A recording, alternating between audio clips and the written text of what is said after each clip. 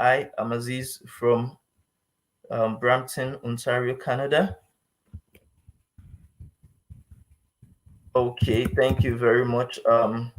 Daniel says, Daniel Boateng from joining from Accra, Ghana. Thank you.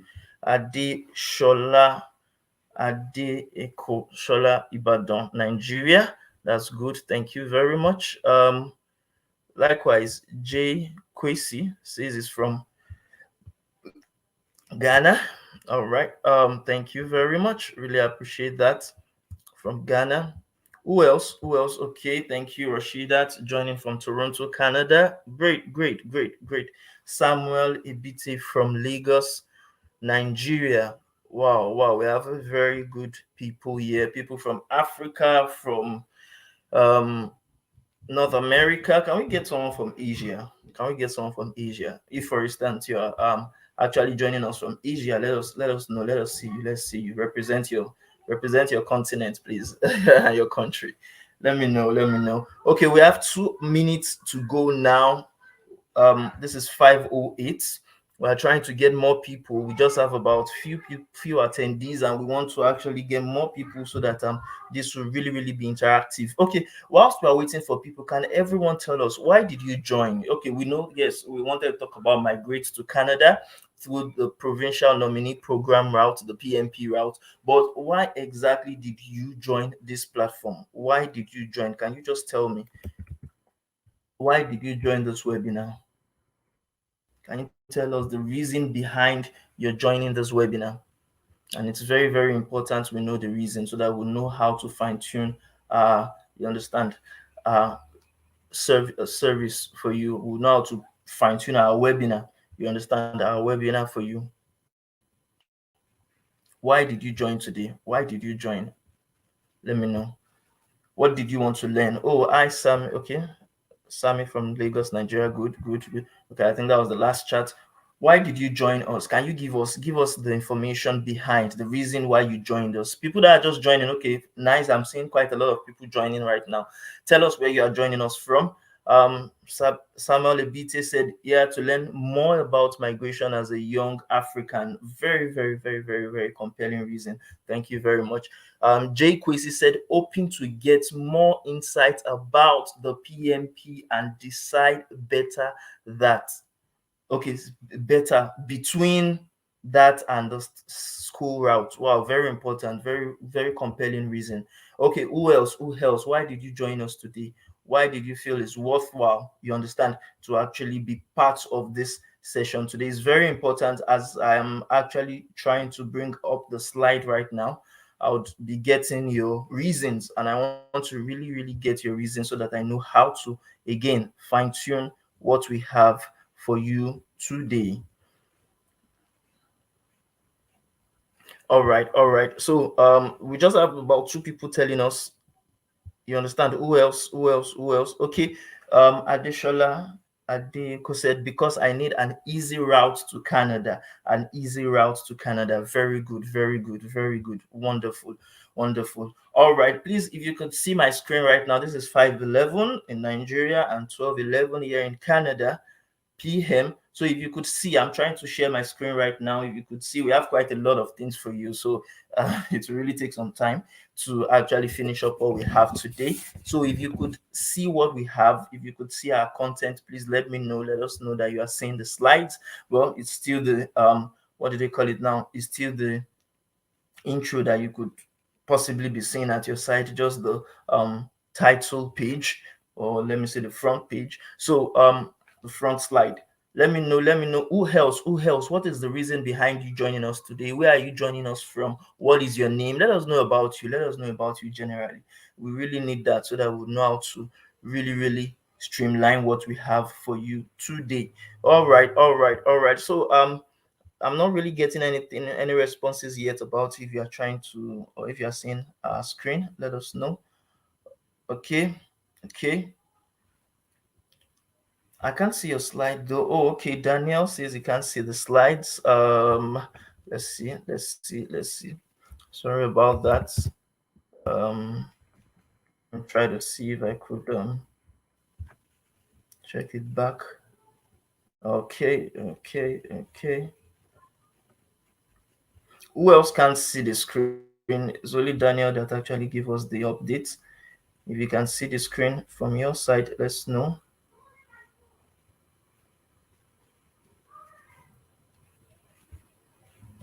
All right, I think the technology is really taking some time right now. If you could see it, if you could see it, please let me know. Please let me know. It's very important so that you are clearly seeing and understanding what we are going to be talking about today.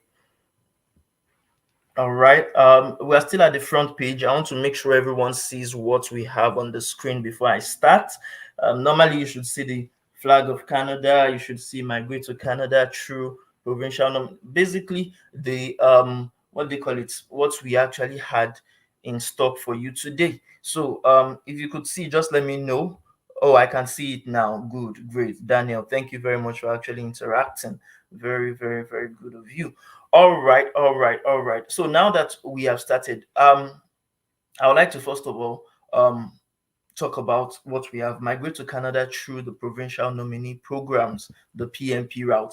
And I have a very strong promise for you today. It's very important I talk about this promise. And the promise is that in this webinar, I am going to show you how to migrate to Canada permanently, you understand, and quickly with your family, or how you can travel or to Canada alone, how you can relocate to Canada alone. And it's very important if you are going alone or if you are going with your family, we are going to be doing justice to how all of you would actually relocate to Canada. And I want to make it clear the Canada immigration PMP strategy I will share with you today.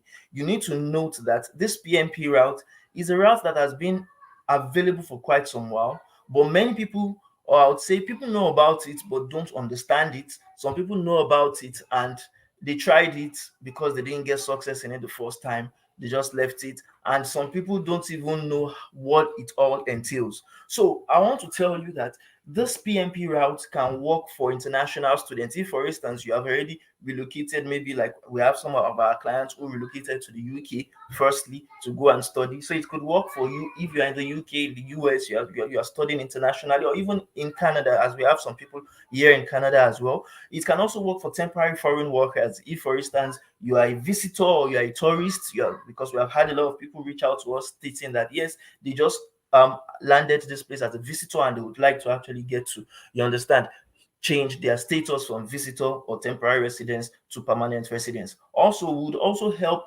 people that have been rejected or people that got refused of a particular visa application, would also help you to actually get to understand all what this is all about today. If you are a tech professional as well, this is very, very important to you and necessary for you to make to take note of. If you're a manager, you're a director or supervisor in any field of study, it's or field of work, it's very important you know this. A business owner or a self-employed like me when I was in Nigeria, this is very important and useful to you as well. If you are an English or French speaker or and French speaker, is very also important to you. If you are someone that you do not have high LTS, you do not have travel history, you're just more or less like me when I started. I didn't have anything. I haven't traveled to any, you understand, European country, Asian country, American country. You understand, it would definitely be of help to you. So it is for Africans, it is for Caribbeans, it's for Europeans, Americans, Australians, virtually every kind of person you can think of. This webinar is for you. Now, it is for skilled workers such as engineers, scientists, doctors, teachers, lawyers, and so on. If you are in any, you understand, profession, whether you're a tradesperson, you're a carpenter, you're a tailor, you're a plumber, you're a painter, you're a hairstylist, you understand, barber, truck driver, or salesperson, this is definitely going to be of assistance and very, you understand, immense benefits to you. If you are basically anyone that wants to migrate to Canada, you understand, permanently and quickly, this webinar is definitely, and I say it again, definitely for you. And what is our mission basically? Our mission in this webinar is to actually help you. You understand? Because I know this PNP program works. You understand? Because I also used this PNP program to actually relocate to Canada myself. You understand? And I used it to move my business as well. You understand? And to also help other clients like you. I help clients who are secondary school graduates, you understand? University graduates with low honors, maybe 2-1, 2-2, or even pass. I help people with immigrants with low or even no IELTS or TEF or TCF Canada scores. I also help people who have few months of experience. This PMP route would help you if you don't even have any Canadian work experience before, or you have less of foreign work experience. Definitely it will be of an immense benefit to you. And if you are someone that you are already above the ages of 45 or 50, it will definitely be of help to you. And if you are entrepreneurs, you understand, with businesses that are not fully operational, businesses that have not really taken up, you can definitely be of this can definitely be of assistance to you, and many more. So that being said, let's really move on. I want you to know something. This works based on my experience and based on the experience of others. Do you understand? So it is not just theory. I'm not just going to be giving you theory. I'm more of a practical person here. I would give you practicals because I love this quote by L.H. Handwick. He says, "A man with an experience is never at the mercy of a man with an opinion."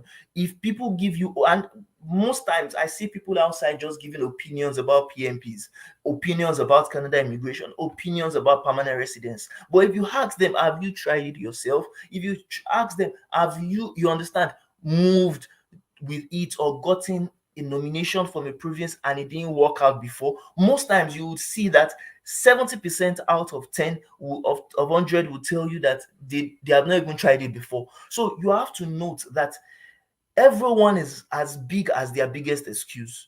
Most times people give flimsy excuses because they don't want to do things or because they are frightened, they are afraid of what will come out of it. So you have to know there is nothing I can do to help you if you have some limiting beliefs about the possibility of immigration. And that is why I'm trying as much as possible now to make you understand that you must have that firm belief that yes, the possibility of immigration is possible and it will work for you just as it has worked for other people. So, with that being said, let's begin. But before I start, I would like to also indulge you. Which kind of visa do you want to actually apply for?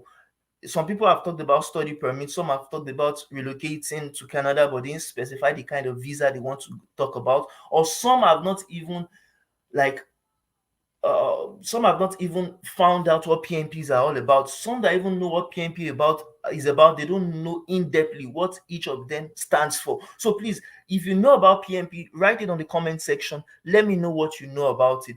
Give me a kind of example of the PMP program you know about. Just write it on the chat section. Let me know that yes, at least I have people that really understand what we are talking about today. Do you understand? Just put a type of PMP program that you know about, or you have tried before, or you have heard someone do before that was successful or that was not successful. Put it down in the comment section and let me know that you are actually following us right now. Okay, thank you very much, Daniel. I see you have subscribed to our YouTube channel. Really appreciate that. Other people that are on this channel can also subscribe to this YouTube channel right now, and that's why we're actually having it on YouTube. So it is going to be a content that will be definitely readily available for you, not just only today. You can always come back consecutively to actually watch this on and on and on again. And I would just put this as a disclaimer: if we are not able, you understand, to finish up or to round up today, we may have to continue tomorrow, and because we have quite a lot of things for you today. Okay, thank you, Toby at Kindele. You said you can see the slides. Okay, now moving on. First things first, for those of you who do know me, I want to address the elephant in the room. It's because some people may not really know me. um People may want to ask, is A.O.S, who is A.O.S firstly, and is A.O.S finally going to sell us something? Now I have two goals for this webinar. These two particular goals, two major goals. One, I want to teach you what I did to migrate to Canada via Provincial Nominee Programs, the PMP route. Now the reason why this is very, very important is because I did it myself. I didn't do it for myself alone. I did it for my common law partner. And I've also been instrumental in helping countless of people to actually do it, to move to Canada, you understand, through the PMP route. So I know this thing works. And two, I am going to sell you an immigration package offer. But before you actually raise your eyebrow, it's been 3 months I've been in Canada, and I want to give you this special package that I've been working on since I landed, because again, I it is something that I know that would work for you. Though I can't tell you what it is yet because I've not really talked about what the provincial nominee programs are all about, but you will find out in a moment as soon as we actually get into the content of this webinar. But what I can tell you right from the very get go is that this package that I'm going to be talking about at the end of this, you understand, presentation, it is more than a gift card. Do you understand? And it is what? It is less than a Tesla car. For people that know, Tesla is one of my dream cars. If you have a Tesla here in Canada, man, even the Tesla cars I see are wonderful, very good, gorgeous, from the high class people. So it is less than a Tesla. So you won't be spending the worth of a Tesla for getting this package. Now, moving on. Now, here's the caveat. If I don't make do on the first goal, and what is the first goal? The first goal to educate you on the provincial nominee programs that are quite available. Then I insist you that you not buy anything I ever offer on this webinar or any other webinar after this. And this is it. However, if by some small miracle I am able to show you all I said, then you absolutely have to pay attention to my offer that I will make at the end of this webinar. And do we have a deal, everyone? Do we have a deal? If we have a deal, let me know. Do we have a deal, everyone, before we get started? All right. The way I'm going to present this webinar is that I want to actually do two things. Okay, thank you very much. I want to do two things because I find out that many people will just talk the talk, but they don't walk the walk.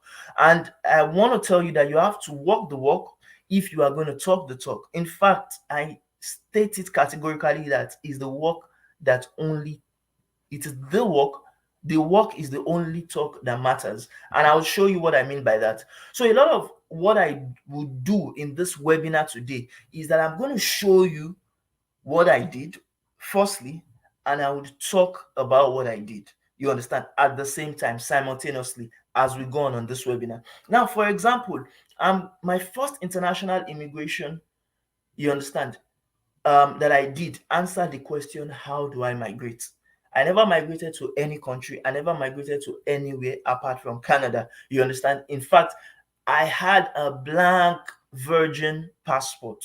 Or let me say, not really virgin, but I do consider it as virgin because I actually traveled to Benin Republic from Nigeria for just one day for, you understand, excursion. So I don't consider it a migration. I don't consider it something that is worthwhile because even without the passport, I could have gone with just my French, you understand, student ID card. But this is very important.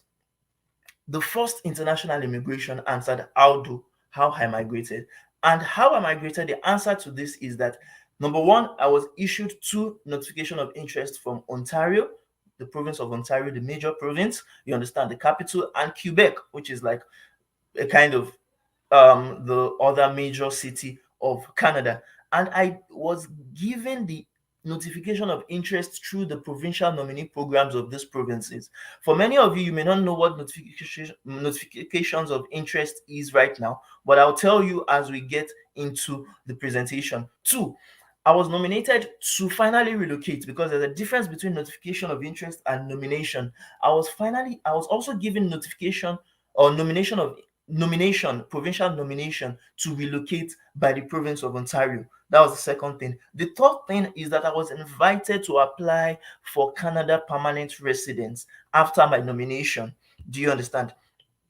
And I know that this has worked in the past before I got nominated, before I got invited, and I know that for years to come, it is still going to work because the government of Canada really, really needs people to actually come in through this route. Now, this particular package that I'm talking about, that I will talk more about in this webinar, also helped Diko and his family to move from Ilorin, Kwara State, Nigeria to Manitoba, Canada.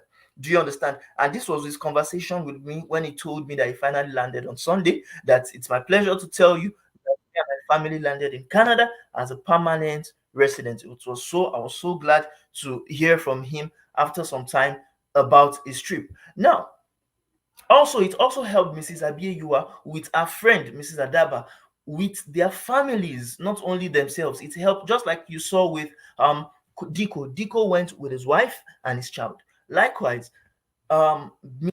Yua and Mrs. Adaba actually went with their husbands, one, and with their children, two. The first one, Mrs. Abiyua, had two children, and Mrs. Adaba had about three children, if I'm right.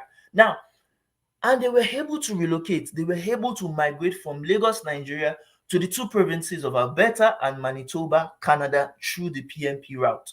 Now, I have to tell you something that this woman, Mrs. Abiyua, for instance, actually thought we were scammed the first time. She thought we were fraud the first time. You understand? Since 2020, when she first got across to us. But this woman was on our email list. For some of you that joined us right now, you were on our email list. You got to learn about this through our email list. So she has been on our email list for years, be seeing what we were doing. But it was only in early 2021 when our friend, Mrs. Adaba, actually got, you understand, the TEF Canada results from, you understand, actually coaching with us and got a relocation sorted through the provincial route. That was when she got serious afterwards to actually work with us. And then, you understand, she had to pay almost double, even more than double, of the price she was meant to pay initially, you understand, to actually get this sorted out for her. And it's very important because I love this conversation I had with her on WhatsApp when she was actually giving us a detailed, you understand, review about what she got to learn from us. Now, moving on, um, also, tens of thousands of people, other real immigrants, have actually used this immigration method, the PNP route, to move to Canada. You understand? These are series of people. You understand? Okay, this was Mrs. Abie, you are the one at the right hand side. Mr. Lawal, who is a doctor, is a doctor from the Kwara State University, Kwasu. You understand? He was in Kwasu as a doctor. In one department, but now he has actually relocated to Canada and is now lecturing here in Canada. Likewise, Sheye Oluwatosin is someone that has also been working in Lagos before he left for, you understand, Canada, before he left for precisely British Columbia, you understand, Canada, through the provincial route. So this works, and I know that yes, this can also work for you. Now, so I can feel confident saying that this travel package, you understand, is real. You understand? It is not a scam. It is not something that would, you understand, not work if you know how to go about it. You understand? And it is a proof. I, for instance, I am a proof to the fact that it works. And I want to use my own journey and those of others leading to this webinar as one particular thing. The proof that the stuff I'm about to talk about actually works, to migrate to Canada today, and subsequently it would also work for you too. Now, because as I said before, I wasn't an immigrant with a travel history. I didn't have a kind of passport like this. I didn't travel to any American country. I didn't travel to any European country. I didn't travel to any Caribbean, no particular country before actually relocating to Canada through this route. In fact, this was my own international passport only 12 months ago. You understand? In fact, if you could see well the issue date and the expiry date. The issue date was September 2013 and the expiry date was September 2018. My international passport, the very first one I ever got in Nigeria, actually got cancelled because it expired in 2018. And I wasn't able to use it to travel, apart from, like, for instance, the Benin Republic I talked about, which I don't consider as a travel. You understand? This was only me 12 months ago. Do you understand? But after that 12 months ago, after seeing my passport that time, this is me today. Now I'm able, after I renewed my passport the second time, I renewed it in October 2018. You understand? And it's going to sadly expire this year. I made a promise to myself that I would ensure that I relocate to a country. Do you understand? Before the expiration of my international passport. And yes, this is my international passport. I don't know why it's blurry here. It will still be much clearer as we go on in the presentation. Now, I was able to immigrate into Canada as a permanent resident through the provincial nomination by the virtue or the, you understand, the acceptance of this provincial nomination program route.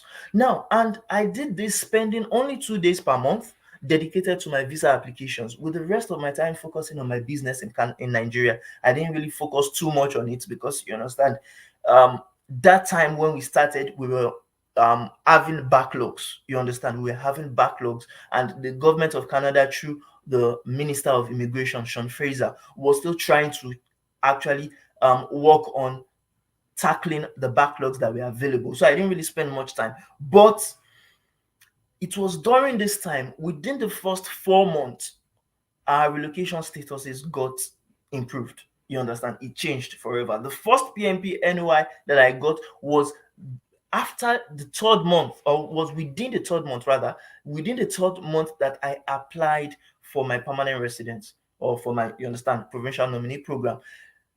Secondly, the second PNP NOI, as I said before, stands for notification of interest. It came in the fourth month, you understand, after I applied. And meaning, we can help you get these results and more, you understand, without stressing so much on it, if you actually learn about how the Canadian immigration processes works. Now, moving on, I used and mastered all the 8 methods, all the 8 processes that I'm going to talk about. I'm going to explain shortly, you understand, in this webinar, to actually relocate myself and to relocate my Canadian common law partner and even other clients that we have worked with. Now, because if you know what you are doing, you don't need a lot of time. You understand? It's very important because, as I told you, I just used 2 days within a month. You don't need a lot of time to crack up this thing. You just need to do the right things, you understand, at the right time, in the right way. So I'm going to be talking, or I'm going to be delivering to two types of people today in this webinar. Firstly, I'm going to be delivering to people who want to help themselves. You want to help yourself, you understand, for people who need to take action now and take care of themselves and their families. And I promise you something, I will help you get closer to that today. So you are going to want to stay until the end of this, because I'm going to deliver on that big time. Secondly, I'm going to help others. For those of you who are in the position to spread the word out, I'm going to show you how it is in your best interest to help everyone else. And if you decide to join me, I'll show you how we can actually accomplish both of our missions together. Is that fair enough? Do I hear any comments on the chat section? Is that fair enough? Can we actually move on? Do we have a deal? Now, who here would like to migrate to Canada quickly instead of being where you are right now? Yes, sir. Okay, thank you very much. Really appreciate that. Who here, please respond to my questions. If you are here and you like to migrate to Canada quickly instead of being where you are presently, let me know. Let me know on the chat section. Put it down on the chat section. Now, so rather than talk about the ways we could migrate, I want to take the reverse approach. The ways we could migrate, I'll still talk about it, especially the PNP route. I'll still talk about it, but I want to take the reverse approach because I found out that a lot of people know what is most likely on the Canadian websites, but they don't know the salient information that would allow you to actually get approved quickly to actually relocate to Canada. And how could you guarantee you would be rejected a visa or stay back where you had to begin with? If, for instance, you don't take this serious, how can you guarantee that you can be rejected? How you can guarantee you could be rejected is if you apply for study, just like some people stated, or work permit, or visitor visa. That means temporarily, majorly the temporary residence pathways. And why do I say that? The reason why I say that is because the statistics shows it. Now, based on the visa rejection rate, as of 2019, 35%, you understand, of people were rejected. Now, as of 2022, which was last year, 60% of visas are now being rejected. And what that means, just to make you really understand what we are trying to say right now, what that means is that if you are applying for any temporary residence visa, be it the study permit, the work permit, you understand, the visitor visa, we can be pretty sure that most applicants get rejected or not even selected 3 out of 5 attempts. And I have proof of this. For instance, is a particular person that reached out to us. He got rejected the first time, the second time, the third time, and he applied for study permit, applied for, you understand, study permit the second time, applied for work visitor visa the third time. Why did he get rejected the third time or the three times? Is because, you understand, it's the temporary residence pathway. Sometimes we have found out that you may apply the best ways, you may put a lot of things in your application, but the quota is not enough for the amount of people that are actually applying. Because if, for instance, in a year they want to get 500,000 students into the country and 1.5 million are applying, definitely you too know that out of every three people, you understand, they would only accept one. Do you understand? And if you look at this, you may laugh at this, but some of you are falling into this right now because your applications for, you understand, visitor visa, for study permit, for work permit may actually be showing this refuse, refuse, refuse, or rejected every time on your dashboard, and it doesn't really help you. I must tell you, because it affects your subsequent applications. Now, let's assume you even got the visa approved the very first or second time, just like one of our clients, Warrior, who got his study permit after consulting with us after the first rejection he got from his visa. You understand? The first rejection he got, he consulted with us and we explained to him how to go about it through consultation. And you understand, we made him know what he was doing wrong. He got his approved the second time. You understand? And he appreciated us with it, about it. And here he is now in Canada. In fact, precisely he's in Ontario, Canada, here with me. Now, if you or your family are not rich enough, you would get into these similar problems. The similar problems people like Warrior may actually get into even after getting their visas approved. Firstly, staying alone without your family members, your spouse, and your children. Many people are here staying, having to actually leave their people back home in order to come into the country. Even if it is a smart move, as considered by many people, it is not the best move, I must actually tell you, because it may finally affect the spouse and the children when they are trying to actually come into the country, you understand, after you. Also, not being able to pay fully for your tuition fees and rent actually affect many international students, because many people fall into these problems when they get here. And it is when I came into Canada that I saw Oyinbo. If you are from Nigeria, I saw Oyinbo that was begging. Do you understand? When I went to the beach, you understand, Wasaga Beach, which I think I shared at the beginning of this session, I saw Oyinbo that was begging. Do you understand? Because, you understand, if you don't plan yourself well, if you don't come into the country the right way, you can easily get to become homeless. In fact, the statistics in Canada that I saw recently showed that some people are just one paycheck away from being homeless. And why? Because many people don't get what they are actually worth when they actually get a job. Because if you even get a job, the job may not provide you enough money for groceries, talk less of even tuition fees or rent. You understand? So having to also stay in shelters, in school dormitories, or not even having an accommodation at all. Like, for instance, this is a particular refugee, you understand, that was actually sleeping on the road.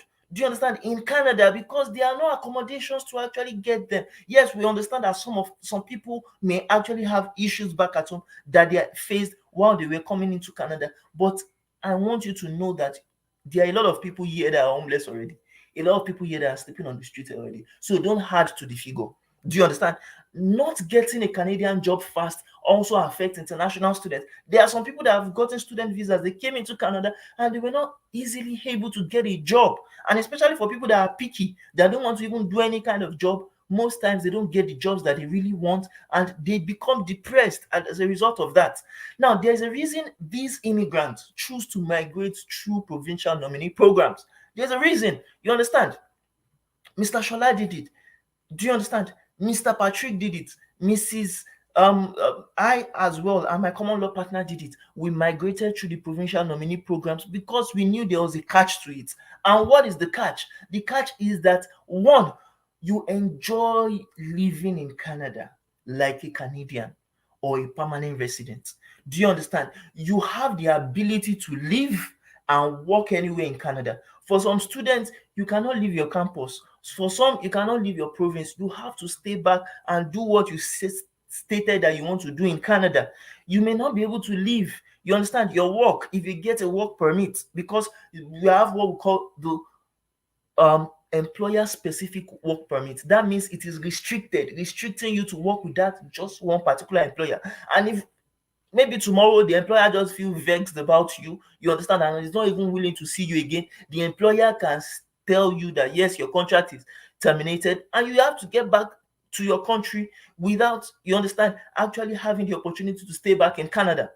Likewise, you also get the opportunity to improve the health of yourself and your family. You understand? Because there's access to free universal health care. Your medications is free, your surgery is free, hospital stay is free, and emergency services is free, maternity services is free, general practitioners is free. Now, I heard that many people will state on YouTube that we have currently that it's difficult to get universal health care. And yes, it is difficult to get it, but you have to note it that when you are in a state of emergency, you get it freely. And even with we being in this country, I have had some situations where I had some headaches, I had some issues. I walked into the pharmacy and I was attended to swiftly. It didn't take me an hour to be there. Do you understand? So even if people are saying that yes, it's difficult, me, I have not been in that experience before where I walked into a pharmacy or a clinic. Even my common law partner has been to a clinic and she was able, you understand, to actually get the medications, the tests. They even did tests. They did a kind of test for her and it was free. Do you understand? She didn't pay any money for the test. It was free. In Nigeria, we know how much we use to actually pay for an X-ray. You understand? But if you come in as a temporary worker, as a temporary student, you pay for these things, you don't have it free. You understand? But as a permanent resident, you can actually leverage on the opportunity. Likewise, you also get access to social services. You understand? Because the government is willing to help you. If you are someone that, like, for instance, we actually spoke to one of our colleagues who has been here for quite a while. And she told us when she was about to labor, when she came in as a permanent resident with her husband, and she was, you understand, pregnant at that particular time, she was able to walk into the hospital with a health card, which we will still show to you another time in this webinar, and they treated her freely. How much will you pay in Nigeria? Which I know, if you have to do CS, I know how much the government, I know how much this what they call it, the hospital would collect from you, you understand, in order to treat you well, you understand, to your satisfaction. Now you also get unemployment benefit. If you're unemployed as a permanent resident, there are some stipends you get. And the truth is, we are already getting some stipends. Even though I won't consider myself unemployed, we are still getting some stipends as I am self-employed. You understand? Disability, if you have a disability, the government would also take care of you. Family allowances, some families have been getting it. It's not a force. You understand? Some family have been getting it, and even till yesterday, we still spoke with someone that stated that yes, he is getting some family allowances for daycare. You understand? Pension, old age, or survivals, you also get benefits. There are old age homes here, for instance. You can also work in and get benefits for if you actually come in as a permanent resident. Now, another thing is family sponsorship. Do you understand? You can reunite with your family. If, for instance, your family is already in Canada, and yes, you are back in your own country, you can reunite with your family under the family sponsorship through this particular provincial pathway. Now, another thing is that you get free primary. In fact, people initially always talk about free primary and secondary education. I added tertiary in this discussion. Why did I add tertiary in this discussion? Because I found out, which I'll still show you proof of, that you can actually get expense paid education for your children and for yourself. Do you understand? For your children is one, as a permanent resident. For yourself and your spouse, you understand, adults, you can also get benefits, tertiary benefits, because I have seen my partner actually having access to that benefit right now, studying in a college that is what thousands, tens of thousands of dollars for free. You understand? So I always kind of looking into myself that why are people wasting money when they can actually get some of these things they pay hugely to universities, colleges, polytechnics in Canada freely. Now, another thing is that you become a passport holder that has access to 188 visa free countries. Now, even with my permanent resident card that I have right now, I am able, do you understand, to actually visit some countries without visa. But if you now become or you transit into becoming a Canadian citizen, you can as well have access. These are Nigerians, these are Africans just like you that now have access as a result of the virtue of the Canadian citizens or citizenship to actually visit 188 visa-free countries without stressing on visa again. So thank you very much, Ndalawa. You said, how can you get the nominee placement? We are going to be talking strictly about that as we, you understand, go into the crux of this discussion today. Khadija said you are joining from Oshogbo, Osun State. Thank you very much for joining us right now. Let's quickly continue with what we have. Now, another benefit you actually have as a permanent resident when you come in as a permanent resident is that you have protection of your life and your property. Do you understand? You have protected rights. According to the Canadian Charter of Rights and Freedom, you can do anything you want. You have mobility rights, you have equality rights, you have dual lingual right. The only thing that I see that we cannot do as permanent resident in Canada now is that we can't vote. I have started my business in Canada. I have, you understand, we're in the process of getting some properties in Canada. You understand? So you can be, do, and access everything the Canadian citizens are accessing. You understand? Apart from voting. You understand? And you can even work for the government. You understand? You can work for the government because when I was actually coming into Canada, based on my proficiency in English and French, I was actually interacted with by what? By some what they call it? So, some workers in the government of Canada stating that, oh, if I would like to work for the government of Canada, I can work for the government of Canada because I have that bilingual, you understand, bilingual right. Now, and that is all great for them, but what if you are in the reverse situation? What if you want to relocate to Canada through the PNP and you don't know how to go about it? Just like Ondalawa Nelly has actually stated that he doesn't know how to do it. He wants to learn how to do it. So Ondalawa, maybe I should ask you because that name I'm trying to get. Where are you from? Can you just put it on the chat section? Let me know where you're calling from. Is that South Africa or where, please? Now, then that is where we come into the picture. We come into the picture to help you to actually get your Canada PNP PR pathway. You understand? Work done as swiftly, as easily, and as cheaply as possible. Now, moving on, the bottom line here that I'm trying to explain to you is that migrating into Canada with the right pathway or package is as important as moving abroad. Because if you don't relocate well with the right option, you can as well be screwed when you finally land in Canada. There are some people that from the airport, when we landed as a PR, and many people saw that, oh, they were asking us, how did you land? Which visa? Some people will even assume, some people were assuming for us that, oh, okay, these people actually are, you understand, students. And I told them, I'm not a student. I'm not a student. Do you understand? Don't say I'm a student. I'm not a student. I came in with PR as a PR resident. You understand? Because people assume, but when they heard that we came in through PR, they appreciated what we had more. In fact, when we were in front of the visa officers, he didn't waste time to ask us series of questions. He could have possibly asked international students, visitors, temporary workers, because I want you to understand it. You have a leverage when you come in as a permanent resident, period. Now, as much as I could keep hinting on this point, I know that I have to educate you more on how to go about the process, which is the reason why you came here, the process of migrating to Canada through the Provincial Nominee Program, the PNP route, now more than ever. So today, I want to also tell you that here is what I am going to be educating you about. Here is what I am going to do in the short time we have together.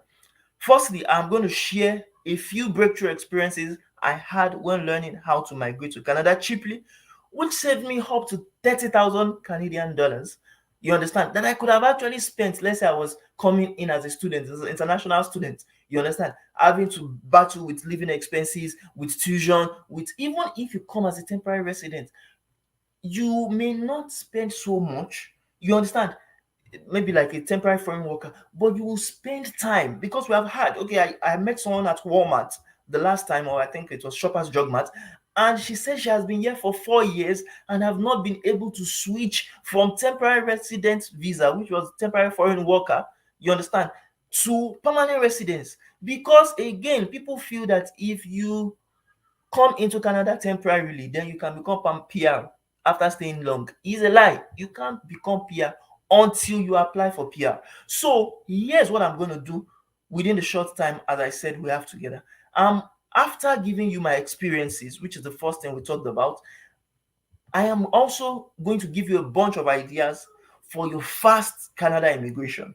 And lastly, I would invite you to join me on a journey to help thousands of immigrants, you understand, to come to this beautiful country, you understand, just like you. So here's a visual representation of our journey together. Firstly, I want to start with your ticket to a new and better life in Canada. And I'm not talking about your travel ticket, your airplane ticket. No, I'm talking about the eligibility process, which is the first thing we are going to talk about. Now, the eligibility process, I'm going to be talking about it in three major ways. Firstly, I'm going to talk about how I learned about the eligibility process. Two, I will talk about how I used it in my Canada relocation process. And three, I'm going to talk about where you can use it today. So, going back to what I talked about, I'm going to show you and I'm going to tell you what exactly you need to do to get started. Now, here's how I learned it. I remember when I was in Nigeria, I was a director at A.O.S Academy, very young director at that, 25 years old then, and I was struggling in my business. In fact, more so, I was not really very happy playing local. I wanted to migrate to Canada fast, but there was an issue. You understand? I didn't know how to go about the process because I was in the language learning and examination industry. You understand? And I thought Canada needed language coaches like me. That was a wrong mentality, a wrong assertion. I thought, okay, because for instance, I had my IELTS score, I also had my TEF Canada score.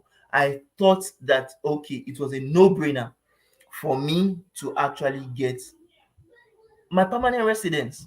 You understand? I had gotten my ECA done, which we'll talk about slightly subsequently. I had gotten band 8.0 in IELTS and NCLC level 10. You understand? And which was C1 in the TEF Canada result. And I had applied for express entry. You understand? Profile. I had built my express entry profile and just waited there. And I never got selected. In fact, I never got selected for some minor problems in my application. Okay, thank you, Nelson. Nelson Dalawa, you said you are from Uganda. Wow, that's a very good one. Thank you very much for joining us.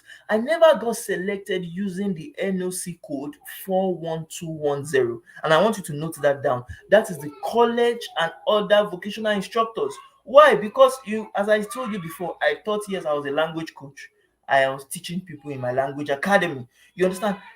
And it was just a no-brainer for me to just focus on that for my for my express entry pathway. I didn't do PNP then, I was focused on express entry. So at the time, candidates of the Federal Skilled Worker Program were not invited, just like I said earlier, due to COVID-19 pandemic and the lockdown.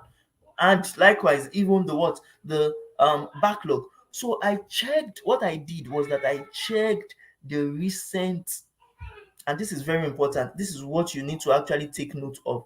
I checked the recent, you understand, invitations being issued and easy PR route that I myself could actually use to relocate to Canada.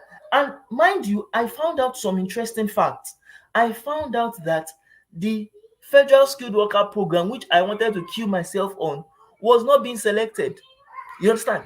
I didn't even bring about it right now, but I want to show you what is currently happening in the realm of PR.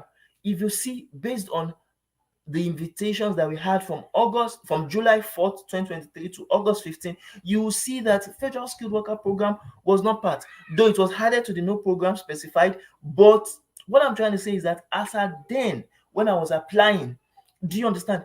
They weren't even selecting no program specified, which was all programs. They weren't even inviting Federal Skilled Worker Program. What they were inviting were majorly Provincial Nominee Program. You understand? Nominees. So what I just did was to just align myself to that. Do you understand? I just wanted to align myself. And in aligning yourself to that, I want you to note that what you have to do now, do you understand?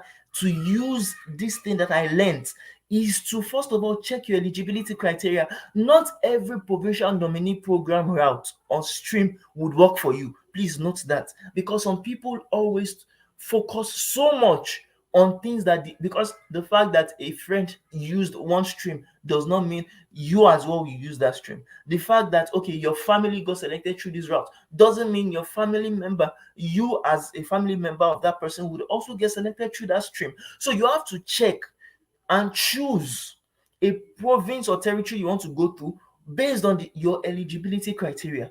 You have to look at and choose 3 to 4 best pathways for your PR plan. The duration of your visa, you have to also look into it, and the program processing time. You have to also look at the CRS eligible score you could get even before you start worrying about gathering your documents. You have to also look at the cost analysis. How much would you incur from the very beginning of the process to the end? And also choose the new NOC. It may not be tech codes, it may be the new NOC codes based on different routes, or different pathways, which I'll talk about shortly. All I just want you to note is that what I did is that I focused on tech NOC codes. You understand, for my job prospects in Canada. Now, that being said, I want you to go through the first. I want to talk about the second process I took. You understand, while trying to work on this. The second process I took was after I did my pre-evaluation process, which I'll still elaborate more on subsequently. I started gathering my already hard documents. That was the next stage I actually took. And the next stage you too would have to actually take is your credential evaluation if you are learned, if you are educated, and you have maybe your bachelor's, your BSc, your MSc, any credential you have. Now, I used the wes.org to actually evaluate, to apply for my educational credential assessment, ECA, for immigration purposes. And I paid for the West reference number. I also read the document requirements and sent my BA transcript, because then I just had my bachelor's. My BA transcript was sent and my certificate was sent. And they verified my credentials and created my what? They created my report. After creating it, lastly, I waited for about 6 to 9 weeks to actually get the report, which I downloaded and I actually added to my what? To my PNP portal. Now, I also want to tell you that if you want to actually get started with it, this is how the educational credential assessment works. This is how I use this for my own Canada relocation. Just like before, I had the West assessment report available. You understand? Just like I said, I applied for Express Entry Profile. I had my West assessment. You understand? It had been available with me since about, I think, 2018. Yes, I had it since, like, is it 2018 or 2020? 2020, I think. 2020. And it was even valid for a whole 5 years. So even though I had it 2020, I didn't use it then. I didn't use it in 2021, but I used it in 2022, and it was very much available. It was very much useful for me when I actually used it. But some of you may argue that, okay, which other organizations can you actually use to actually get your West done? You can actually use other designated organizations by the Canadian Immigration, you understand, like Comparative Education Services, University of Toronto, School of Continuing Studies, if for instance you're in Ontario already, or even if you are not, you can use International Credential Assessment Service of Canada and send your credentials abroad. You can use World Education Services, just like I used, International Qualifications Assessment Services, ICAS, just like I used, or International Credential Evaluation Services, British Columbia, um, British Columbia, Institute of Technology, just like other people also use as well. Now, the benefit of you actually going through the PNP route is endless. We have talked about some benefits, but I also want to point on the fact that the PNP, similar to the express entry route, is a point-based system. And there are some PNP that are linked to express entry. There are some that are not linked to express entry. But I always tell people it is not about the points, because I found out that I had a lot of points, you understand, in my first attempt, but I wasn't selected. So it's not about just getting points, it's about you getting strategic points that makes you get a better chance of being selected. Very important. With the West ECA I did, I was able to get about 120 additional points in express entry profile and the PNP calculator. And the Canada Provincial Nominee Program that I had, that I could choose from, were numerous. We had the Northwest Territories Nominee Program, we have the Yukon Nominee Program, we have the Saskatchewan Immigration Nominee Program, we have the British Columbia Provincial Nominee Program, we have the Alberta Advantage Immigration Program, we had the Manitoba Provincial Nominee Program, we had the Ontario Immigrant Nominee Program, we had the Newfoundland and Labrador Provincial Nominee Program, we have the Prince Edward Island Provincial Nominee Program, we have the Nova Scotia Provincial Nominee Program, and the New Brunswick Provincial Nominee Program. So there were quite a lot, and many times you may not be eligible for all of these programs. So you have to select. But before we talk about the selection of the programs, let's talk about the West. Many people always think that yes, if I don't have a master's, I'm not qualified. You don't need a master's to actually qualify for West. You can have your NC. Your NC is valuable, rather, is valuable. You can actually use it to get your diploma equivalence in Canada. You can use your ND, you can use your HND, you can use your PGD, just like some of our clients actually used, as we assisted them with it. So you can get diploma of 2 years recognized, diploma of 3 years recognized, postgraduate certificate of a year recognized. You understand? The only thing is that based on the standards of Canada for provincial nominee program, one out of your results, if you are to use 2 to 3 what they call it, like HND, OND, HND together, you must make sure that one of it at least is at least 3 years. You understand, as a at least 3 years period that you actually studied in that, you understand, in that um, academic institute. Now, you could also use your masters. If you have masters and you have diploma, you have postgraduate, ND, HND, PGD, and you have masters, you don't need to bother about the others. Just use the one that is the highest qualification. That is what the West would always advise you to do. Use the one that you have the highest qualification. Masters is enough for it. It is only when you don't have masters and you have HND and OND, that is when it is advisable to do the both together. And here is how you can actually use it. You can apply for West or any other, you understand, or through any other organization to qualify or to access your college certificate, your polytechnic diplomas, your university degrees. All of them are all approved and all accepted. So that's the second process you have to go through. The third process that you have to go through is a process that is very important and people always shy away from, and that's the language test result process. And I do always tell people everywhere I go, just like when I came into Canada within about 2 weeks, and I met the sister I talked about, I think sister Dupe, also I've forgotten her name now. When I met her in the store at Walmart, I had to tell her, when she was thinking that she would get the provincial nominee, even after staying here for 4 years, I had to inform her that without the language test results, in fact, many people can become PR without credential evaluation, because it's not compulsory for you to be educated to have that that professional qualification. Some people may not go to school up to you. So we have had people that became PR. My common law partner became PR as a secondary school, you understand, graduate, and she never studied in Nigeria, bachelor's, AHND, ONDNC. She never did those. So you can become PR without IELTS or TEF Canada or the language test, but you can't become you can't sorry, let me take that again. You can become PR without the bachelor's, the MSc, the PhD, the PGD, but you can't become PR without the language test. And that is why it is very important for us to talk about it today. Now, back to my story. Once I had settled the eligibility for me to know the kind of provincial nominee program route I would go through, and I had tackled the West credential assessment, I needed to focus on the beasts. And I call them the beasts because many people shy away from this. Many people avoid this test. Even people in Canada also avoid it, even after staying here as a visitor for 2 years, 3 years, 4 years. Rather, for 6 months, rather, as a visitor, or 2 years, 3 years for, you understand, as an international student, or as, you understand, or as a temporary worker. You need to write it. It's very important. I wrote IELTS and had band 8.0 in 2018.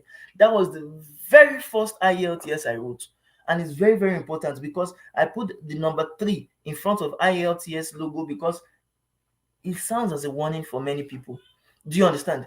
The hard lesson, the real life lesson I learned from writing IELTS, just focusing that, okay, now that I have the degree, let me just, the test result, let me just use it to be training other people and be earning money from them in Nigeria. I made a big mistake because I made that test score waste. You understand? So my advice to you now is never let a perfect test score like this waste. Use it as quickly as possible. I remember that time my listening was 8.0, reading 7.0, writing 7.0, speaking was even 7.5. So it was even above the formula 8777, which I'll talk about as we move on this. So I had a perfect result, which gave me very good points for the provincial nominee programs, for the express entry program, and all other programs. But now I didn't use it. I didn't apply for anything in 2018. Do you understand? So I had to learn by force when I tried IELTS the second time and failed with band 7.5 in 2020. Some of you may ask, how come did I fail? I had 7.5. That's a good score. But I failed. Okay, Undwala Nelly said, for language tests, can you use Duolingo? Absolutely no. Nada. You can't. Nah, you can't use it. According to the Immigration, Refugees and Citizenship Canada website, you must use any of 4 language tests. Either CELPIP, do you understand? Either CELPIP, which is the first one, either IELTS, which is the second one, either TEF Canada, the third one, and TCF Canada, which is the last one, to actually relocate to Canada. So those are the 4. I was hearing one time that they wanted to introduce PTE, which is the Persian testing system. You understand, the PT test examination. I've forgotten what that is now, but they have not officially announced it yet. So you can't use PTE now. You can't use Duolingo. You must use either IELTS, CELPIP, TEF Canada, or TCF Canada examinations. Do you understand? Now, that being said, I think that has been covered. Thank you very much, Ndwala, for asking that wonderful question. Now, let's move on to what we have been talking about. We have been talking about the language test. For the language test, I wrote it the second time. 7.5 was not up to the perfect score I needed to have for for PR. As a result of that, it expired, you understand, after 2 years. And I learned another great lesson from that. I learned because when I passed it the first time, I said, oh, okay, no problem. I don't really need to kill myself so much on the preparation, you understand, as I did the first time. So I just used past questions that I saw online. You understand? Google materials that I saw online, YouTube channel videos that I saw, especially the ones that were very worst. And I have to tell you, never use long gone past questions of 2006, 2005, 2010. You understand? Use recent past questions to study. You understand? Use Google material. Don't use only Google materials. Don't use. You can add these things to your preparation, as I do tell people, but don't let it be the major one you would use to actually prepare for IELTS if you want to prepare for it.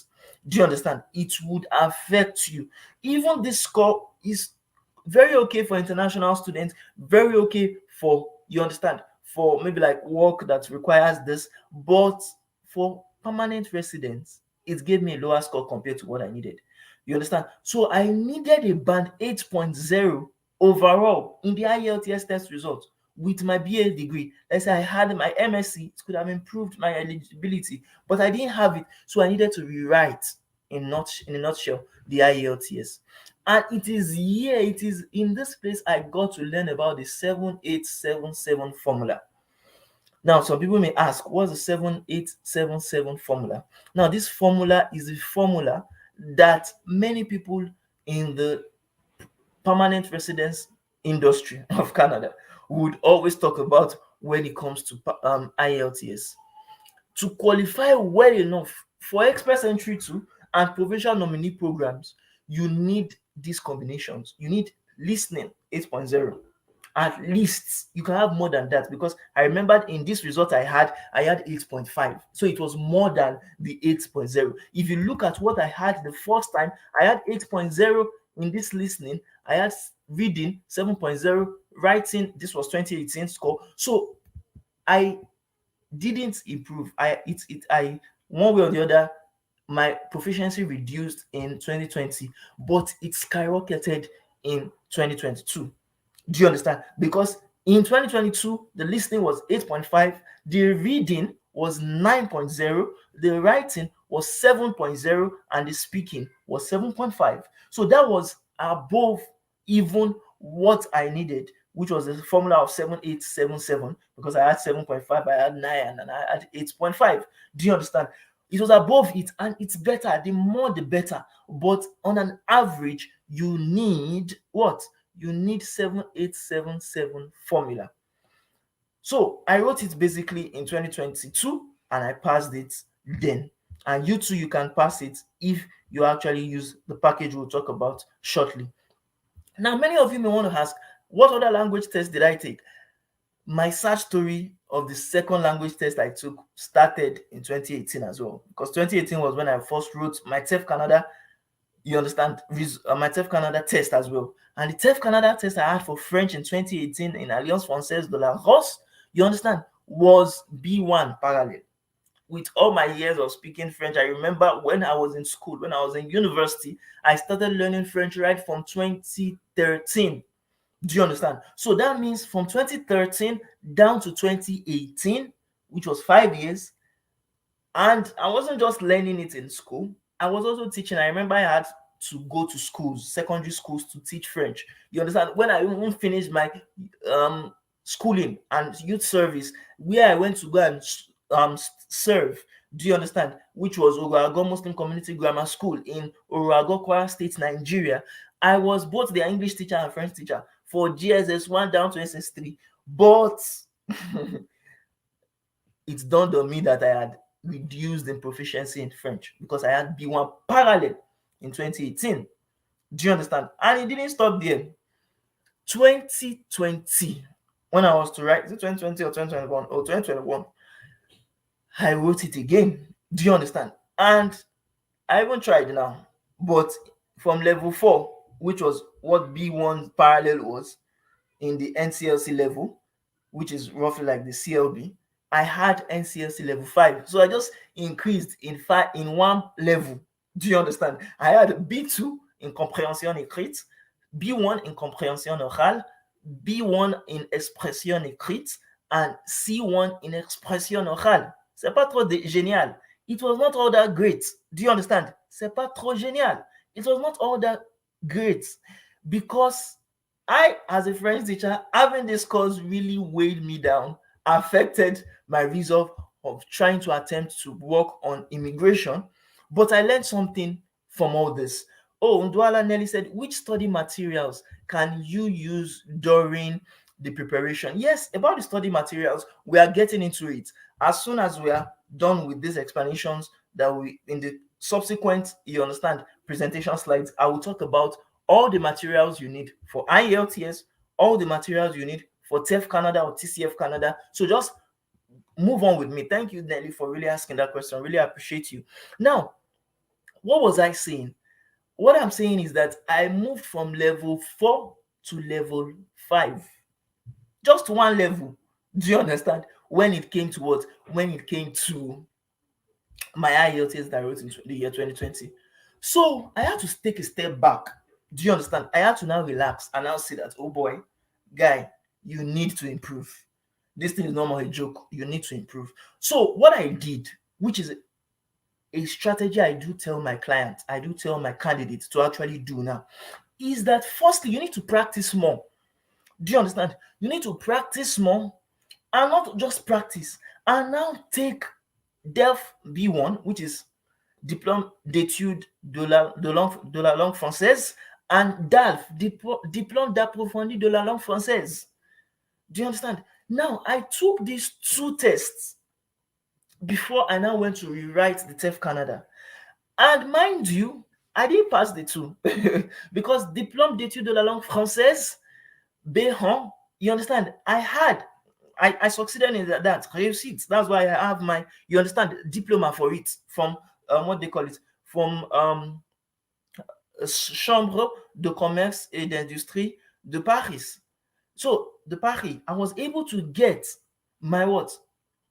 My diploma from this institute or this ministry from France, because I had 74 overall out of 100, and that's a pass mark. Definitely, if you even have above 60, you understand, you already have a diploma from the ministre d'éducation ou bien de pédagogique de française en France. So I was able to actually get this, but I failed C1, and that's why you don't see the diploma here. I failed C1 because I had, I think, if I could remember vividly, I had 43. I was short of 5 points. Yes, for C1, you need to have 50 to actually pass. I was short of 7 points. And that's why they didn't give me a certificate. I didn't even get, you understand, what do they call it? A spreadsheet for that, or you understand, a kind of transcript for that. And it really pained me. I was really pained out, pissed. But I was able to use the DAF exam to prepare one and to understand and learn more about what I need to actually focus on in TEF Canada. Even though the exams are different, I need to make you understand. TEF Canada is different from DAF.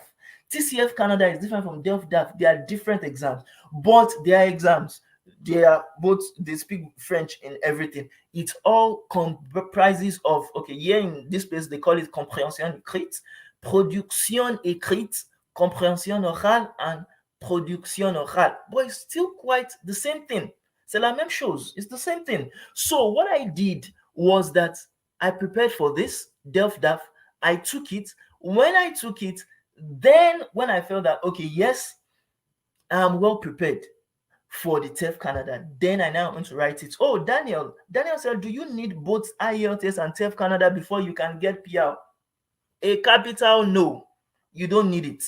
You don't need both exams. In fact, we have had situations where people just moved with IELTS, like my common law partner, she moved with only IELTS. We had people, part of our clients, move with only TEF Canada. You understand? You can move with only TEF Canada. We had some people move with only TCF Canada. So it is only one exam you need. You don't need the both. The only reason why people do the both is to get more points. You understand? In order to be more eligible, you understand, for some certain PNP programs. But again, if you are going to choose PNP programs, you could choose the PNP programs that do not focus on you having the two. You understand? Even though there's virtually none that focus on you having the two, they just give you additional points if you have the two. But again, as I said, you don't need the two. Thank you very much, Daniel, for asking that wonderful question. Now, moving on. Now, the eventual success actually came. The success that came was when I now wrote my TEF Canada the third time. Do you understand? And that's why I put 3 in the first place. If you notice the third time, I wrote it again. I passed it the third time with NCLC level 9. Is it 9 or 10 now? I'm not sure. I think it's 9 or 10. And CECR level C1 parallel. Do you understand?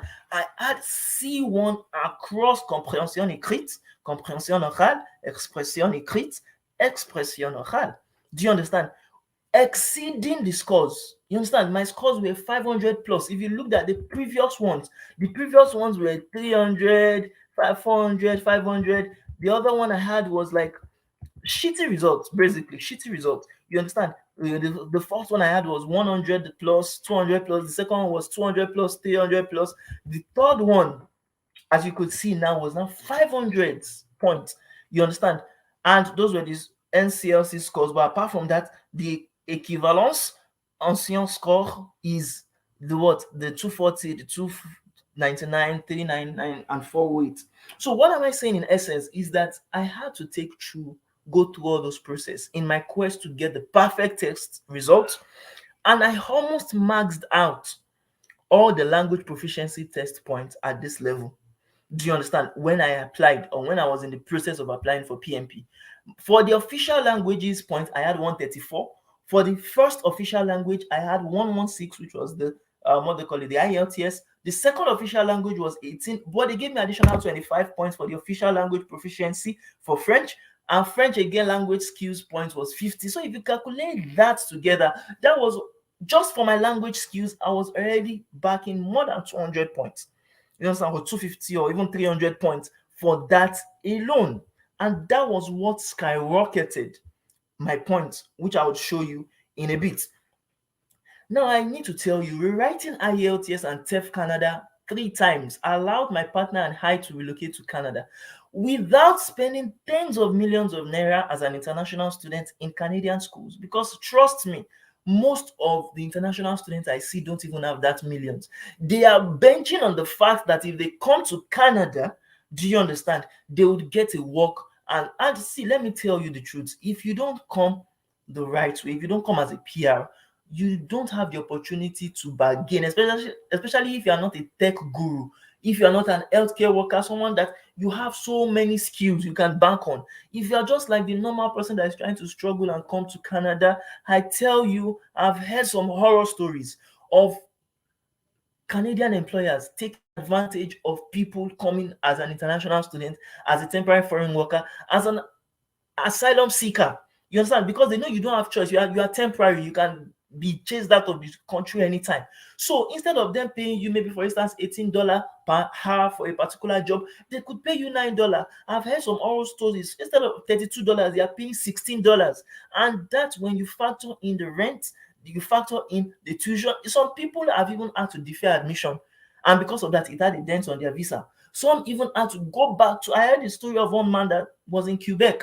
He had to go back to Nigeria because he wasn't able to afford the tuition, and he wasn't getting a qualification. He wasn't getting a job because he couldn't speak French. You understand? In Quebec, he wasn't getting a job. They weren't taking him serious. So please, I want you to understand it. Rewriting IELTS, it allowed me to relocate without coming to Canada as a visitor, seeking asylum, or becoming a refugee with no accommodation, as you could see on people with people like this in Canada. This is Canada. This is what is happening in Canada. People with their luggages and baggages are staying off the street. I saw it in downtown Toronto, and it was not fun to see. You understand? And without paying millions of naira for a cheap temporary Canadian job for just a 1 to 2 year contract. And when they give you those contracts, they may not want to even renew it. And as a result of that, you may be left in limbo within those times to actually still again come back to your country or go back to your home country. So truly, I want you to understand, if I hadn't learned how to prepare for and pass, not only prepare for, and pass language tests, my permanent residence dream would have failed. Literally, it would have failed. I and my partner staying here, we would have been forced to restudy. And if I was not forced to restudy myself after the first 2 failures, changing them into successes within 4 whole years, my brother and sisters, I will not be doing this webinar I'm doing with you today. I would not be doing it. Do you understand? Because I want you to understand the gravity of the decisions people make without really consulting with people that have experienced these things firsthand. Do you understand? It's very, very important. Now, moving on, I want you to understand something. This, if you really want to, this is what you can do if you really want to get these test results, just like our clients also did, not only us. If you also want to get this kind of results, C2, C1, I've taught people, and sometimes I even feel jealous of them. I have to be frank.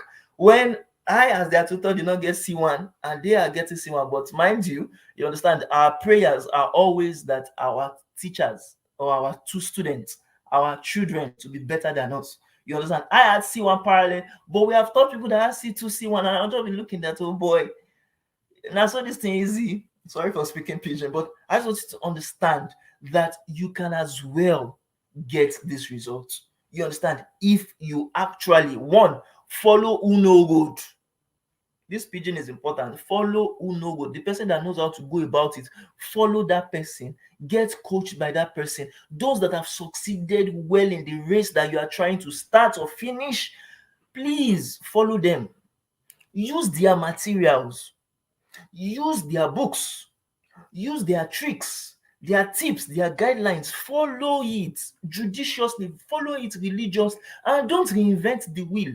Because if you reinvent the wheel and you're trying to spend time learning it again, I have to tell you, you will you will spend time more. It will take you more time, or it will take you equivalent time we spent learning how this works, if you are not lucky enough. So I want to tell you in this webinar that if you want to prepare, this is what works, period. I've heard a lot of people talk about so many other materials, so many other books, so many other content.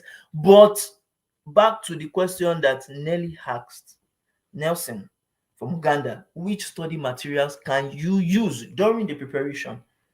Now, let me put my hand up.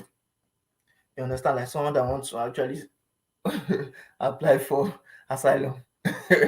Because of the gravity of this, if you want to actually pass IELTS, TEF Canada, TCF Canada, just focus on these 2 to 3 different or 4 different ways to go about it. Firstly, Cambridge English, Cambridge IELTS. See, I have found out something. There's a trick about it. If you get the series of Cambridge IELTS and you don't even finish the series 1 to 16, if you finish 1 to 8 very well, preparing well for it, focusing, doing all the 4 series in each book, that is 4 times 8, that is roughly like 32. Believe me, you are okay. You will pass IELTS. Believe me. But there's a but to it. I need to make you know. Don't do it alone. Don't be a lone shark. Do you understand? Do it with other people that know road. Do you understand? That is where prepmyfuture.com comes in. Do you understand? And A.O.S abroad comes in. And I'll still be talking about that in detail. But prepmyfuture.com is an online platform that prepares you, that gives you access. We have actually partnered with them because what we do as you understand, as an organization, is that we partner with people. We have partnered with about 4 to 5 different companies in order to help you get what you need. Do you understand? Now, Prep My Future has given us license to actually give our students, our candidates, our clients free access to their platform without paying a dime. Do you understand? Now, if you are to go on their website, you pay for it. It's not free, and you pay on a monthly basis. It's not cheap. Now, what this prepmyfuture.com does is that it gives you access, do you understand, to free past questions, recent, not Ojogbon past question, frequent, apologies to those that are Yoruba, frequent past questions that you need to actually use to practice and excel in IELTS. And it doesn't end there. TEF Canada, TCF, even DevDAF, it also assists you to prepare. This is what I used. If you want to know my tip, if you want to know my tricks, this I'm telling you right now, don't reinvent the wheel. Do you understand? Just follow no road. Now, prepmyfuture.com will give you access to their past questions. See all these things that are saying. TEF d'évaluation de français, TCF entraînement intensif, les 500 exercices de grammaire avec corrigé. You understand l'expression français écrite et orale, expression et style, révision. All this, they are going to give you live access to the past questions that you need to actually use to excel, as some of my lecturers in University of Illinois will state or will speak. You need these things, do you understand, to use and excel in either IELTS, if that is only what you want to do, either TEF Canada, if that is only what you want to do, or if you want to do both. And the last tip I would give you before I round off on this point is that you need to work with MOD education, which is the body in charge of IELTS. You understand? In Nigeria, though there are different bodies, there are 2 to 3 bodies, but I found out that British Council, even though I had my first result, my first perfect result 2018 in British Council, I found out that MOD education, if you prepare well, you can easily get good scores, because the last IELTS I wrote was through MOD education.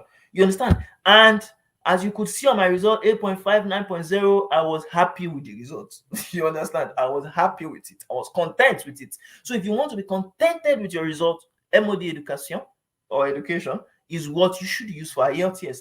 And before you write your TEF Canada result, just like I showed you in my past experience that I shared with you, first take DELF, and DELF is cheap. TEF Canada right now, if I'm right with it, is about 200 and something thousand naira, which is about 200 300 and something, 350 something dollars. But if you do the cheap DELF, which is like $74 or something, you understand, in Nigerian currency, it's not up to 10,000. What am I even saying? It's not up to 20, 30,000. You can use that to prepare, and they always have it in sessions. Like, I think the first one is coming in, the first one in Nigeria, where I wrote mine for DELF, I wrote it around like, or they always do it around June, July. The other one is always around December. So you can actually prepare within now, do you understand? And December, to actually get to prepare and get the perfect point you require for IELTS, TEF Canada, TCF Canada, and the rest. Now, please, who is really enjoying this? Who is enjoying this? Because I see that we are really having a lot of people going with me, understanding what I'm doing now. Please, if you really understand this, if you really enjoy this, put it on the chat section. Let me know that I really have people that are, you understand, that are going with me, that are, you understand, following and being attentive to this presentation today. Now, moving on, I want to talk about now. A lot of people try and make these tests complicated. Because when people hear about that IELTS, they can say, oh, no, I don't want to do that test. Oh, no, I don't want. Many people complicate these things. Some people even go and write. I've had situations of people that went to go and write 5 times, 6 times. They didn't prepare. Do you understand? And they kept on giving them nonsense scores. So please, don't complicate it. As I've given you before, don't complicate the scenario. You can complicate it when you are trying to do what, what people always do, try and error until something does. Don't do it. Please, I'll just advise you, if you really want to take your thing serious, I've given you tip. Follow no road. Use the materials that were recommended. And do you understand? Follow the registration parts that I've given you, that I've laid down to you now. Do you understand? And you just find out that it was actually easy. It was simple. But many things they see online makes it complicated. Now, with that, we come to the fourth thing. I'm trying to see how I can actually break down all these things. Thank you very much. It says I'm with you. Really appreciate that. Very educative and informative. Thank you, Daniel. Khadija, Bolanle, I'm following very well, very well. I like everyone for really participating in this. Now, we have been taking it a kind of circle. We talked about eligibility process, credential evaluation, language test, and now we are in winning NOC code. Now, this was the game changer for me when I was applying for PNP. And because people take it trivial, sometimes when clients come to me and I do a kind of review of their application, it may just be that little bug.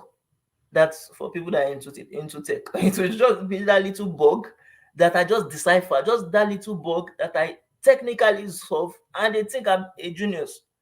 Meanwhile, it is something you could do yourself, but they have to pay me to actually do it for them because they don't know how to go about it. You understand? The fact you have IELTS, TEF Canada, or any other thing does not mean that you get selected if you don't have the winning NOC code. So the question now is, what is NOC? So that you don't spoil your PNP plans if not careful. Now, my own bad choice. I talked about giving my own story. I want to always talk about my own story so that you really understand what I have gone through too as well. Now, my own bad choice that almost crashed the dream of POF or PNP rather, was using the code that was not meant to allow me to get to Canada. NOC 41210, college and other vocational instructors. Because if you look at that NOC code on the internet, it will show you that yes, so anybody that is a language coach or someone that is a language teacher, that is the code that it is meant for them. And yes, they are not wrong. That is why I said what you see online, what you actually see online that you don't understand can also affect your application if you don't use it right. Now, this thing that I'm telling you right now, the NOC code, because yes, as I told you, I was a director, a CEO of A.O.S Academy. I was teaching French. That was my life. Do you understand? I was a French teacher, English teacher, French teacher. And I was preparing people for IELTS, training them for TEF Canada. But I wasn't selected. I was self-employed as a French coach, helping people, you understand, in the ancient city of Ilorin, Kwara State, Nigeria. But I had to study the most picked NOC codes in 3 to 4 PNP draws before I got sense. It's very important. And this is how I learned it. You know, sometimes you have to learn some things by force. When I applied and the way you selecting me, I had to learn these things by force. And I don't want you to learn it by force. I want you to learn it by choice. Do you understand? And that is why you are here.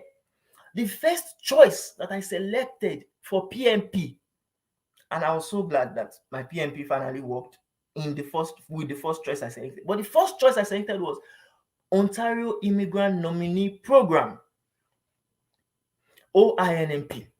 So I checked their invitations that they have given to people. You understand? Their invitations to apply that they have issued to people. And I found out that there was a trend. Do you understand? There was a trend in the kind of people they were not just applying on entity. They were not just approving people or accepting or inviting people that they already had many of. See, language coaches, there are plenty in this place. Let me just tell you, for free. And you know, I even spoil it. Some people do it for free, cheap. You understand? There are plenty. So you are not unique when you come as a language coach. So I had to check that, okay, what were the kind of people they were really needing in Ontario? And with that, it made me check that, okay, what I needed was to actually align one of the NOC codes that they were needing to what I could do. I checked Quebec as my second choice, PNP. And as I told you, I was invited through Quebec too. I checked their invitations. And mind you, see all those links. You can always check those links to verify. These are facts. These are their original websites, their provincial websites. So there's no fluff here. So check it and also look at it. Saskatchewan, they will always tell you to download. You understand? Their SINMP, ISW, EO selection result. Download it and check what they are. See, these people even add it up back, as in they have it from now till like 2018. So this is a data that you can work with. For people that are in data science field like me, you know that we work with data. You understand? What I did was that I juxtaposed the data. I went in, I looked at the trends, and I drew out my insights that, okay, this is what would make me get selected. I also looked at my fourth option, which is Prince Edward Island, because I chose the provinces that I liked. I chose the provinces that would give me what I want. I chose the provinces that I know that, okay, if I start a business in this province, they can give me money, or they can give me, you understand, free land. I chose the province that, okay, if I come to this province, this one, I can have access to business. I can have access to opportunities, entrepreneurial opportunities. I choose provinces that help my French. So you can decide to choose provinces based on what you want, what you need. Those are the provinces I chose. Now, the next step I took was I ran the numbers. For people that are in the data science field, I'm a data scientist, so you understand, by MSc that I'm actually doing in the University of East London, and that is a story for another day or another slide. I'll still talk about that. But I ran the numbers, the SINP numbers. I said, okay, for instance, SINP, their one is that they will write the NOC codes out. So I took time. I said, okay, let me browse these NOC codes online. I just did, okay, NOC 10010. Do you understand? Canada. And he brought it out. And I wrote down the name of the NOC code. I put that on my side. Do you understand? I checked it in total. That okay, this is what they need. Oh, fine. Let me just look at the one that I can key into. Tech occupations of Ontario too. I look, all those ones were even smart enough. Sorry to Saskatchewan, them too, they are smart too, but the numbers really stressed me that time. So for the Ontario immigrant nominee, they had already put the NOC code, and they had put what? The skill at the side of it, or the occupation at the side of it. So what I just did was that, okay, yeah, so this one's tech occupations, they need software engineers. Okay, I'm not software engineer. They need this and not this. They need. I started looking at it. So I was able to bring out the statistics out of what I saw. And the statistics I drew out was that, okay, if you are in the healthcare, I have not been in the healthcare, oh boy, me, I cannot have time.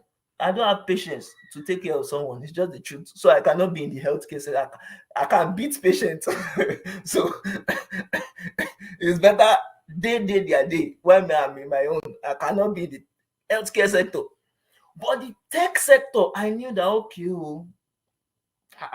I think I have some skills, some transferable, and that is what I will still talk about, transferable skills. But what I found out was that 60% of the people they were inviting for, you understand, for nominations were in the health, 50% were in the tech, 70% were people that had French skills, 30% were people that were in trades, and I'll still talk about trades. Trades are people like, you understand, mechanic, plumbers, all these people. And 80% were people with job offers. I knew that to get job offer, no be wasa, especially from Nigeria, because I applied to hundreds of jobs, and guy, I no get time. I just had to leave it. You understand? So I want you to learn how I did my Canada relocation. So what I did in essence was that I asked myself, I went into a retrospective mode. I asked myself that, guy, come, look at this thing. What are you good at apart from language? Teaching. I had to ask myself some good questions inwardly. Which other work experiences do I have that I can use to move to Canada without necessarily being at the beck and call of Mama Sebo? Abi, parler la langue française. You understand? So how can I prove it? That was the third thing. Because see, Canada immigration is all about proof. If you can't prove things, then even if you are it, you will get rejected. It's just the fact. That's why study visas get rejected like shege. Even if some people say, yes, I'm rich. I had one person that came to meet me. He applied for study permit from Nigeria. He used one Oba. For people that know Obas, they are kings. He used the account of one Oba. That one had 150 million in his list account. He put down a sponsor. That, okay, yes, this one have 150 million. Nothing. Go to Dikini. Canada rejected it because he doesn't have proof. There was not enough proof to back it up. The fact that you put bank statement is not proof enough for study permit. Note, but bank statement alone was the only thing I used for what? For my own POF. I'll still come to that. Don't worry. Just be enjoying my my rants. So what I'm saying is this: you have to give brilliant responses, or else you are finished. The brilliant response I came up with was that, guy, you know, sometimes when you're doing business and you want to save up some cost, you do some things that you're meant to outsource. So I said, okay, I saw that, man, in my business, I was the one that did the web development side of it. So that I was into tech. It's just that I didn't study it in school. I built my website, aosacademy.com. I said, guy, you feel use this thing as experience now to show that, yes, you have experience. And he didn't even went there because like play. That time when I was in Nigeria, I also built websites for people. Do you understand? Like play that, okay, guy, pay me 100K now or 50K, let me do website for you. And people paid. So, guy, you did this thing, but you were not a web developer. You just use WordPress. In fact, sometimes I'm even using like ClickFunnels, not even in tech. It's not even like IT, coding and everything. I say, You can do this thing now. You can just say now you're a web developer and show the proofs. So basically, what I did was that I shanked for people that are Nigerians. I shanked my what? My language, my language skills, and I used transferable skills, my own self-built website, and my master's, because as at when I was applying for PNP, I had actually applied for master's because I was intrigued about the concept of data science, and I already told, because one of the barrier of entry was that needed to show that I had experience, even though I didn't have educational credentials in tech. So I had to show experience. And one of the experiences I showed was my website to actually get into the school, the University of East London, to study in partnership with UNICAF. So I just kind of transferred that yes, too, I can use it to show that yes, I have experience, even though I was not yet done with my master's at that particular moment. But I was able to show with my what? Proof of what? My proof of admission letter, admission offer. And you understand the transcript that I had that time to show that yes, so guy, I've not just finished though, but visa officer, do normal. I'm into tech.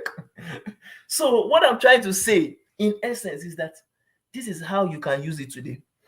Find out about your transferable skills without necessarily focusing on your major job or even your past education, because some people will say, how can I go into tech?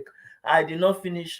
See what I said? I said I finished linguistics, language. I was in the faculty of arts. You understand? Department of linguistics and Nigerian languages. So not even foreign languages. You know, do a strong thing because it invest me.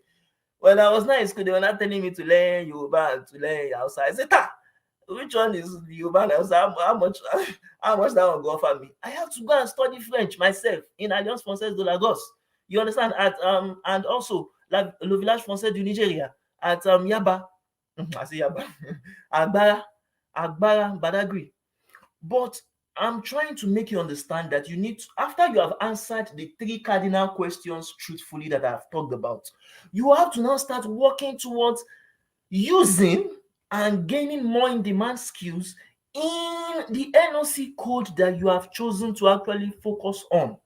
If you're a caregiver, or more, use that caregiver to, even if you are a banker, but because you have experience taking care of your other kidney children and you got paid for it, use that one instead.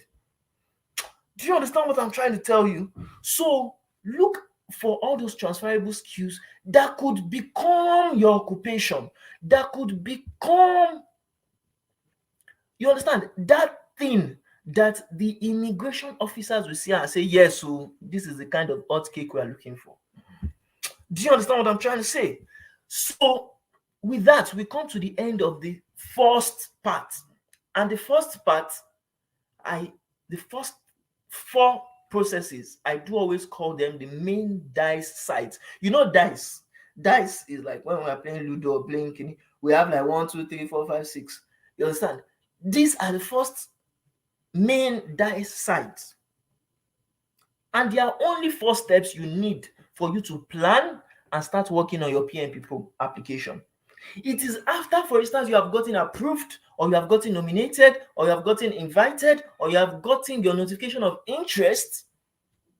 That is when, my brother, you can start focusing on the right hand side. My sister, you can start working on the right hand side. And most times, this is what you yourself need to work on.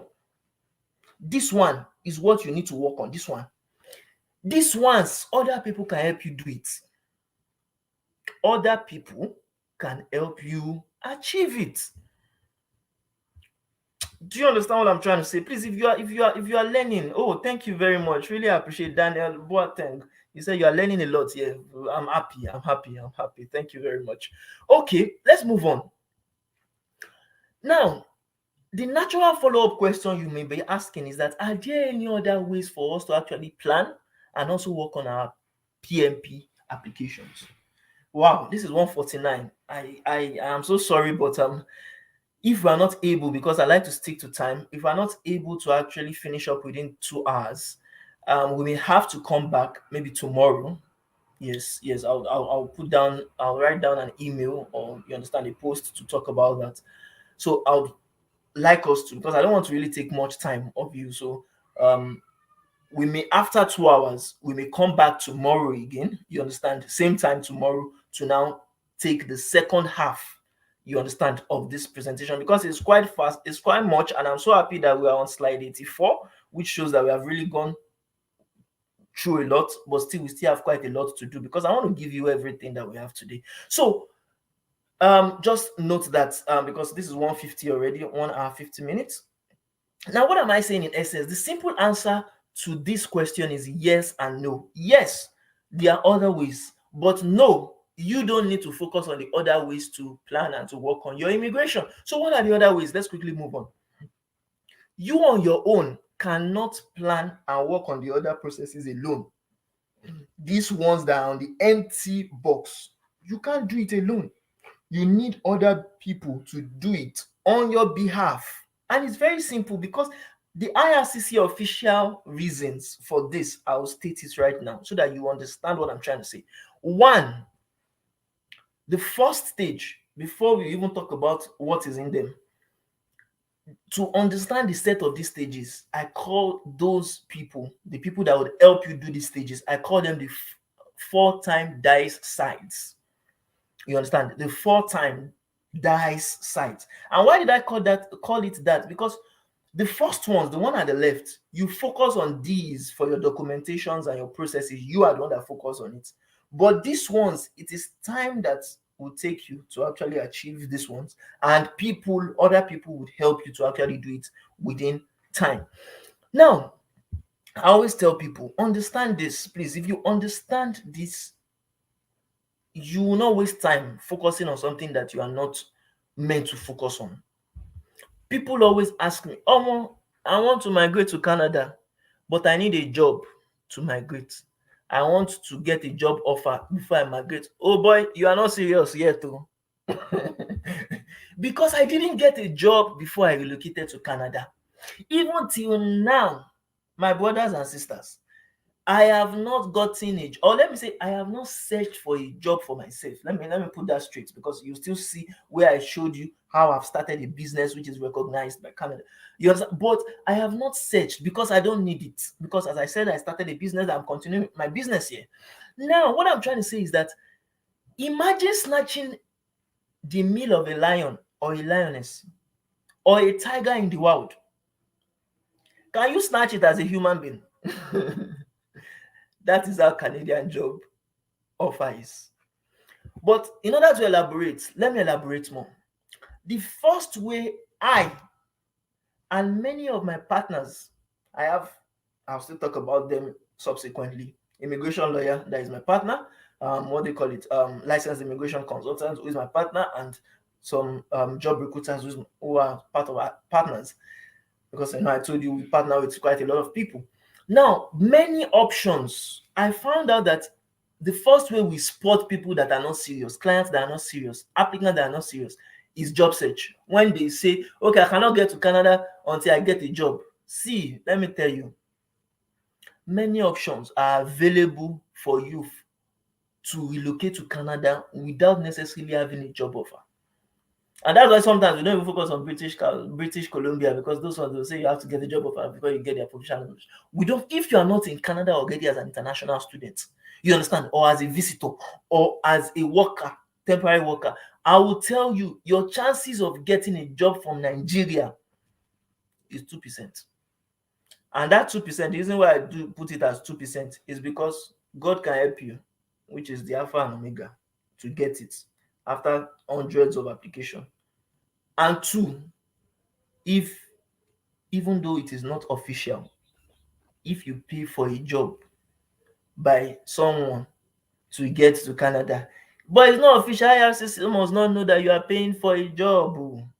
Do you understand? It's not official. Some people do it, I hear it, but I tell you, I don't do it, I don't focus on it, and I will not advise you to do it, because many of them get scammed.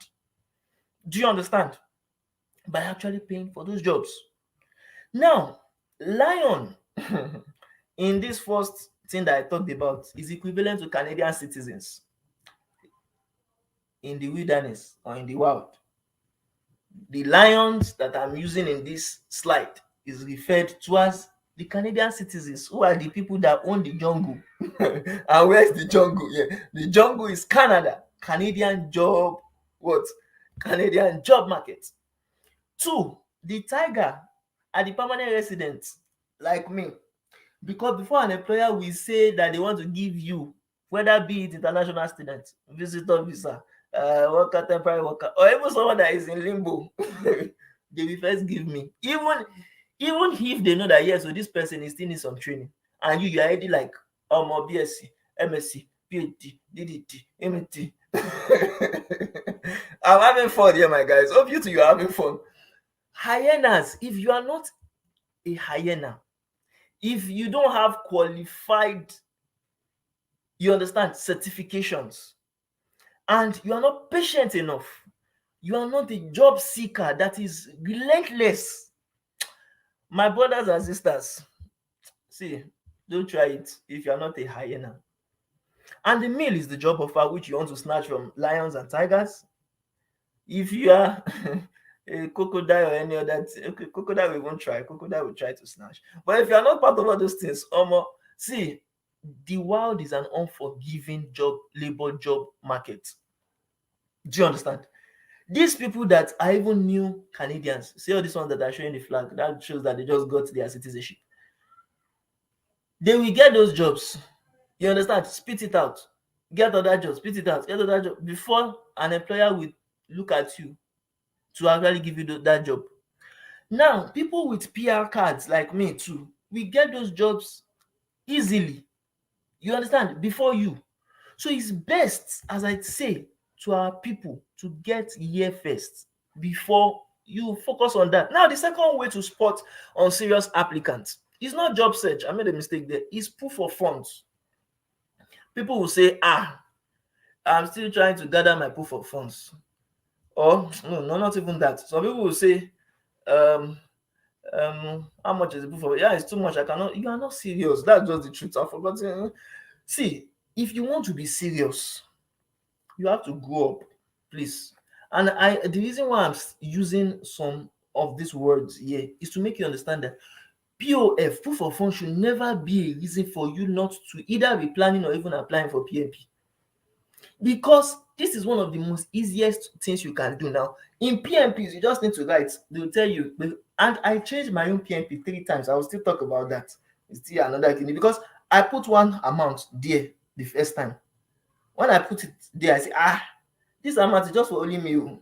And I want my common law to come with me. It's writing, maybe his number. You just type it, form.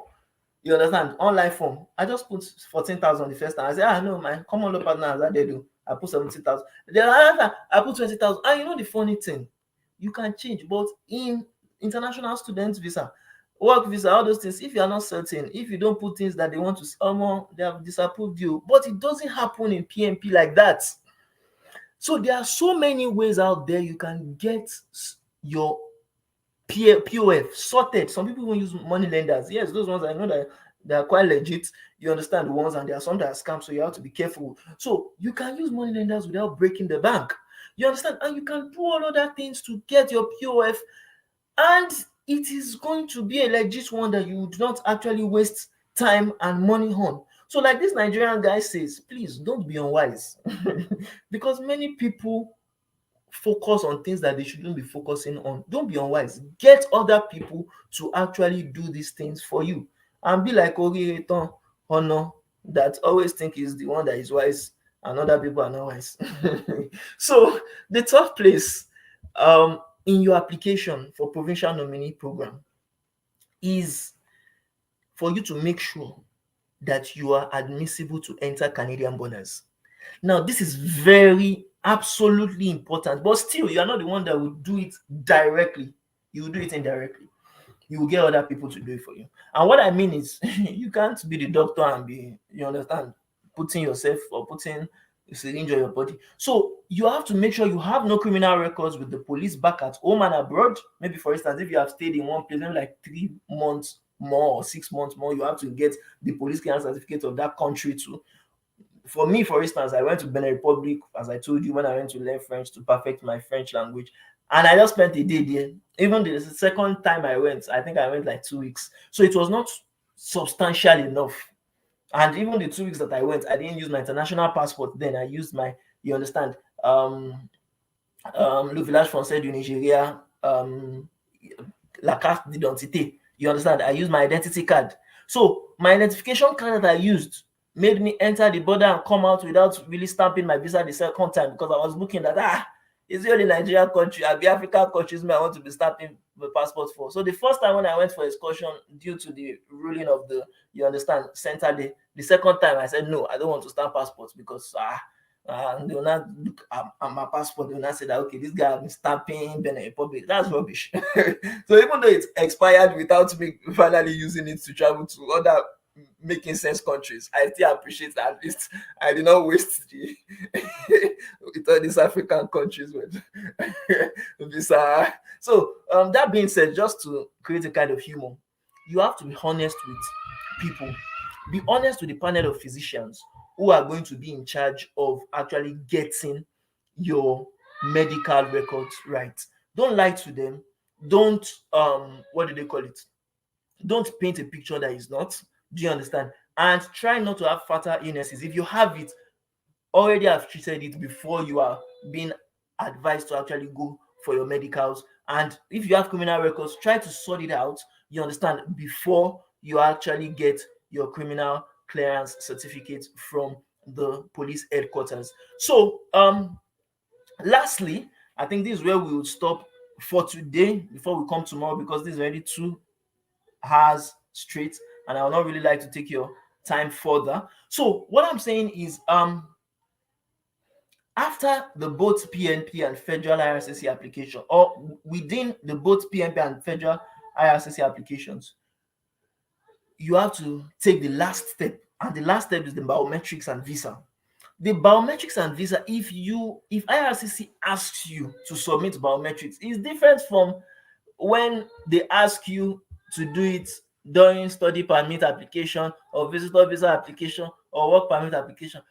IRCC can still, in fact, the rate of rejections after biometrics, after asking for biometrics, is higher for temporary residents compared to permanent residents. Permanent residents, if you submit biometrics, they can just tell you that, okay, there was one additional document they want you to submit that you should submit. They rarely reject your visa application after they have asked you for biometrics. But some of you may have been here. Okay, maybe I should just ask, how many of you have done study permits before or work permit before, visitor visa, and even after the biometrics, they rejected your visa? How many of you? Just so that if I'm lying, I should know. So let's just know. You understand? If you have actually applied for any Canadian visa, let me just know, please. Let's just be honest. We're just having fun here. So what I'm trying to say is IRCC, once they ask you for biometrics, that shows that you already have a higher chance of getting the visa. And most times after the biometrics, they will just tell you to go and submit your what? Your passport. Once you submit your international passport, most times, even all times, I can say almost like 99.9% times, they are willing to give you the visa already. Do you understand? They are willing to give you the visa either for express entry or for the sole PNP application process. Note that even though you got maybe like the permanent resident visa in the last step of your immigration, you have not just gotten the permanent residence status. It was clearly stated when they shared us our confirmation of permanent residence that we had to come into Canada. We had to, you understand, use the visa that we got, which you are seeing on the screen right now. This was mine and that of my common law partner. Use the visa that we got, the permanent resident visa that we got, you understand, to come over to Canada, even though the COPR, which is confirmation of permanent residence, was not valid for travel. The visa that we got, which is the PR visa we got on our international passport, was actually valid. And it was when we now landed in Canada and the visa and border officers were okay with, you understand, our documentation and how we comported ourselves. That's when they signed us in as new Canadians and they congratulated us and welcomed us to into the country. So I want to also let you know that it doesn't really take time to explain, you understand, the time dice sides in details. I talked about 2 types of sides of a dice yesterday. I talked about the first main sides, or the main client sides, and I talked about the time dice sides. I will still, don't worry, the part one will explain in detail, but I'll still brush up what we did yesterday. Now, the time die sites involves four major things, as we talked about. We talked about the Canadian job offer, which is not important, as I said, because these time die sites are the ones that you leave for all other second or third parties. You don't need to focus so much, because I see many people focus on, yes, I want to get a job before I come to Canada.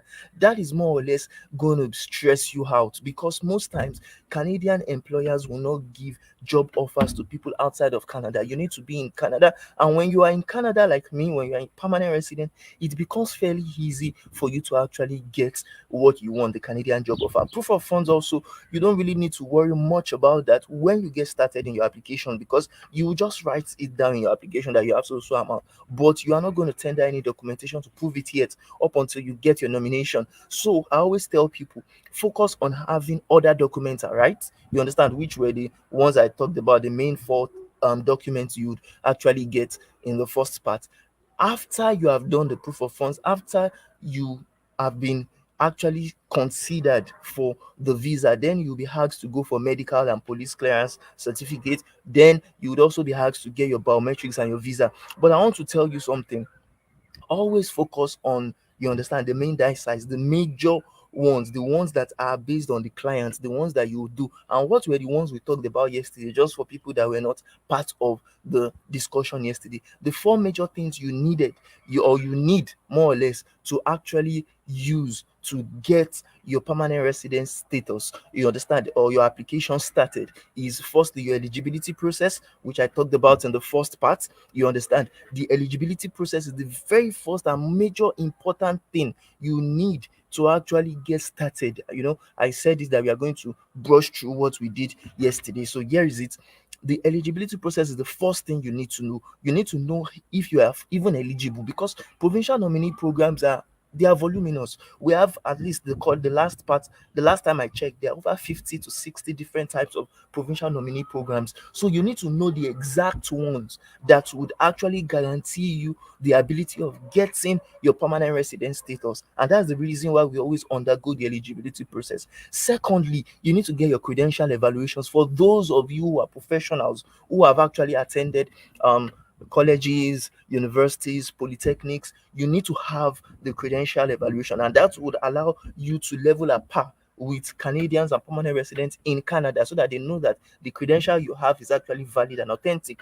Now, language test results is another thing you need to have for IELTS, TEF Canada, TCF Canada, or CELPIP, to show that yes, you are proficient in either the French language or the English language, or even both. You understand? And lastly, I talked about the winning NOC code, the National Occupation Classification Code, that you will need, because I talked about how it was very important for me, because without the right code, I got qualified on the other three processes, but because I didn't have the right NOC code, I didn't focus on the right NOC code, I wasn't given, you understand, I wasn't even selected for any provincial nominee program route. So you have to know the winning NOC code as at the time you're applying, so that you have much more chance or opportunity of getting selected. Now, I talked about the time die site, which I won't spend much time on, but I want to tell you something, that your permanent residency status is very important. Do you understand? On these two major sides of the dice. Do you understand? If you don't have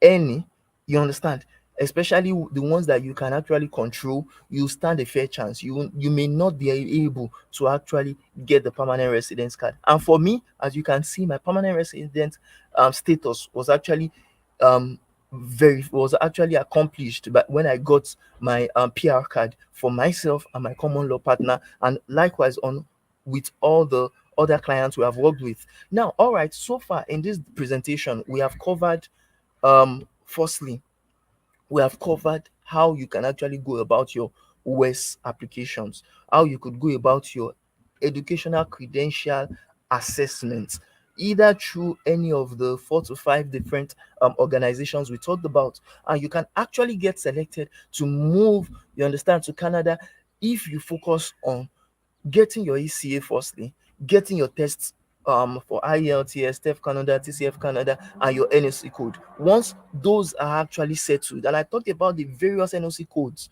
you understand, that are currently, right now, being actually selected by what? By the Canadian Immigration Office. You understand? We talked about the healthcare sector, we talked about the tech sector, you understand? We talked about the French language speakers. We also talked about the trades occupations. We talked about quite a lot in the first part, and you can actually go back and check that. Now, I want you to know something. You need to become wise when you get to leave, you understand, the right sides of the dice, which is that of the what? The um other ones that other people will do, like the police clearance. You cannot do your police check, they will do it for you most likely. Your medicals, panel of physicians will do it for you most likely. The proof of funds, you can always definitely get someone, you understand, or get to actually work with, you understand, money lenders, banks, you understand, commercial banks, you understand, microfinance bank, to help get that sorted. Do you understand? So don't really focus on it, just wait on the process, because that's why we call it the time dice. It does take time, you understand. However, if you are smart enough, you can easily fast track the time you actually wait. Just like I explained how these immigrants, you understand, they never got a job offer right from outside Canada when they actually applied for their permanent residence through the Provincial Nominee Program route and the Federal Skilled Worker Program route. But you understand, within the time they landed in Canada, within few weeks, within few months, I talked about Sheye that is working in one of the top Canadian banks right now. He was a banker in Nigeria. When he came into Nigeria, Canada as well, he actually started in the banking sector. I talked about the second person, you understand, with the cap, Mr. Lawal, who actually was a lecturer in Kwara State University, and how he was able to actually get, do you understand, to was able to actually get the offer, the job offer to work in a university right here in Canada as well. We talked about Mr. Patrick, the one with the lovely smile, who was able to actually use his French knowledge, you understand, and the skills that he was able to get from learning with us to now process his what? To process his permanent residence to actually come to Canada with his family. And lastly, with the one with the lovely wife there, Mr. Diko too, how he was able to come to Manitoba, Canada through the PNP. I talked about it, and now he is working two jobs, earning a good deal of funds or money, you understand, by actually working together with his wife. Now, we also covered French language learning and IELTS. Do you understand? With even TEF or TCF Canada test preparations, and how I got to achieve the 7877 formulas. Now, this is very important because when you are applying, do you understand, or when you are planning towards working on your permanent residence, especially for the provincial nominee programs, you have to have some certain amount of documents. The documents I talked about was the IELTS, which you needed to have. You understand, there's always a combination of, oh yes, listening you have 8.0, reading you have 7.0, writing you have 7.0, speaking you have 7.0. And I told you, I showed you, you understand, my result, how I even maxed out. I got above that, which made me even much more eligible, because my own listening was 8.5, my own reading was 9.0, the writing was 7.0, the reading was 7.5. You understand, and that made me have my 8.0 overall band score with a CEFR level of C1. Now, also, I told you, I showed you exactly how I first failed in the TEF Canada examination. So as a result of that, I was compelled to go write the DELF exam. The DELF B2 was the one I succeeded in. I had 74 over 100 in that, you understand, in order to qualify me. But when I was writing the DELF the DELF C1, I had about 43. I was short of 7 points for getting the diploma for that from, you understand, Ministre d'Education à Paris. Now, with that, I was able, as soon as I got the DELF exam and I saw my competence, that okay, I needed more training in the C1 level, all I just went to do is go back, train more on the C1. And after some few months, because if you could look at what happened, after some few months of writing the DELF, I applied for the TEF Canada again, and with that, I excelled with C1 parallel, which was quite similar with what I had in high LTS. So, what am I trying to say in essence? What I'm trying to say is that you need a kind of system that can guarantee you these results, the IELTS, the TEF Canada, and some of those I've talked about in the part one, how you can actually achieve that. Now, I was also issued two notifications of interest from Ontario and Quebec through their provincial nominee programs, as I talked about earlier. For the Ontario, they sent me a notification stating the provincial or territorial interest letter. You understand, through the express entry, how I was able to get invited for permanent residence through the Ontario government. Likewise, I showed you Quebec, how they sent me invitation à présenter une demande de sélection permanente. Now, with that, that was like the equivalent of the provincial interest letter that I got from Ontario. It was the equivalent of that of the Quebec. And with that, even though I didn't process the Quebec, I knew that, okay, yes, this is what Quebec province, you understand, actually needs from applicants, and this is how I can position all other people, which I have done for all other people, to actually get not only the Quebec but Manitoba, for Alberta, for Ontario, you understand, provincial nominee programs. And likewise, if you know Quebec well, you know that apart from the invitation they sent, they also sent the procédure d'identification pour votre demande de sélection permanente, which is the kind of process you go through if you want to get, or you want to actually go through their own nomination. And their own nomination is quite different. They don't give like the concept of the provincial nomination, you understand, approval letter. What they give is, you understand, the certificat de sélection, you understand. So that is different from what other provinces actually give. Now, I was also able to show you in the past part how I got nominated to relocate to Canada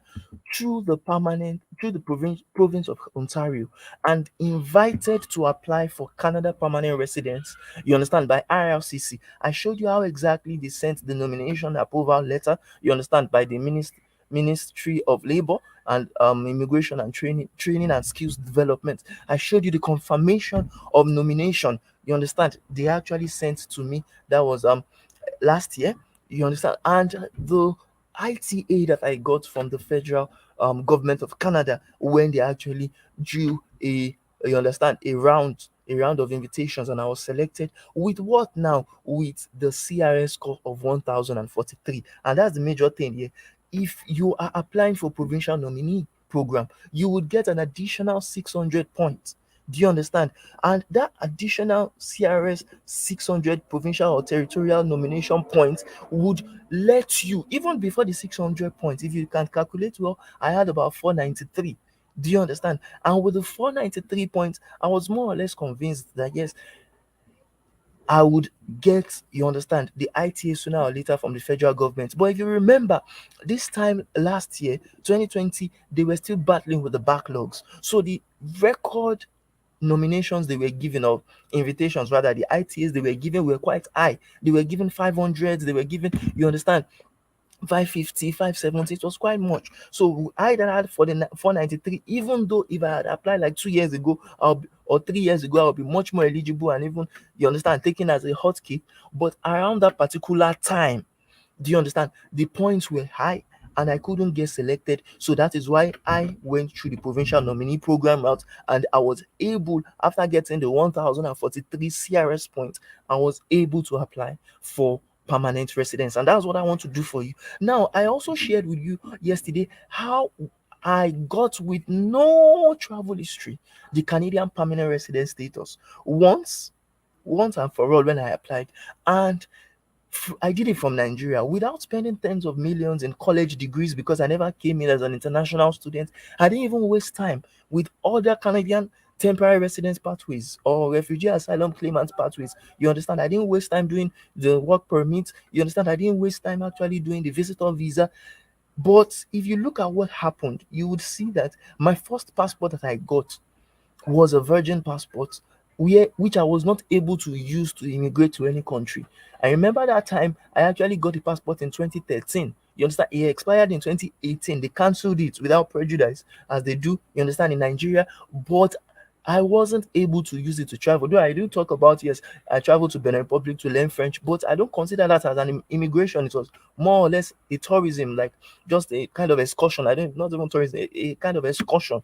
But after I renewed my passport in 2018, you understand, I made a pact with myself that I must use this, you understand, the new international passport to what? To get into a particular country. And that was when I got serious with actually working on Canadian permanent residence. Thank you very much. Someone asked if I'm going with the family, are we all going to do IELTS? It's an emphatic no.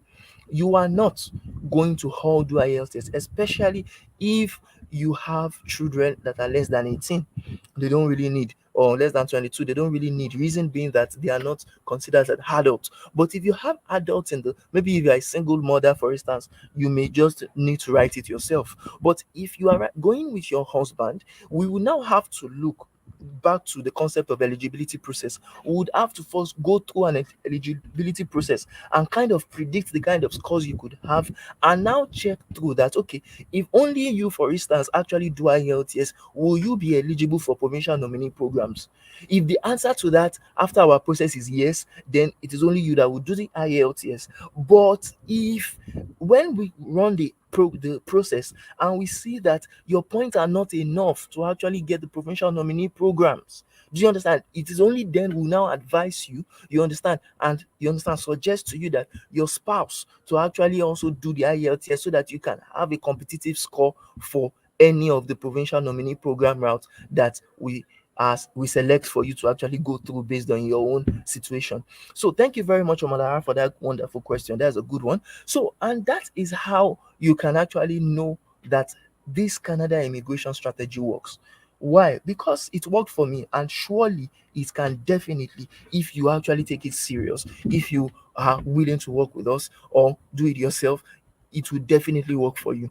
Now, I want to also tell you something. After all, these were the things I was able to achieve by actually going through the provincial nominee program route. Firstly, I was able to go through the eligibility process, just like Mrs. Omalara asked. I went through the eligibility process to work on how to get nominated by Ontario. I was strategic about it. I didn't just leave it to chance. Do you understand? I was strategic about it.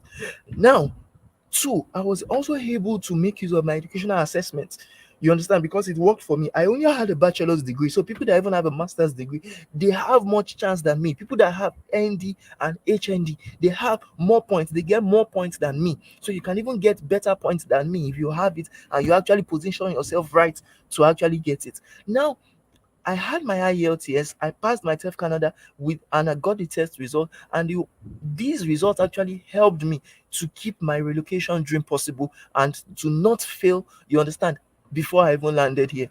Likewise, getting my winning NOC code, because I told you how I first used an NOC code that was wrong, 41020, if I'm right, the language coach, what do you call it, and other instructor, language and other instructors. I've forgotten I think will see it after some time. So I used that code because I was a language teacher in Nigeria, but I wasn't selected the first time I applied. I wasn't even they didn't even allow me to walk through any process of application. So as a result of that, I had to change the NOC code based on my transferable skills that I was able to prove, you understand, and I was able to actually back up.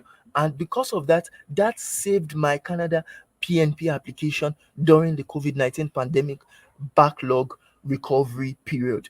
Now, likewise, the proof of funds that I used to accelerate the application approval, I actually got it with help of other people. You understand? So I always tell people, if you tell me that yes, you are not starting your provincial nomination program, you understand, processing because of proof of funds. Most times I see those kind of people as unserious because you need to start, you understand, with the little you have now.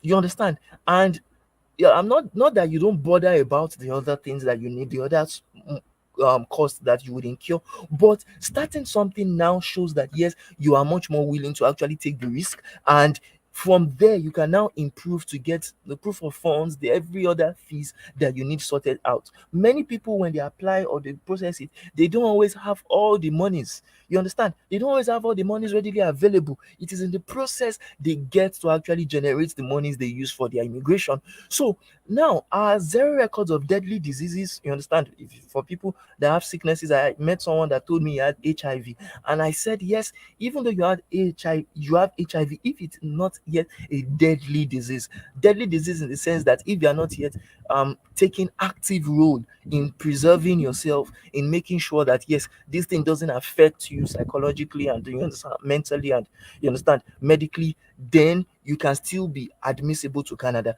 But if it is in a chronic state already, then like when it has already graduated from HIV to AIDS, then it may be difficult for the immigration office to actually approve you to come to Canada, because they know that their free healthcare will be spent a lot on you, and they don't want to spend so much money on anybody. You understand? There's actually a kind of quota they put that if anyone's medical cost would advance in such a way that it gets to this point, they are not going to actually allow that person come. And there are different money. I think some are like $50,000, some are, so there are different quotas based on different people and different situations. Now also, our clean state of having no zero criminal records also exonerated us in order to get our visa approvals quickly, because we didn't have any issues with the police here in Nigeria. When we even landed in Canada, the visa office also asked us, do we have any issues? We said no. So it fast tracked our visa approval and our admissibility into Canada. Likewise, the biometrics also worked in our favor, because some people they will say they don't get their biometrics and it may take time for them to apply and stuff. But ours were different. We did our own swiftly and there was no issues with it. And I told you as well in the first part that the expense that I spent, the cost that I spent to work on all of them was roughly within 6.7, you understand, million naira as at then, you understand, which was roughly about 7,500 USD that I spent. But I understood that I didn't have all the money at once, and I didn't focus on having all the money at once. Rather, I started with what I had. You understand? I focused with what I could control. Sometimes you can't control funds. You understand? So start with what you can control. And most of the things you can control are always the cheaper things. IELTS, STEP, Canada, education assessment, eligibility criteria. All those things are like the cheaper things. Winning NOC code, you just select online. Those are the cheaper things that you can control. So focus on that first to get started. Many people, there are a lot of clients we work with that don't have enough. In fact, the proof of funds we talked about earlier, there are some of them that we assist to get the proof of funds. You understand? So it is not something that you need to bother much on right now to get started. When you have started and you understand, you're already seeing that this thing is working, then you can focus on all other things that you need. Do you understand? Now, lastly, this allowed me and my common law partner to set up an international business in Canada, which is fully registered by the government of Ontario right now. And just to prove in the point that we actually gave in the last one, the last part of the last slide, this is our registration from the government of Canada. You understand? We registered our business as soon as within a month that we landed in Canada. You understand? And now we are recognized to actually start up business to do. You understand what we know how to do best to help more and more people actually get into the country. You understand of Canada. Now, I want you to see that knowing how to relocate with the Provincial Nominee Program immigration strategy can give you that freedom to either pursue the business you want or also to pursue the life, you understand, that you want. And it's very important you know this, because many of us that have been here, our lives have improved based on the virtue of getting into Canada through PMP. Now, so can you see how learning to use these the 8 strategies that I like to talk about, the 8 strategies, how it can help you first of all land your dream job in Canada, just like some of our clients did, how it can help you start up your foreign business, and how it can also help you live the easy life with all your family members as soon as you land in Canada. Now, I always like to tell people there are other benefits that we cannot even finish talking about. You understand, when it comes to holding a webinar, we can't finish talking about it, because right now in Canada there are some opportunities that help you study here for free up to college. Now, please note, many of the so-called YouTubers would always talk about how you can get free education for primary education, for secondary education for your children. But I tell you, you can also get temporary, you understand, or tertiary rather, tertiary funding free without paying a dime for your tuition. But and that is why I always it's always annoying me one way or the other when I see international students that they don't even have the money. If you have the money, it's different. Some people don't even have the money to study, but they still apply for study permits. And I'll show you some people that reached out to me stating that I should help them. You put yourself in the mess. That's just the truth. So the fact is, I can't help you get out of the mess without you taking an active role to get out of the mess. Do you understand? There are other routes. I do tell people PMP is much cheaper. You understand? And much more rewarding, to say the least, than going through any temporary residence route. This is Ontario Student Assistance Program, for instance. And this student assistance program helps, you understand, students actually get to pay for their college or university education. You understand? And once they have applied for the school, just like my common law partner has applied for Rashidat Olufunke Yusuf, you will be able to get grants and loans to help you pay for university or college. I've once talked about Roshi that she didn't have the opportunity to study in Canada and in Nigeria because for 4 good years she was trying to apply. She even applied, not that she was trying, she applied to universities in Nigeria, but she was not selected. Why? Because of the corruption one. She got the points, she got the cutoff, she got everything, the jam, the WAEC, everything. But sometimes they even give her admission, and before you know it, when she wants to go and print the, you understand, slip in the cyber cafe, they will say they have already removed her admission. That is the kind of problem, the decadence in our society in Nigeria. You understand the moral decadence. So she was not able for, I think she finished around 2016, up until 2021. She wasn't able to get, when she finally even got an admission at the University of Ilorin, Kwara State, Nigeria. You understand? She got an admission of not what she wanted. And that time we saw that yes, the immigration was already working. That time there was even the so-called, you understand, strike happening in Nigeria University, which was unheard of because when I was in the University of Ilorin, there was never an issue of strike. But that time they were striking, you understand, with other universities. And I just had to tell her that, man, forget this thing and let's just process Canada. She came into Canada and now she is able, you understand, to pay her tuition 20,800, not with her money. Please understand it, not with her parents' money, not with, you understand, the salary we are giving her to work with Canada abroad, with A.O.S abroad, not with that, but she got that opportunity, she got that schooling, she got that tuition free education through what, the government of Ontario, legally. It's not kidding, legally, through grants, all these things. That's why I give references, I give, you understand, things you can browse it. This is on the official website of Ontario. So not just you getting primary education free for your children, not just you getting secondary education free for your children, you can also get tertiary education free for yourself and for your spouse or your common law partner once you come in through the right way. Because these opportunities, the OSAP, is only meant for permanent residents and citizens of Canada. So if you are not a permanent resident, if you even come in through international students visa route, you come in through, you understand, which other one do they have, visitor visa or work permit, you won't get this opportunity because you are not a PR resident yet. Now I also want to tell you, this is one of the conversations I've had with people that actually got these OSAP that we talked about, the grants, you understand, from the government. And this man, is a Nigerian, and as Nigerians we are sharp people, you understand, he stated it on, you understand, the WhatsApp group that we joined, which is the Canada Newcomers Grants and Benefits. You understand, WhatsApp group. If you want the link, okay, I think the link is there that you can join. They have links. You understand? It stated like where I talked about 20 million naira to 25 million naira. That is where I really want to focus on, because you understand the stuff is actually long. But what I got, because me, I'm someone that is money, when it comes to money, I'm always attentive. He said that as a family of five, you understand, his spouse received a total funding of 41,000 CAD, and that is roughly 25 million naira. He also received 33,000 CAD, which is roughly 20 million naira, without a loan. So it's not that you come here and you pay for the loan after you school. Rara. The only thing is that what you say you want to do with the money, do it. You understand? And funny enough, the money is not only covering the tuition fee. Please note the fact that, just like Rashidat, the fact that yes, she wants to go to school and pay 20,800, which is roughly how much now? 12 million naira.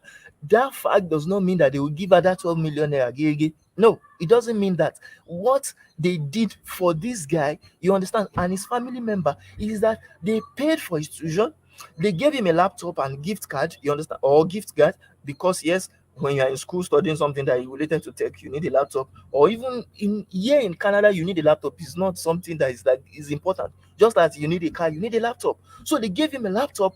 You understand? They also gave him, because he has a family, a huge family of five. They would give him access to what, free daycare of his children, so that while he's studying he's not being affected, you understand. And yes, he can decide the daycare he wants to take his children, or you understand, their children, you understand, he will decide. The only thing is that the government gave him the money, you understand, based on the amount that they feel he needs. So he can decide that, okay, they have given me 10 million naira, my daycare, I don't, let me spend 2,000, or you understand, let me spend 2 million for it. They don't care, because they have given you. So anyhow, the only thing is that while you are studying, don't complain about children again, because they have sorted you. You understand? So in fact, some of them can collect money for daycare, and at the end of the day, they will just give maybe like all this more boy to actually take care of the children and be chipping in with you. So what I'm trying to say in essence is that any course you want to study, anything you want to study in this, you can come into Canada as a permanent resident first. You understand? Get your papers sorted well. Do you understand? And you would have free access to studying. And it doesn't end in studying, because me, as I came, I've studied in Nigeria. You understand? For my bachelor's in linguistics. I'm also currently studying in the University of East London, where I'm paying quite a sensible amount of money for an online, you understand, degree, a master's degree, data science. So I didn't want to study again. And I was like, okay, what other social benefits can I get from the government? What other social benefits can I get from non-profit organizations? You understand? So we checked through online, and we saw that if you are a permanent resident of Canada, you can even get endless free meals. And this is no joke. This is no joke, because we go into this in fact, since I think May or June that we landed, we have been going consecutively every month to the Muslim welfare food service, food bank service in Canada, here in Brampton, Ontario. And we have been giving every month free food. This, the one that is at the center, that kind of box, or on the trolley now, that was what they used to give us the food. In fact, we first took all these normal bags to go get it, yeah, like shopping bag. But after the first time, and we saw that we couldn't put everything to fit in, we had to be taking traveling bag to collect food. Do you understand? So what I'm trying to tell you is that you have no excuse to come the wrong way to Canada when it comes to what, permanent residence. There are a lot of benefits, a lot of advantages you can gain when you come the right way. And even if we had a full day together instead of just these 2 hours that we have, it's going to be very difficult for me, very hard for me to almost give you all I can give you in this session. And that's why yesterday we broke it down. We talked about some things yesterday. We also talked today again, because yesterday we spent 2 hours, and I didn't want it to extend up to, like, you understand, 3 hours, 4 hours. So we had to break it to today. But still, this presentation isn't going to clear, it's not going to really change more lives as I want it to change, because there are still a lot of things about permanent residence that we have not been able to cover. So you need more than that, basically. And everything that I've given you today and yesterday, even though it is valuable, it's just a tip of the iceberg. It's just a tip, seriously. If you like what I shared with you so far, you will love definitely what I have for you next. Now, you see, before doing this presentation, I actually asked myself that I was faced with two major choices. The first choice is that if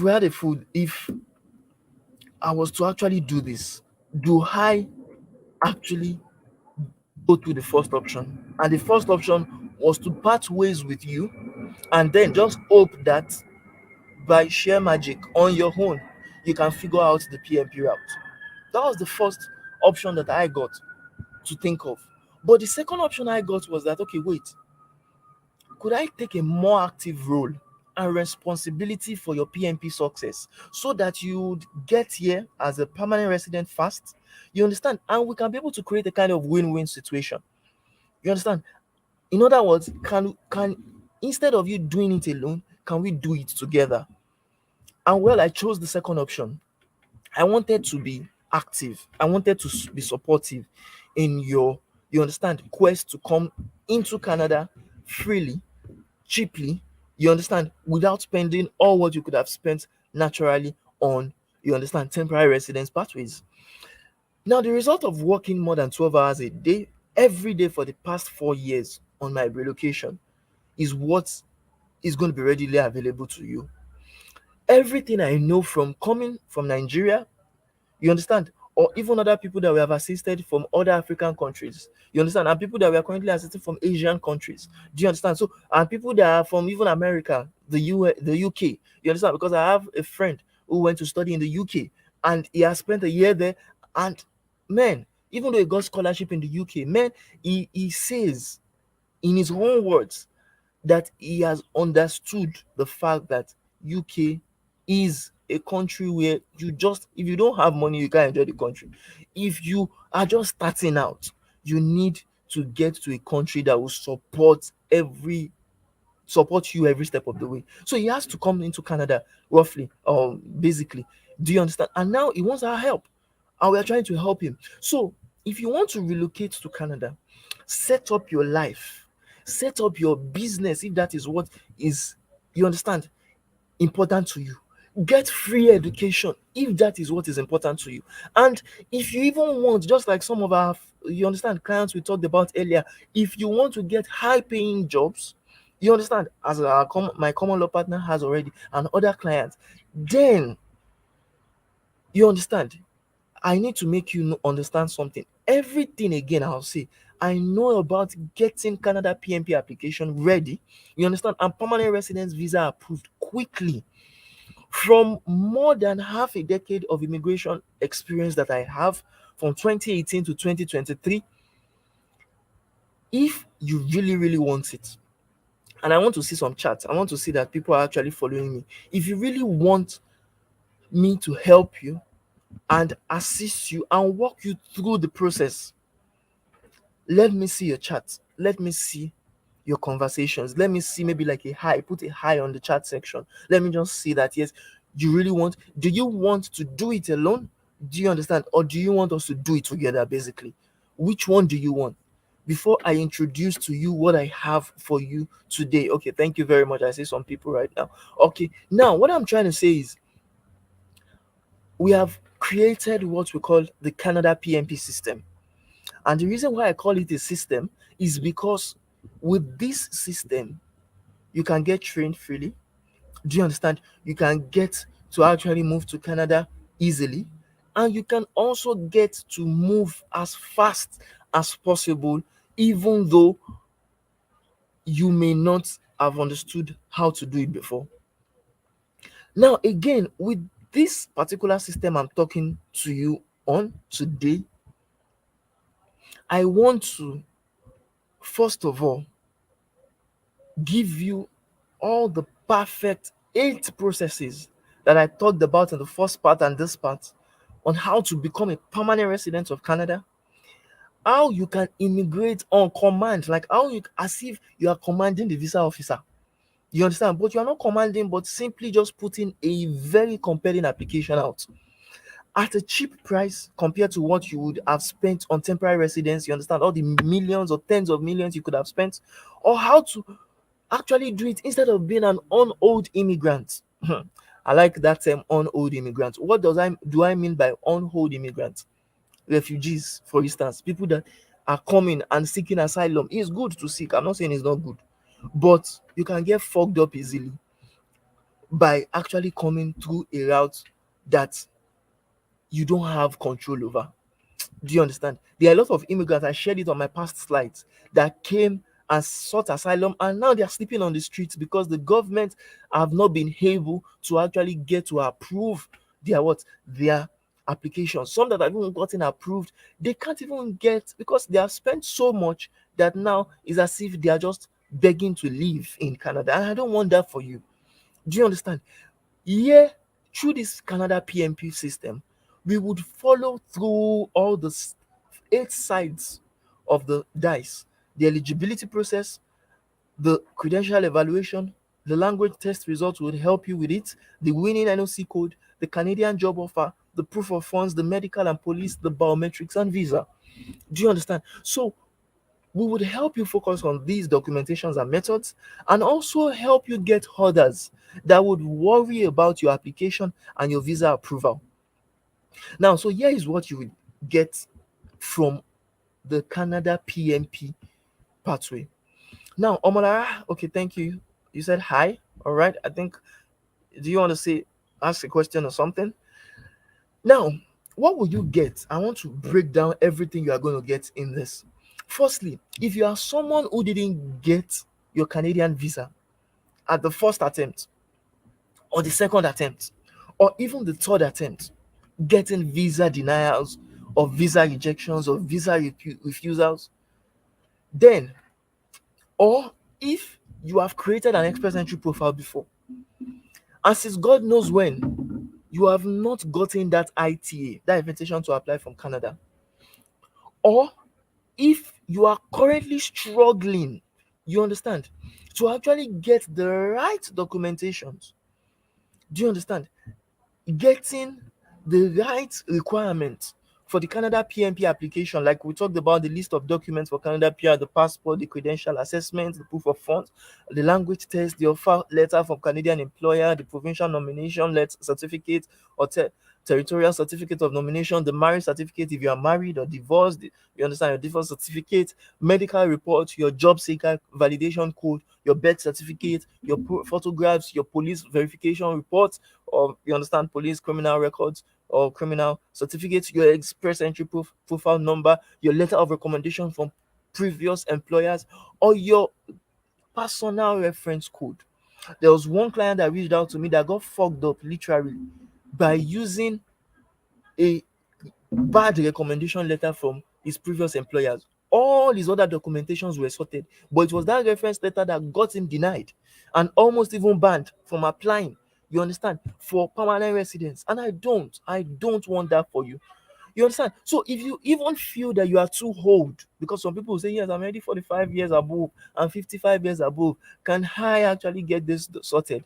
So if you even feel too old, you understand, and you feel that, yes, old dogs cannot actually play new tricks, basically, and you have almost given up on the possibility of migrating through the wrongly, and I say it, the wrongly accused complicated Canada PNP application. They wrongly accuse it, and that is why I say it is wrongly accused. Because if you know how the ball rolls, if you know how to play the game, you will not have issues with it. Then, if all those criteria fit you, then pay attention, because this is for you. Firstly, we have the immigration pre-evaluation process. And this is the first thing that is in our Canada PNP system. If you might be wondering, what is a Canada immigration pre-evaluation process? I've talked about it here, but I'll reiterate it. An immigration pre-evaluation process is a complete ticket to your PNP relocation. I call it ticket, not a travel ticket, but a ticket of you getting approved. Why? Because it is the very first step you take before you start even planning or gathering documents. Many people miss this step. Some people skip this step, and when they skip it, they skip their visa approvals. They skip their nominations, because you need to know how eligible you are first. And after knowing, if for instance you are not eligible now, you can use the pre-evaluation process to find out how you can get eligible and how you could focus. Do you understand? So that you don't waste time chasing shadows. You don't waste time on things that will not even benefit you. Now, doing the right thing at the right time, as quickly as possible, can fast track your PMP applications, your PMP journey. And this is a sample of what I'm trying to explain to you. Before, I've seen countless of people, countless of clients who got rejected. Some people got rejected 2 times, 3 times, 4 times, 5 times. From doing what? Applying to the wrong provinces, or applying through the wrong visa applications. Some people applied through study visas, they got rejected. I've talked about it in part one, where the statistics does not favor you. The statistics that for every person that wants to become an international student in Canada, do you understand? 3, 4, 5 people get rejected. Do you understand? Because of the application of one person.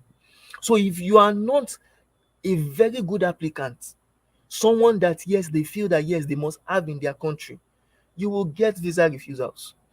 This is a Canada that reached out to us before he worked with us and he got visa rejected. You understand? By scrupulous agents in Lagos. And we don't consider ourselves as agents, but I'm trying to tell you this. Your story can change from this before to after. This after was my own application. Within 90 days, I got to fast track my PNP application after I knew what worked. I never wasted time.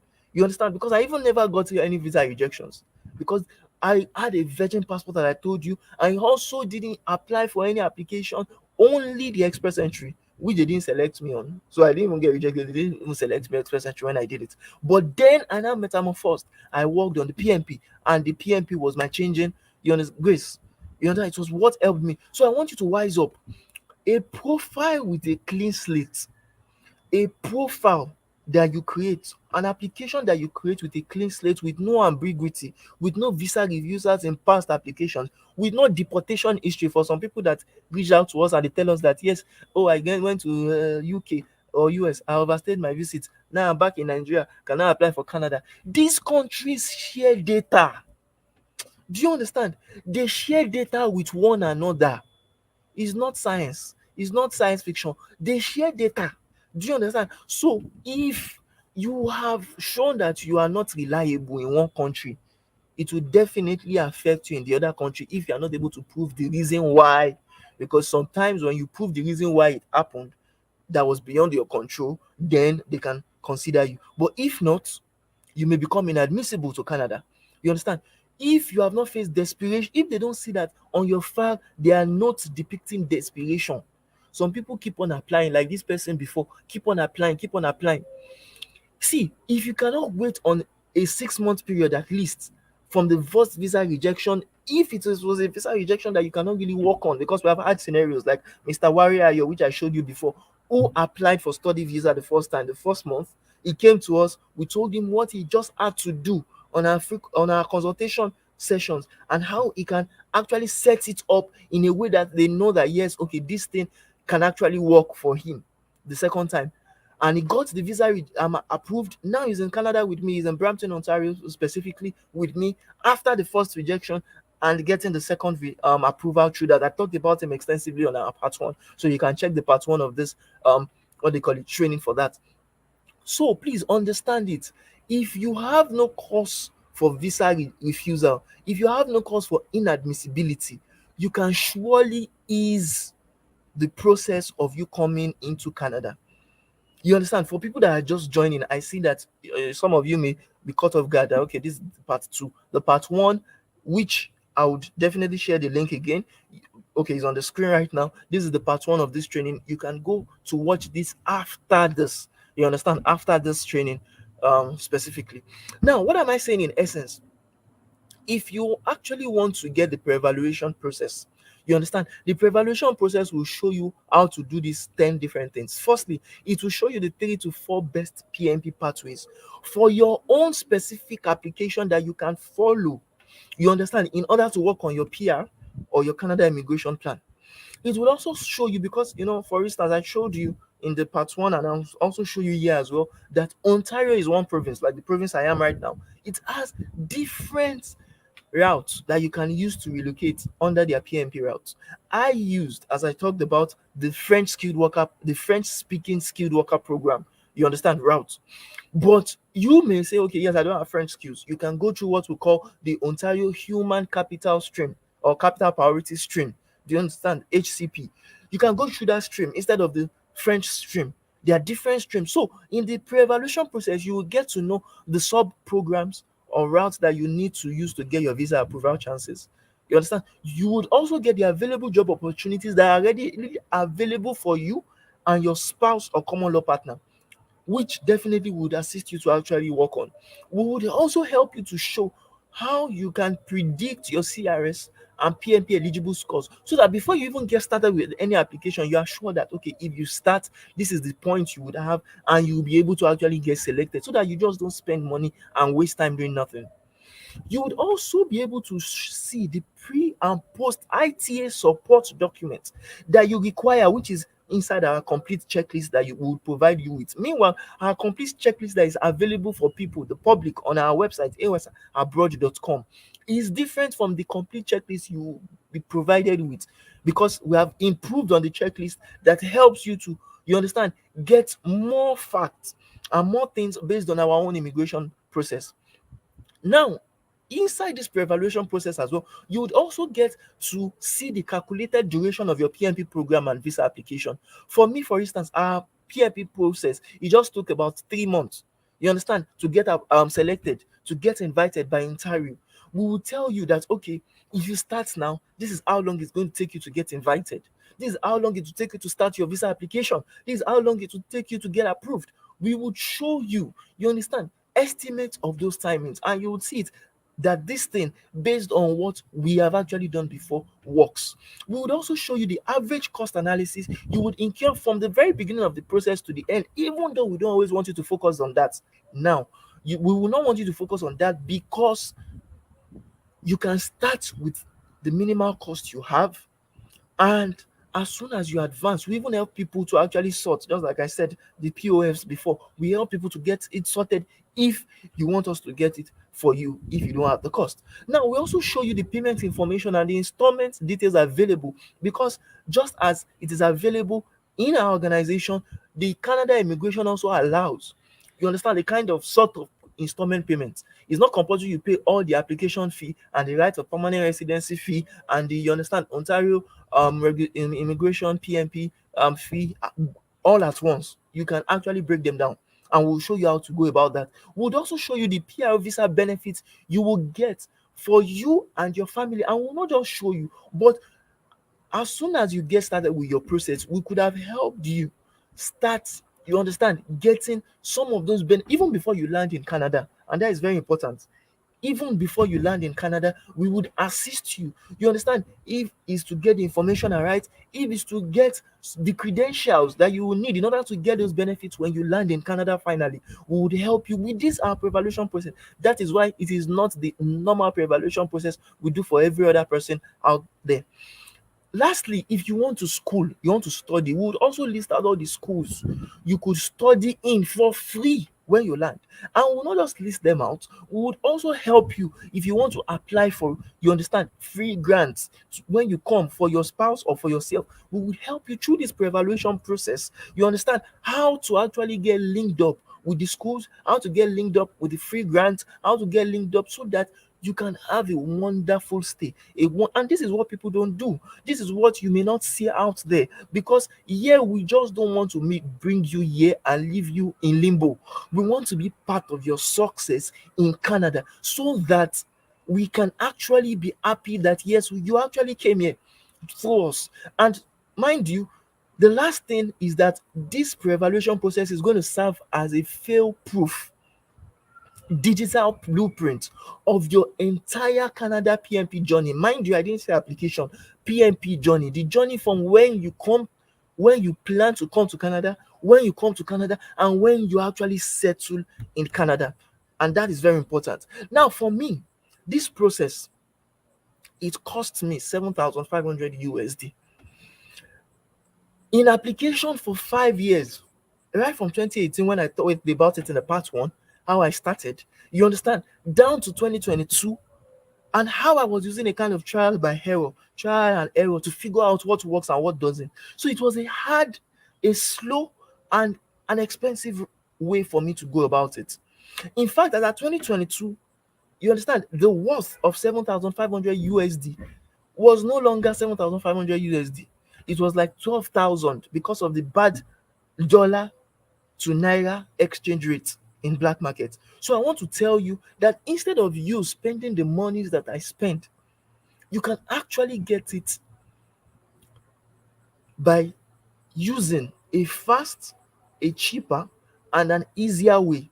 I don't want you to spend 5 years trying to come in. And that is what people do most likely when they come in through other pathways. Because if you come in through the student visa, especially when you come in through bachelors, you may have to spend 5 years before you get that PR. In fact, I told you I met one Nigerian who was actually working in Walmart, and she has been here under temporary residence route for over 4 years. Do you understand? Why? Because she got stuck. She got employer specific work permit, and the employer is not readily available to help her to get the PR. Do you understand? So I want you to avoid that. Don't just be here and be at the beck and call. Be at You don't have any leverage above any other what any other Canadian employer. It doesn't work. So I want you to avoid you spending 5 years of trial and error. Avoid you spending 7,500 USD. Do you understand? And get it if faster, cheaper, and easier. Now the value of this first course, the value of this first support system that we have for you, and that's why we call it system. It's not just a course, it's not just like an online course, it's not just like a book, it's not just like anything. It's a support system. We have various support systems available. We help you through the process. We don't just leave you in limbo. Do you understand the value of this? You understand? It's just at a fraction of our investment of time, because it takes at least 3 to 6 months before this thing materializes. You understand? So it is just at a fraction of the time cost, a fraction of the money cost. You understand? And it will actually incur, you would actually elsewhere, if you had to get this $899 to actually get this elsewhere. Now, here is what you get: the 899 value worth of immigration pre-evaluation process. But this is just the first, it doesn't end there.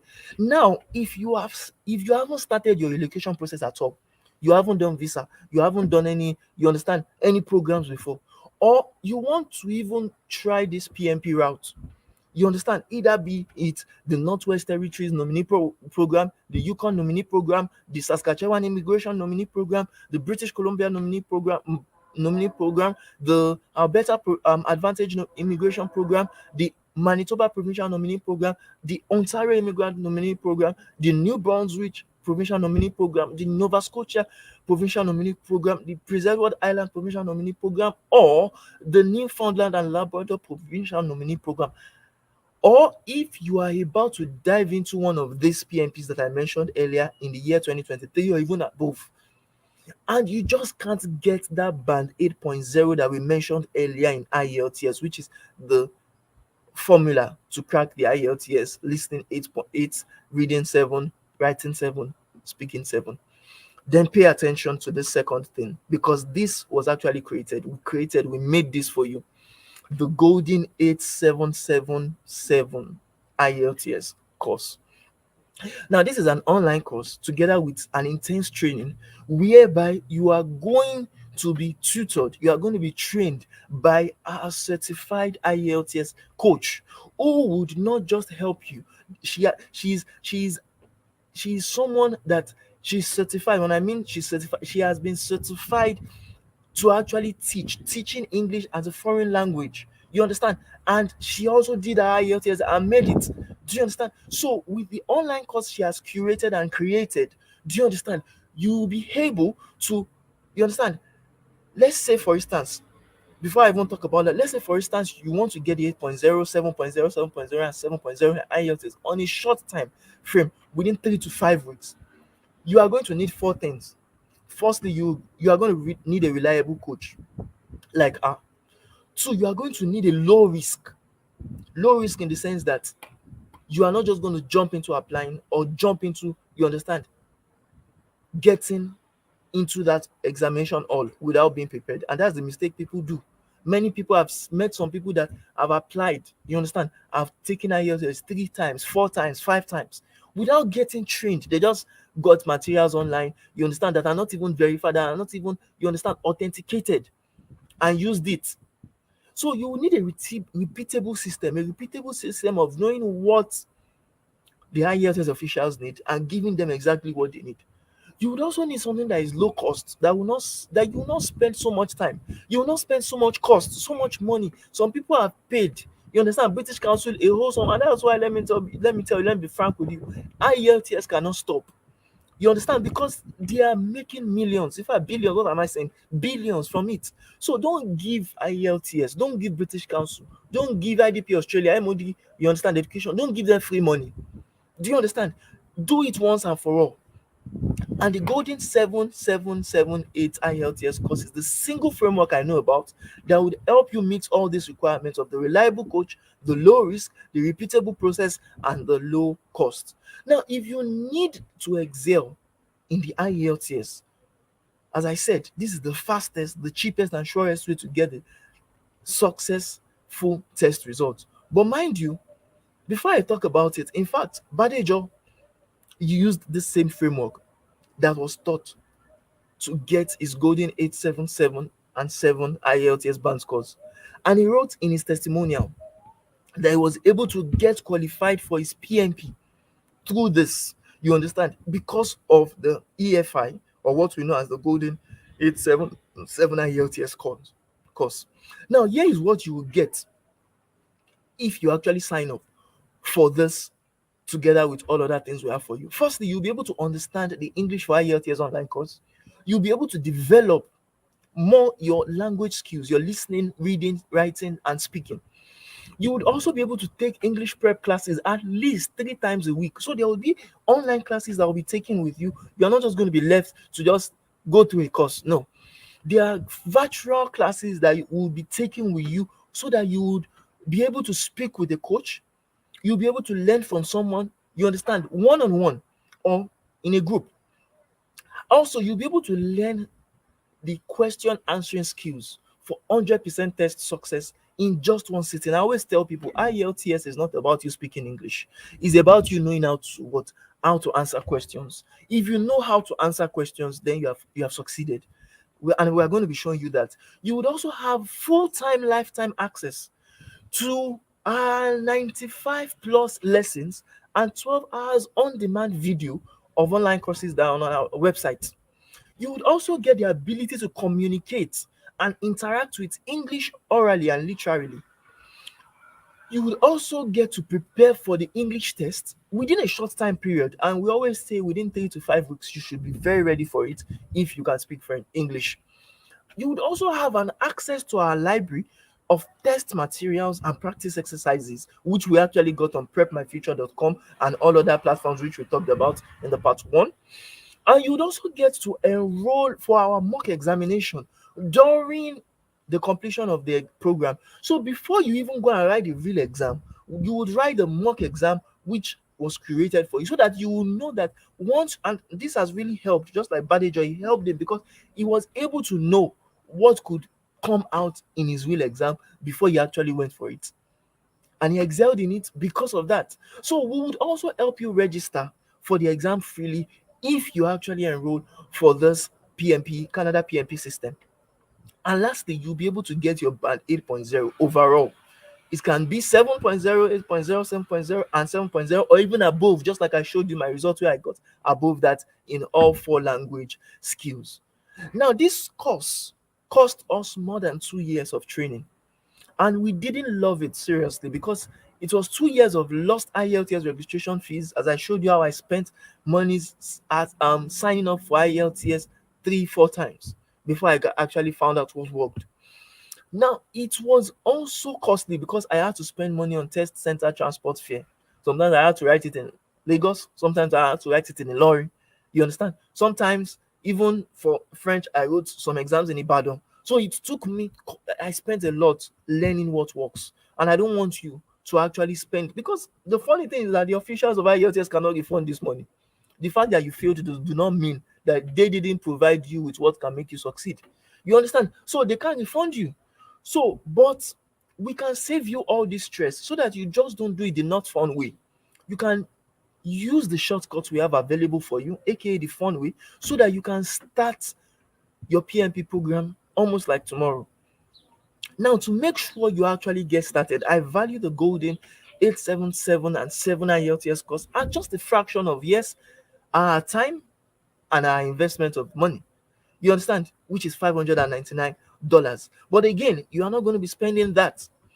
Now, here is what you get. We have talked about the immigration pre-evaluation process, and we have talked about the English for IELTS or the golden 8777 online course, which has the total value of 1,498.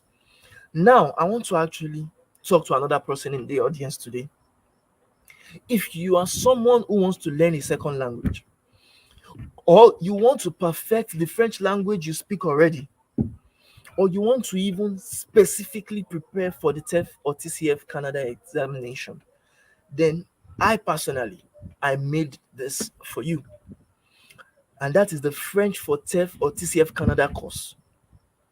Now, this test d'évaluation de français course, le cours, would help you to do quite a lot of things. Firstly, it would help you learn French. It would help you prepare for TEF Canada or TCF Canada simultaneously. It will help you know the TEF marking guide. You understand? It will help you know the e-learning tools, online learning tools you could use to prepare and excel in TEF Canada examination, even if you are too old, even if you hate French.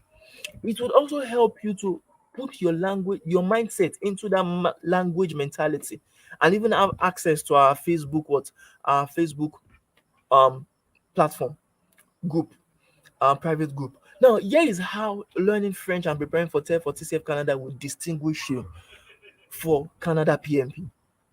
It will give you more options, basically, because the options English speakers have is different from the options French speakers have. You understand? You have more options. That's just the truth. I was selected by Ontario by the virtue of my French. I was also selected by Quebec by the virtue of not only my French but my tech skill. And this can actually work for you too if you have that French skill. Do you understand? I got, as I said, my nomination through French speaking skilled worker stream under the Ontario Immigrant Nominee Program. It also helped me get access to better job and a better income. 35% of people that speak French in Canada, no, what am I even saying? Sorry. 35% of population of Canadians already know French and they earn more than people that just know English, or people that know India or Hindu rather, or people that know, because there are a lot of Indians here, or people that know, you understand, Punjabi and all other languages. And lastly, people don't know this last opportunity or benefit. You get to decide which language you want to communicate with. Some people would always ask me that, okay, even though I learn French now, sometimes I may be scared. I may not know what to say. I may not know how to say it. What if I come to Canada and they say I must speak French because I put it in my application? The answer to that is they can never mandate you to speak any language you don't want to speak at a particular point in time. Some people will say, okay, once I'm landing and I get into the airport, hope they will not ask me to speak French to validate. No, they won't. I was there. I experienced it. They never asked me to speak what I was not willing to speak. You understand? They never asked me to show my proof of French apart from the one that I put in my application. So you don't need to stress yourself so much on things that doesn't matter. Now, for many of you, this French skill and test results can cut your visa wait time in half. And it did for me. Instead of waiting 150 days or even more to actually get my visa approved, I just waited 90 days to actually, and that's 3 months, to actually get from creating my profile in the Express Entry. You understand? My profile for what? For Ontario. You understand? And getting that interest letter from Ontario to actually move to Canada through that, you understand, pathway, the PMP pathway. Now, here is what you would get if you finally want to enroll for the French for TEF Canada course. And this is what it will show you how to do. It will show you firstly how to start up learning French from scratch. If you are complete, if you are a complete French beginner, or even if you don't even like French at all, even though you hate French. Two, it will help you set up your life using the French culture, even if you are an introvert. It will help you learn the French sounds and speak like a French speaker. It will help you form French words and conjugate verbs, even if you are not a language learning genius, which I am not as well, or even if you don't have much time to learn. It would also help you to tell the gender of French nouns and adjectives and how to be spontaneous in your speech to show your eloquence and more. And it will help you construct sentences and rules guiding it, and how to use sentences to form paragraphs and speeches, even if you think you are too old to learn French. And lastly, it will help you to give details from French designs, French sketches, French graphs, French drawings, charts, and pictures, which you would most likely see in, you understand, Canada when you come. And even if you have not even taken DELF or you have not taken TEF Canada before. Now, learning how what I have for you today, it took me 4 years of intense training to actually figure out how it works. And this is what exactly, literally, I'm going to help you achieve. You understand? Once you actually sign up, do you understand? So that you can become a permanent resident in Canada through the PNP route. All right. Now, someone said, I am interested in the TEF for Canada training. Oh, thank you very much. I want to go in. I said at the backyard. You understand? I want to go in because I see the laptop is kind of low right now. So, to answer the question that you are interested, I have basic knowledge of French. This is a very good one. Basic knowledge in French language. Yes, you can. And I'm glad that you are interested in it. In the Canada PNP system, which we are talking about today, we are going to show you how exactly you can actually make that work for you. We will show you how exactly you can actually learn French simultaneously while preparing for TEF Canada. Don't worry, once we are done with this, we would show you how you can actually register, you understand, to actually start the training with us. And we have lots of people who have actually used this system and gotten, you understand, results from it. So instead of spending 4 years like I spent from 2018 down to 2023, we can actually cut that time you are going to spend, you understand, barely into months, so that you don't spend so much time as I spent to crack up how this works.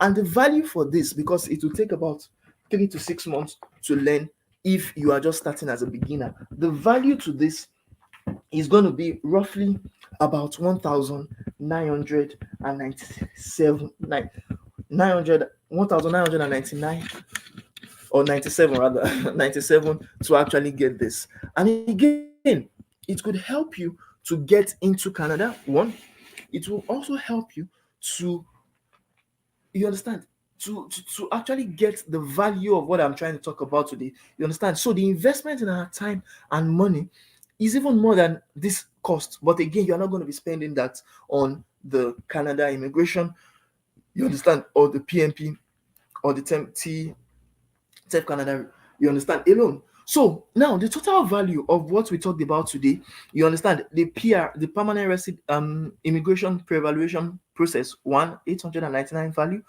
dollars value. Now the other one is the English for IELTS, which is the Golden 877 and 7 online course for the value of 599 US dollars value. Likewise, we also have now the TEF Canada added to it, which is worth $1,997 value. Now, the total value for that is $3,495. But it doesn't end there. I want to also ask you, now let's say you are just here, just like, okay, Joy said she is here for the TEF French for TEF Canada training. Some of you may just be here for the PNP application training. You understand? If you are here for the PNP application system, and if maybe for instance you already have your IELTS, you already have your what they call it, your ECA done, you already have your TEF or TCF Canada results sorted already, then I have a very good news for you. I made this particularly specifically for you, the Canada PNP processing playbook. Now, there's a reason why I call it playbook, because in the playbook you will see quite a lot of things, but you would also have access to a lot of things. You would also have, a kind of VIP, what they call it, VIP treatment from some people that are even beyond me in Canada, working with you, making sure you actually get your value, you get what you actually want as fast as possible. Now, here is why it is awesome. One, you don't need to focus on the PNP process yourself. There are people that would get it done for you. Do you understand? With this Canada PNP system. Two, you don't need to bother about keeping track of the latest PNP draws in all the 10 provinces and 3 territories in Canada. They would actually help you do that.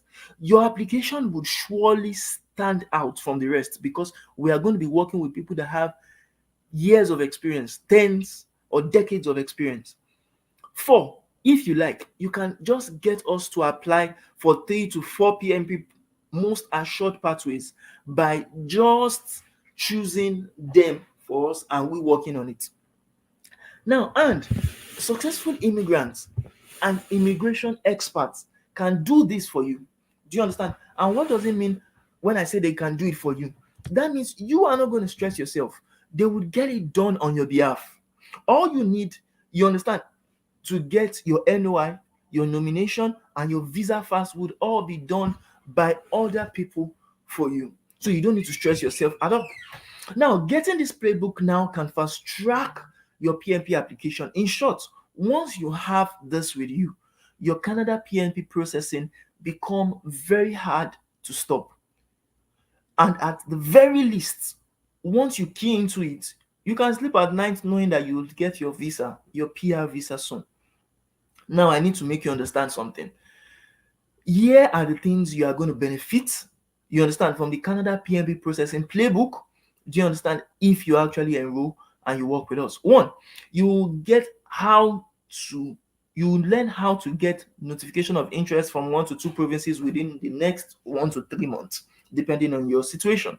Two, you would also learn how to submit the first PNP and subsequent IRCC federal application as well. Because even though they would assist you in doing this, you would also be trained simultaneously on how it is being done. Do you understand? If you want, because some people always want that, okay, let me know what you are doing, let me see. And we always advise it. Don't just give someone, some people make the mistake, especially in Nigeria, of giving travel agents their applications and letting that person do it alone.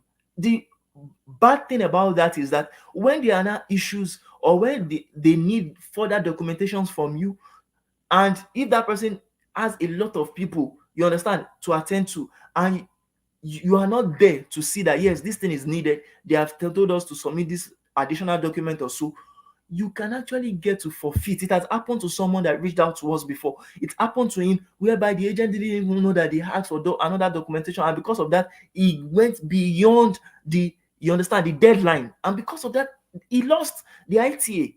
So we don't want you to suffer that kind of predicament.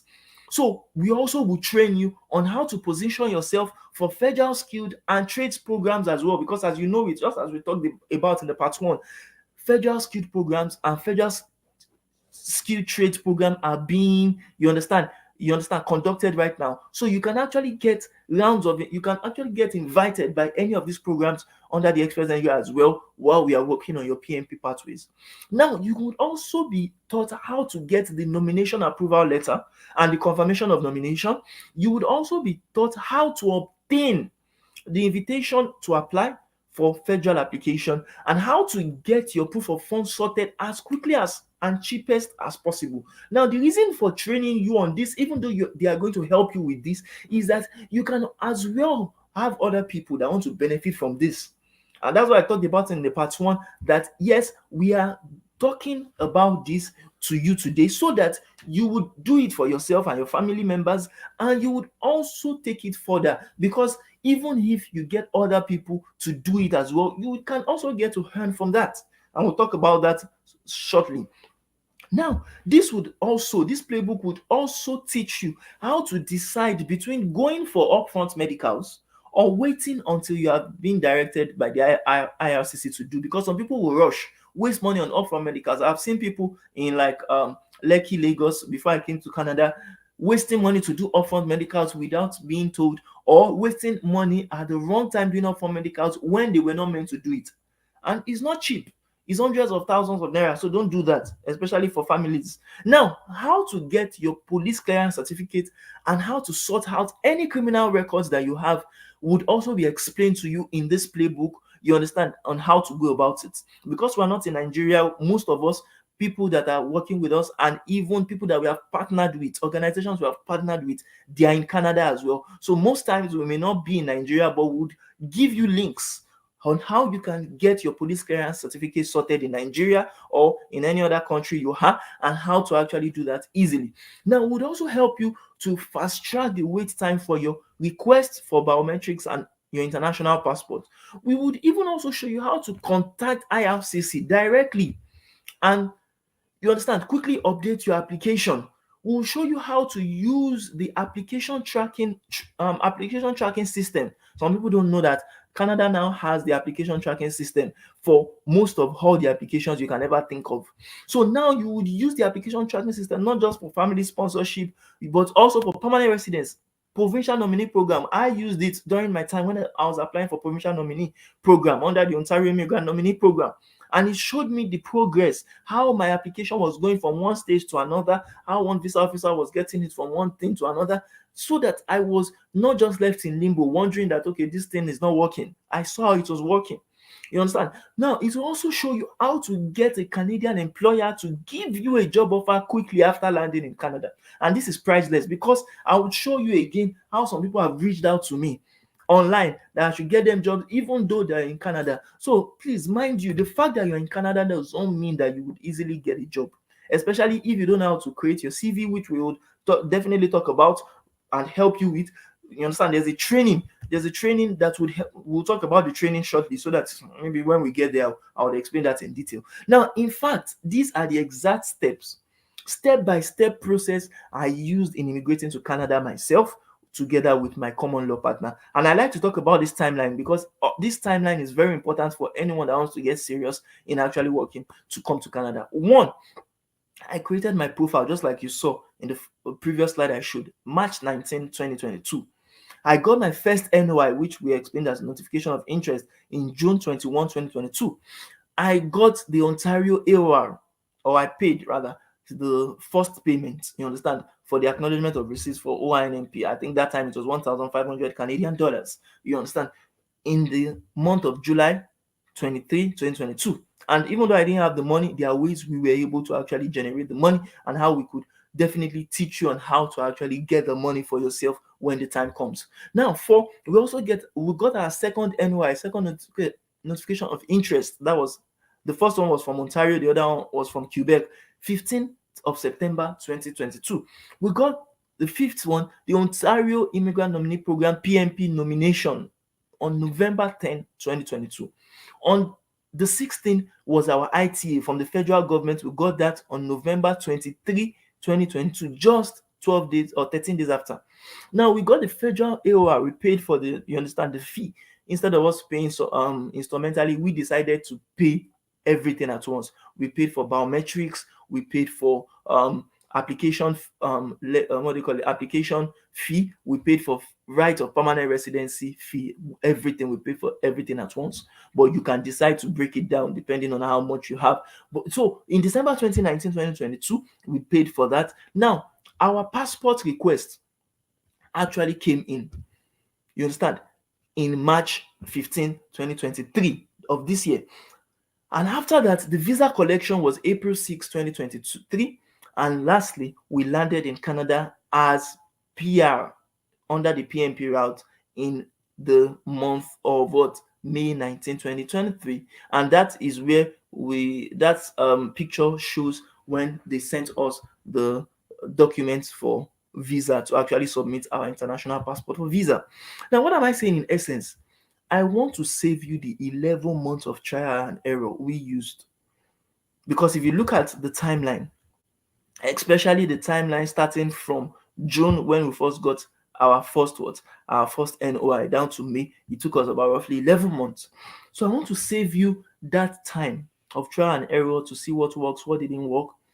And the 7,500 USD then, which is now about 12,000 USD in terms of Nigerian exchange rates, because it was Naira we were using to pay. It took me and my common law partner to learn this. And I do always say, I want to give you a kind of legit winning visa lotto number. You understand? Legit visa lotto numbers, even though, quote and unquote, I must state that I've seen some funny things online where they will show that the government of Canada has a Canada visa lottery applying now. It is fake. Please know that it is fake. There's nothing like visa lottery. It's not like US. They don't give it. But I can give you a sure lotto number. You understand? That can assist you one way or the other. Do you understand? So that you can cash in money that are legit from the government of Canada. You can cash in visa from the government of Canada not only by myself, I can't do it alone. And that brings me to the next step. If you could literally ignore everything else I taught you today and yesterday and use this that I want to talk about, do you understand, to work on your PNP application to migrate to Canada, it will be worth it, because you will never have to worry about any limiting temporary residence pathway again. I never worried about study permits. I never did any study permit application. I never did any work permit application. I never did any visitor visa application. Why? Because I didn't need it. One, and because I didn't have the monies that they were asking for, you understand, tuition, for all those things. It was shitty. But that was how I was able to come in through permanent residence PNP. And I want to tell you that yes, Canada PNP system, the PNP processing system that I've been talking about today. If you have been wondering, who the hell have I been talking about? The PNP experts that I said that are going to actually help you, because I'm just a successful Canada immigrant. I don't consider myself. I am not an immigration lawyer, but we have immigration lawyers who have partnered with an immigration lawyer we have partnered with. We also partnered with a licensed representative. That means a regulated Canadian immigration consultant who is also part of our partners that would assist you in actually getting this sorted. We have also partnered with a top consultant, a top business development consulting firm that would definitely help you, because they have access to those job or Canadian employers that would help you to actually, or that would give you that job offer that you want once you land into Canada easily. Now, disclaimer, I always like to talk about this disclaimer anytime I'm giving a webinar. Just like I stated while I was talking, and as I showed you, you understand, we are not a consultant. A.O.S abroad is not a consultant, but we partnered with consultants. We are not a lawyer. I'm not a lawyer myself, but I partnered with an immigration lawyer in Canada. You understand? I don't even consider myself as a travel agent. You understand? And that is why we self-identify. If you know Canada, they are always very, very, you understand, strict when it comes about identification. And that's why I'm stating it here that we self-identify as a language school. As you saw in our registration, we registered under the government of Canada as a language school. And what I'm trying to tell you now and in this place now is that we're a language school, and the Canadian industry states clearly that these kind of organizations can provide courses which we have been talking about, that we will provide you with in language instructions. And likewise, we can help you, we can provide you with career and educational opportunities, trainings, intensive training courses for career and educational opportunities. And that is why on our website we state that we are an all-in-one language relocation and career development firm. Do you understand that? Now, all what we have been saying since, the Canada PNP processing playbook, it is a life-changing opportunity for you, and I valued it at just one out of 1,000 of our combined investment, the combined investment of ourselves, the combined investment of the licensed immigration consultant I talked about, the combined access that you get from the immigration lawyer that we work with, and the business development consulting firm we talked about. You would get all this. You understand the value of 5,999, 997. You understand?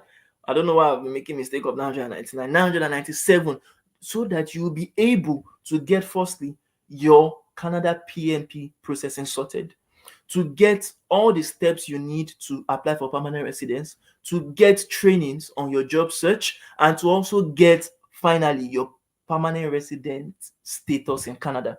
Now, here are what I talked about that you will get. Firstly, you will get the immigration pre-evaluation process. You understand, which is valued for $899. Do you understand? US dollars. Now, also, I stated that you would get the English for IELTS, EFI, or what we know the alias, the Golden 877 and 7 online course. You understand, for 599 USD. Likewise, I talked about you getting our French for Deaf Canada online training course for $1,997 value. And I talked about just now how you would get the Canada PNP processing playbook for 5,997 worth. And the total value for that is $9,492. But again, that is not the amount you'll be spending. Now, remember when I said in the part one that a man with an experience is never at the mercy of a man with an opinion. And this quote, I enjoy it because it's by L.H. Hardwick, one of the persons I respect so dearly.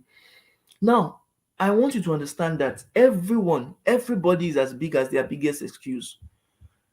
If you have the excuse that yes, you can't make things work, you are right. And there is nothing, absolutely nothing I can do to help you if you have any of these limiting beliefs about the possibility of your immigration.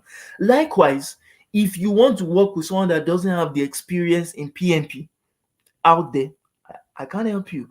But if you want to work with me that have experienced, I have first-hand experience about how this works, then I have to tell you, we cross the oceans, you understand, leaving Africa and landing in Brampton, Canada, using this same roadmap I just outlined for you, the Canada PNP system. And the reason I know that this looks like what I've been saying is because I have lived it and I am currently enjoying it. This is the place I am actually talking from right now, 76 Vesna Crescent, Brampton, Ontario. You understand? Just like you saw on our website and likewise on our, you understand, registered business document. This is where we are doing business. And I am showing you this so that you know where I am currently. I was downstairs and I came upstairs and showed you all around where I am now. And I'm telling you this so that you know that the books that you have access to, that you would have access to after this training, the courses you have access to, the trainings you have access to, and the support you have access to are the living documentations of my journey right from Lagos, Nigeria. See that country, man. Right from Lagos, Nigeria, through the airport that we went through into Ontario, Canada. Look at the transformation. Look at where we were and where we are now. So if you want to also move and you want to also achieve what I've been able and my common law partner have been able to achieve, you have to note this, that we were stuck for 4 years struggling, you understand, in Nigeria, especially precisely in Ilorin, Kwara State, Nigeria, before I relocated to Lagos firstly, you understand, after my business literally crashed. The issue that I faced in Nigeria was unsurmountable, was something that I felt that meant I just had to leave the country for, because I was struggling financially. I was struggling to make ends meet. I was struggling even with my health. Do you understand? And someone actually asked me a question that was quite defining. A friend in Ilorin asked me when I was complaining to her bitterly about how my business was not working, how I got frustrated by, you understand, the corruption in the country. She asked me a question that, are you scared of starting all over again elsewhere?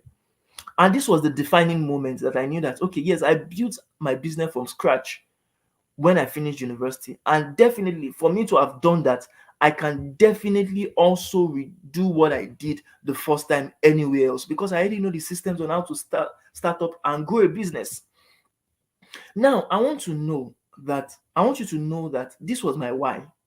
You understand? Because it was so glaring that if I stayed back in Ilorin, Kwara State, Nigeria, only God knows what the corrupt Emirates men could have done.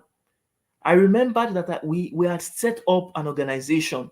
I was, as I told you, the director of my business. I was the CEO. I had a registered business. I had started business. A.O.S Academy was our name then. You understand? We had a structure. We had a building we started with. Do you understand? We had a billboard we invested in. We had we go to, you understand, radio station to advertise our things. But when we started seeing the successes and we started celebrating our achievements, the problems came, corruption came, greedy people came. Do you understand? To always want to benefit from what they didn't plant. You understand? We had a lot of, you understand, ministries coming to say yes, we had to pay one tax, one levy, one. You understand? And we saw that our counterparts who were Ilorin Emirates people, you understand, who were indigens of Ilorin, because I came from Lagos.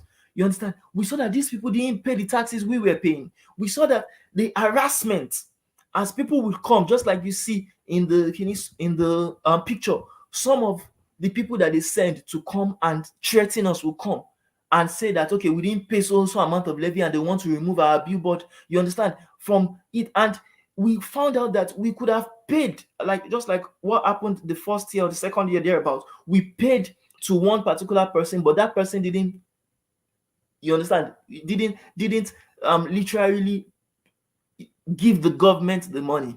You understand? We went to their offices and we found out that even in the office, there are more corruption than even outside where we paid, because that in the office, you understand, Kwara State Signatory Agency, one of the offices I'm talking about, we had to pay the boss, we had to pay, you understand, the secretary, we had to pay different series of people on just one billboard. So we found out that the money we were making from just one publicity, we were paying more than that money. You understand? Due to corruption, due to nepotism and favoritism. You understand? And because of that, we didn't see the success again. It started to diminish. And as a result of that, I knew that I just had to leave that country and I had to leave that state. I had to move. And I didn't just want to just leave a state and just say, okay, I'll go and start up elsewhere, because I knew Nigeria was the problem. I just had to leave Nigeria. So if you are like me and you didn't get anything from this, you understand, presentation, and you just got something which is clarity. Like, if you ignored, let me just state it as I wrote it, if you ignored everything else we said today and you just got clarity on what you should be doing next, then I think I'm fulfilled. You understand? If you got clarity on the importance of migrating from your home country, you understand, to where I am currently residing now, Canada, I think all what we have been saying from yesterday till today is really worth it. So if you got clarity on the entire value of what I'm talking about, then I need to tell you that all the stuff that we have been telling you you would get, the Canada PNP training, the immigration pre-evaluation process, the French for TEF Canada online course, the Golden 877 and 7 online course, and the Canada PNP processing playbook, all of them are worth a total value of 9,492. But again, you are not going to be actually paying or investing in that. But before I tell you what you are going to be investing in, I want to compare between some things, and you need to really listen to understand what I'm trying to say. These systems I'm trying to explain to you are more valuable than the services that would normally sell for 15,000, 25,000, and even 40,000 from lawyers and regulated Canada immigration consultants, RCICs. Do you understand? Who have some of them have never gone through the experiences, because some of them are Canadians themselves. Some of them, you understand, they have never gone through the experiences, the hurdles that I talked about in trying to learn French, in trying to prepare for IELTS. There are many RCRCs that are not even French speakers, and truthfully, they don't need it to become RCICs. Some don't need it to become lawyers. But the reason why I'm telling you all this is that I spoke to lawyers, I spoke to people that I met here, and they said if they are to combine all these services, all these courses, all these trainings, and all these support systems that I am collating in this, you understand, training, in this webinar, they said it's going to be 15,000. They will charge 25,000, 40,000 for this. Dollars now, not naira. But again, you are not going to be paying that, because these systems that I'm talking about is worth more than even the price. Now, notice as well that these systems would also give you easier access to much more cheaper proof of funds if you need them, because I need to say it, than the regular POFs that requires, you understand, approximately 13,000 based on the Canadian immigration website. 13,000 Canadian dollars to 36,000 Canadian dollars, which is roughly 10 million naira right now, to 27 million naira to actually get to move to Canada. You understand? You have to have those proof of funds legally in your bank account, but many people don't have it, and there are ways we can assist you legally as well to actually get those proof of funds without you spending too much money on your money. And I talked about that in one of my trainings with people that are enrolled, that we use what we know as OPM, other people's money, to sort that out. So instead of you paying all this, it's going to be worth it for you to pay for this Canada PNP and to enroll for this Canada PNP training instead of it. Now, apart from that, this would also give you hilariously more value than the price of a 2 year or a 4 year diploma or degree course that you could have originally spent as an international student in Canada. Because, as I talked about, if you come to study in Canada as an international student, you will pay 3 times, 4 times, in fact, up to 6 times more than what the Canadian citizens and the permanent residents would normally pay for the same degree. You are not having a better degree than them. You will get the same degree, the same certificate they too will get, but you will just pay more than what they are actually paying for. And why pay for it itself when you can get it freely if you come as a permanent resident? Now, still, the value of this offer that I'm talking about today, it exceeds that you can get from any so-called travel agent out there, because travel agents will just work on your visa. Perhaps they will not teach you IELTS, they will not teach you TEF Canada, they will not even train you on how to get job offers, they will not help you to succeed in Canada. And we are going to do that for you, from which you have seen. You understand? This has helped me not only move to Canada, it has not only helped my partner, but it has also helped me set up my business, just as I showed you, which have made me consecutively, concurrently, on a monthly basis, at least 3 million naira, which is like 4,500 Canadian dollars on a monthly basis ever since I've landed in Canada. So if you want to actually have access to that, and please note as well, the minimum wage in Canada is roughly like 3,000 Canadian dollars, which is roughly like 2.5 million. So even with that, this investment will be worth it, because in hard costs, I spent just 6.7 million naira when I did mine, as I told you, which was roughly 7,500 Canadian dollars. You understand? As I then to figure out what actually works. But I have made, as I've showed you, if you have calculated since May that we landed up until this period, we have made more than what we actually invested in it. And if you were to pay me and other experts, like the immigration lawyer we talked about, the regulated licensed Canadian immigration consultant we talked about, and the business development consulting firm, if you are to pay all of us separately, you understand, to teach you and work with you on a one-on-one basis based on your specific immigration case, I was made to know that it would have cost in excess of 75,000 Canadian dollars to actually get all this. So the worth of this is massive, but you are not going to be spending that. So if I was to price this as what it is truly worth, I wouldn't have had any issue asking you to invest the real value of roughly 10,000 Canadian dollars for this particular Canada PNP system. But again, you are not going to spend on this. But before I again talk about what you spend, I want to actually state something. Before I tell you the price, let me ask you a question. How much is your perfect Canada immigration worth to you? How much is your better job career, better job prospects, getting higher incomes, just like I told you before? How much is it worth to you? Hmm? Hold on that number, or the answers in your head. Is actually getting security of your lives and properties, is it worth it? In Nigeria currently, we are facing a lot of issues, a lot of problems, and many people are frustrated because some people feel they are above the law. Some people do things and they don't care about the law. But here, no one is above the law. Do you understand? No one is above the law. In fact, here I've been traveling. I traveled to Benin Republic. I was in Nigeria, and sometimes when I see the police, without even doing anything, I'm scared because I know they can just grab me and say I did something or want to extort me. But here you see the police, and when I went to the Canada Day celebration, I was so glad because the police were so welcoming, so helpful.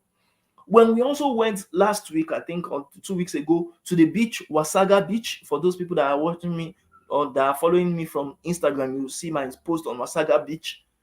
We saw the police and they courteously gave us audience. You understand? They helped us to carry our luggages. How many police would do all those? You understand? For you in other countries. So, if how much is this worth to you? Is it worth your universal health care, as I talked about in part one of this training, where we got into a pharmacy and we did a test? What, you understand, X-ray, like any kind of X-ray, what, thousands of naira in Nigeria for free in Canada? Is it worth your child care, your free child care, instead of you paying for daycare, what you could have got cheaply or even for free here? Unemployment insurance, if you are unemployed here, the government will still pay you if, and if, I must tell you, you are a Canadian citizen or you are a permanent resident, because they won't even care for you if you are an international student or a visitor or a temporary worker.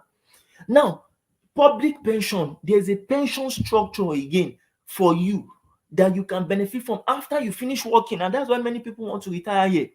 Disability benefit, if you are disabled, the government has some certain amount, some certain social benefits they would give you.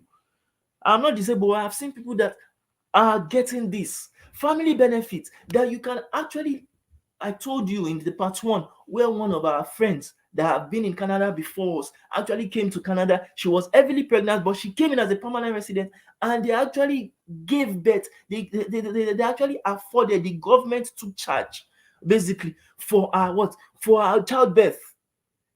In Nigeria, if they see that, okay, you are wealthy like this, they'll just say you have to do COS, even though your wife doesn't need COS. And the money they would collect for doing the surgery to actually bring out the baby, they would not want to say, okay, they will bring out the baby first. During COVID-19 pandemic, I knew of people, you understand, where they took their wife to the hospital to actually give birth, but because of the rubbish or the corruption of, you understand, the new naira notes as at then, as it affected them, we saw some people whereby the wife had to give up the ghost, the child had to die because they didn't have the new naira note. It was the old naira note, and the doctors that were to do the COS were not willing to collect the old naira note. Imagine. See this, the moral decadence. See the corruption, the nepotism, and everything the Nigerian government has put us through. You understand? So if you want free education, is getting the permanent Canada immigration package worth your free education in Canada? Parental leaves, where your parents can actually take leaves and come visit you in Canada freely without actually paying it there. Is it worth that to you? Please answer that question affirmatively. Put it on the comment section. Let me know that you're actually here and listening and understanding what I'm saying. So what I'm saying in essence is this: without a doubt, if you got proof, with no doubt, that you can access all what I talked about today, and you can even get more, wouldn't it be worth it at least that much? Do you understand? Because with the PNP system, I told you I got 600 CRS points and exceeded even the draw cutoffs that time, which was about 500. I exceeded it. You understand? People that we worked with too, like Shaya too, he also, as at the time he did is, he also exceeded what was required of him. Do you understand? So that's what I'm trying to tell you, that this system works. And definitely it is worth it at any price we put it. But again, we are not putting it at a price of the real value, which is 10,000, even though it is going to be a good bargain. But before I talk about how much it's going to go for, I want you to consider something. As I talked about Nigeria, I saw the statistics online and I was very, very happy about the statistics. They said from 2017 to 2022, 57,000 nurses left Nigeria. 2015 to 2022, 128,770 students left for the UK. 2015 to 2021, they said 28,358 got Canada permanent residence. 2015 to August 2022, they said 6,068 doctors left Nigeria. Nigerian students contributed 1.9 billion, not million, no, billion pounds to the UK government yearly. Now, what do you feel? They said 2022 to 2021, 1.8 million 226,771 passports were issued in Nigeria. What do you think they are using those passports to do? To jackpot. Do you understand? The inflation rate in Nigeria, it increased 9% and 22.41% within May 2018 to what? To June 2023 in Nigeria, a country that doesn't even support the increment of what? Of minimum wage. And how do you expect people to survive in that kind of atmosphere? How do you expect people to survive? Now, even the new government now is before after the Buhari election, the Buhari problem that was tackling corruption. The problem that they were facing, the subsidy removal at that time when Buhari wanted to remove it, is what the present government of Tinubu have removed now. And see what happened. Do you understand? See our queues. You understand? Apart from the fact that they removed subsidy, there's even now a scarcity. I don't even know if it has improved now. But what I'm trying to say in essence is for you to understand it. If all this was to allow you to relocate quickly and cheaply like it did for me, if it was to allow you to shift from, you understand, a less paying industry to a high paying job or business like it did for me, if it was to save you from the witnessing the present hardship in Nigeria or in your own country like it did for me, would this package be worth it? Would this Canada PNP system be worth it? If it was to change, like see the Naira for instance, the Naira is devaluing every now and then. The amount it took me to actually relocate yesterday, and when I mean yesterday, you understand, early this year, now you can't use that same amount to relocate now because you need to pay more due to the bad exchange rate of the black market. So I want you to understand it. Is it worth it for you to quickly relocate through the permanent residence pathway, the PNP pathway, right now?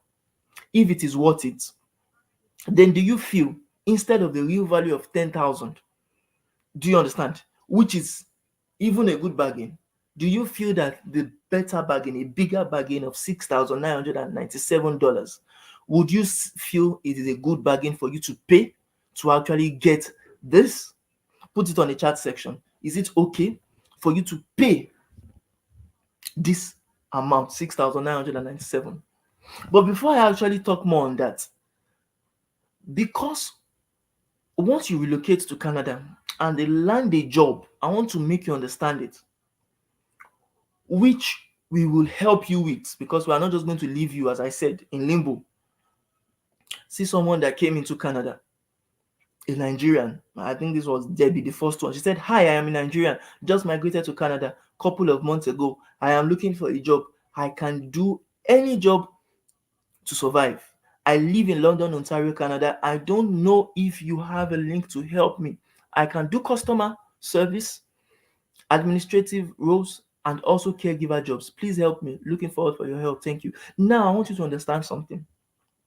That is why I do tell people, the fact that you come to Canada, some people, the influx of people are really affecting Canada. Now, I'm seeing a lot of people coming in as international students, coming in as visitors, but they don't tackle you understand, the elephant in the room, which is the problem of getting a job.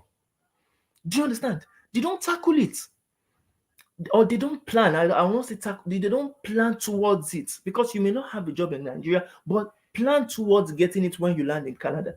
But Deborah didn't. She didn't plan it. Victor actually also didn't plan it. He said, "Good afternoon, sir. I am reaching out to you to few of my LinkedIn connections for assistance. I got admission into a UK university, have paid the initial tuition deposit and some fees. Presently, I'm at the visa stage and I need financial assistance for payment of the visa and IHS fee. I would really appreciate your assistance so as not to lose this opportunity. Thank you, sir. Who beg you? Please, let's be frank. Who beg her or him to actually get the UK admission? Why get the admission when you don't have the money or you don't have ways to get the money? Because as I said, you may not have all the complete money before you start, but have ways, have plans towards getting it. If, for instance, I give or we give this kind of person the money that she wants for tuition fee or IHS fee now to go, and the course is 3 years, am I still the one that will be paying for that after the first year? So what I'm trying to say is that you need to actually have a structure in place that would help you get a job, which would help you with if you work with us. It would also help you get a high paying job, not just any job, help you get access to government free education, would also help you get a better standard of living and quality of life for you and your family members, and would also help you pay for it. And this all these advantages would help you pay for what you are to pay us for right now. It will pay for itself literally. The system will pay for itself in few months of you landing here, or even few weeks, with even you getting much more income as well that you can actually use to do other things. So I always tell people, don't be like this set of immigrants, you understand, that started on their relocation process and did not get the right support on time, or did not, you understand, pay for the right support on time. Please avoid this. Now, I always want to talk about the best part. The best part is that you can only invest once in this and become a permanent resident for life. Do you understand? You only, it is different from temporary residence. Temporary residence, if you come in as an international student today to Canada, you will still have to be battling with the fact that yes, so okay, let me finish my studies. If I finish my studies, I get what they call it, graduates what the postgraduate work permit. After getting postgraduate work permit and applying for it successfully, which some people even get rejected of, I will still have to now bother about getting permanent residence later. Please, why focus on doing all those amount of stress for 2, 3, 4 different applications when you can just do one application, and that one application, after 3 years of staying here in Canada legally, you'll be able to apply for Canada citizenship. Why stress yourself? Eh? So which is why I feel the PR is the best international migration investment you can ever do in your life. If I had used my 6.5 million naira as at 2022, which was roughly 7,500 USD, in building my real estate investment or my business more in Nigeria, I bet you corruption, favoritism, and the bad economy there could have run it down faster than I invested in it. Why? Because as I showed you in this now, I said the land that I bought in 2018, you understand, at Ayeri as a local government, Kwara State, when I was serving, you understand, in 2017, I bought it, you understand, and paid it. I didn't pay for it at once. I paid for it subsequently. You understand? I bought this land, but it was repossessed by the people that I bought the land from. Why? Because of corruption, because of nepotism, because of favoritism. They first told me stories that okay, oh, the Bale of one community is fighting with an imam of one community on the land that is close to my own. Okay, how did that one affect me? Before you knew it, they were giving me stories that okay, my own land too, they have already impounded on it, they have done this, they have done that. Why? That's to show you that corruption is in the, even though I didn't have CFO and I planned to, I wasn't even able to get, do you understand? I wasn't able to get the deed of transfer because they were giving me stories upon stories that okay, the lawyer that was meant to draft it was not able to draft the deed. So. What I'm trying to say is, took I blame myself. I don't blame the government. I don't blame anything. But I'm trying to tell you that just as I made a mistake, it can happen to any other person. You understand? And sometimes you may not make a mistake, but you may be cheated upon. And I don't want that for you because in my business where I showed you that they came in with a lot of levies, a lot of taxes from the, you understand, government power starters. Even though I was working with, you understand, civil servants, they were duping me all in the name of ministries. So I want to tell you that anybody can fall prey of those kind of things. And instead of you working or being in a place that you fall prey of those things, best that you choose to invest in actually coming, relocating to Canada instead. So which one would you rather have? Would you rather have your 6,997 USD, which is roughly 6.5 million naira, or would you rather have your Canadian dream? Answer the question. You understand? Objectively. But now I want to tell you something, which is why this may be the best offer I have ever given at this price. I remember when I was to give this price and I spoke to my immigration lawyer, and he told me that if he was the one, the 6,997 was even already cheap. He wouldn't have reduced it to the amount that I'm reducing it now. So just to help more people get access to this thing, I'm not going to be charging the full amount of 10,000 US dollars only. I'm not also going to be charging $6,997 that I've put initially. Rather, I'm going to be charging the sum of $4,997 US dollars only for it. So if you want and you see it as something that you want, if you want the immigration pre-evaluation process, you want the French for TEP Canada application, you understand online training, you want the golden 8777 online course for French for IELTS, and if you want the Canada PNP processing playbook, you just need to pay 4,997 US dollars only. And if you want to pay, you can send your payment screenshots after you have made payment. Do you understand? To email at admin@aosacademy.com. On WhatsApp, you can chat us and send the screenshot on WhatsApp, or call or text our Canadian number for your Canada PNP package contract, which was created by our immigration lawyer, and the form that you would fill to actually get to start. Now, before I show you where you can actually pay into, I want to tell you something. I want to show you something as well. Because I want each and every of you here to migrate to Canada in the next 6 to 12 months. Period. That's just my goal for you. As permanent residents of Canada forever, and still get your Canada citizenship within 3 months. Now, good question. Mrs. Omolara asked the question, is this amount for a family or an individual? Very good question.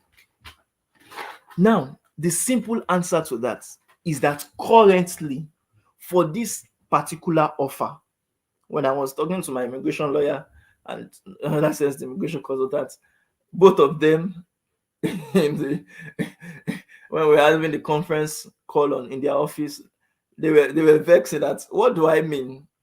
But I didn't focus on the money. I focused on the value we wanted to give. And that's why I told them that I wanted this to be not just for one person, but it should be for the totality of a family.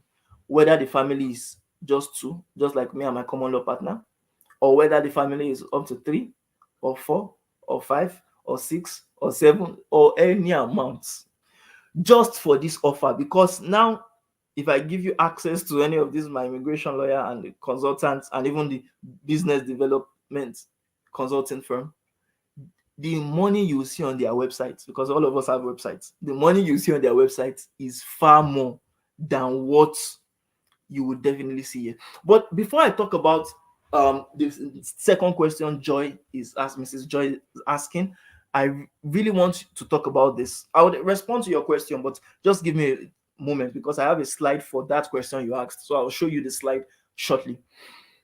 I want you to understand that I know how life-changing this system has been for me and my common law partner.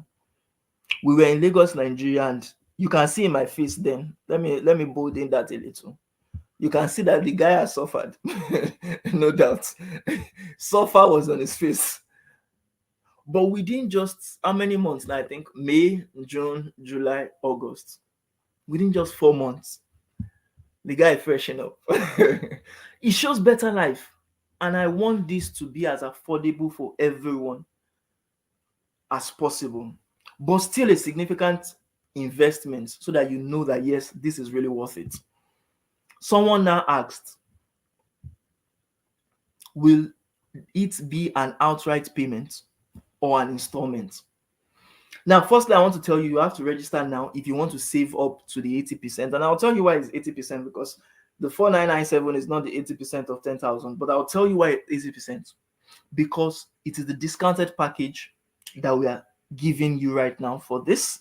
And if you want to actually make payments, you can make payments through this what do they call it now? Through these platforms. Either you go to bit.ly, bit.ly/AOS abroad PMP package, or you transfer to the Nigerian official GTB bank account 0561848883. If you go on that link, anyone that is international, any country whatsoever, on that link you can pay either through PayPal or through Stripe. But if you go on this particular one, the transfer into Nigerian account, if you are in Nigeria, you pay into this. Now, I want to tell you something before I answer that question, because I want to answer that question, but I'm looking for a way. I'm trying to look for the slide right now. Before I almost forgot, there is more. There is more to the package we are talking about today. And on top of the other things I've talked about, on top of all these things you are going to get, you are still going to get other things.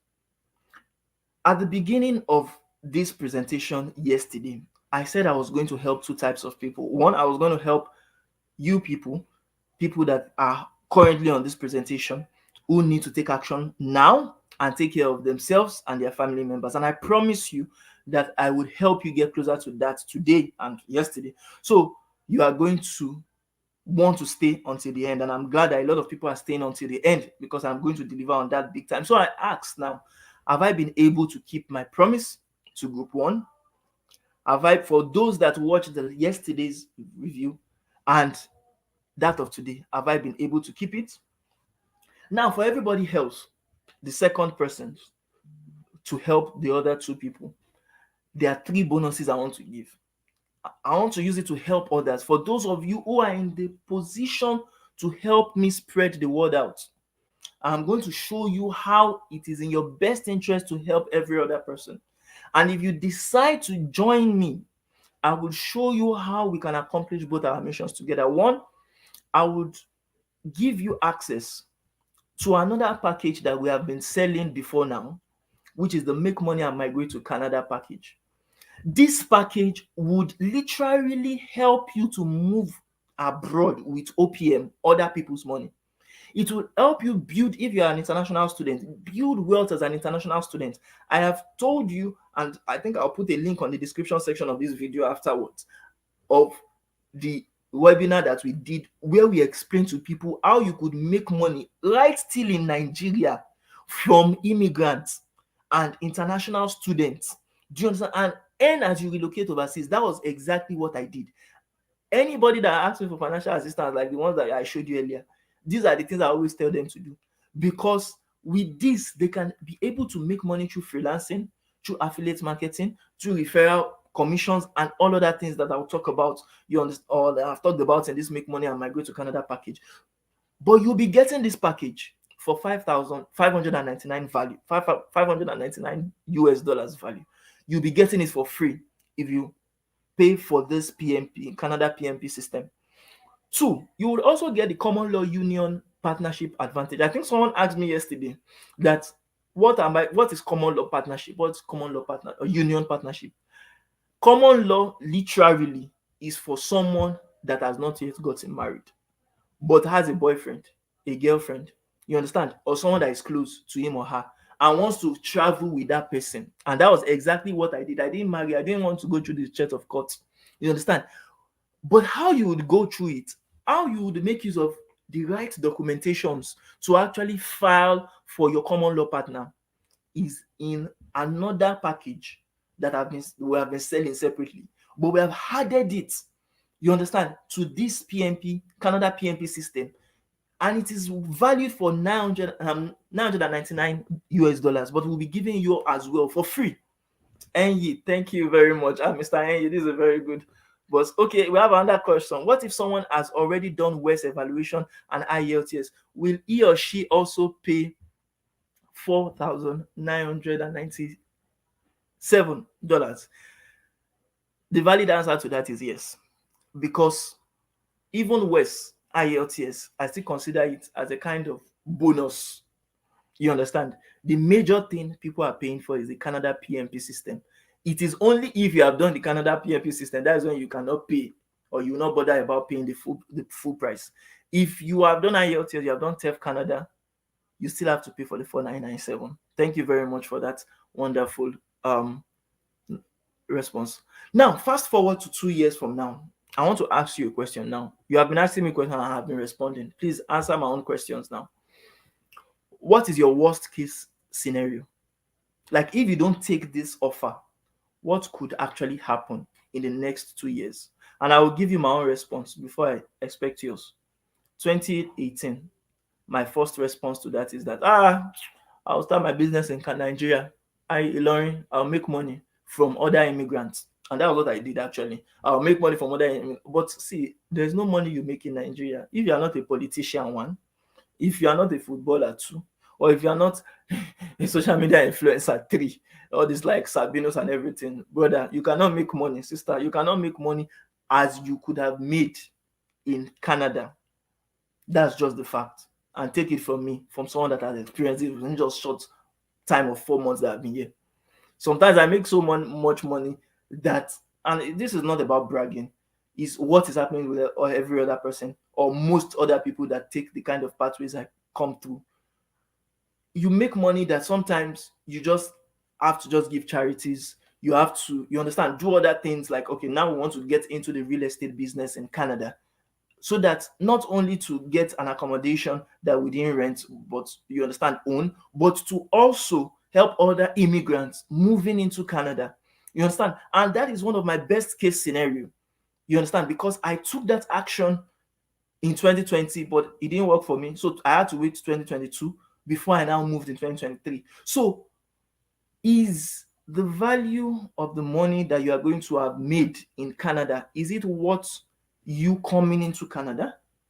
Is the value of you not getting the negative, or not being in the negative culture of Nigeria that doesn't help entrepreneurship, or that doesn't help you get good high paying jobs, or doesn't even help you safeguard your life and security? Because in Nigeria, anything can happen. They can just kidnap. Sometimes they will just use people for money ritual, do a lot of things. I've heard a lot of, you understand, things that are not nice to hear.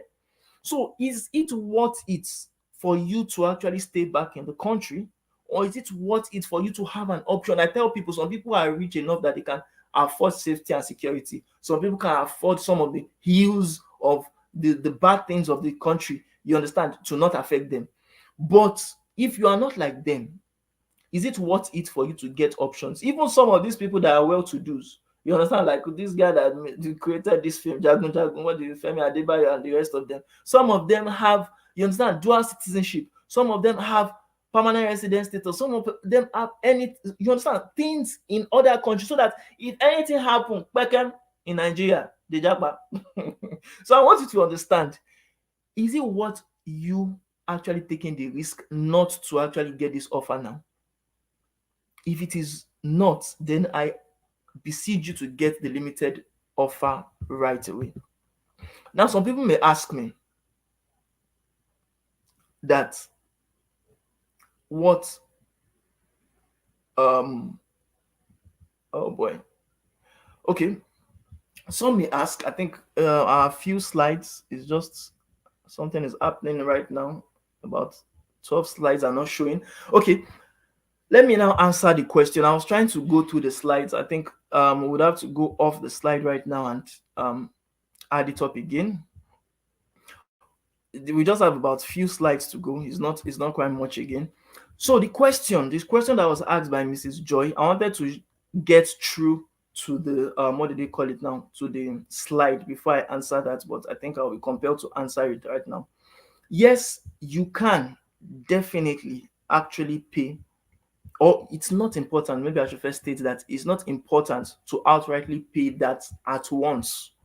There are installment payments available that you can actually pay right now. Do you understand? To get started.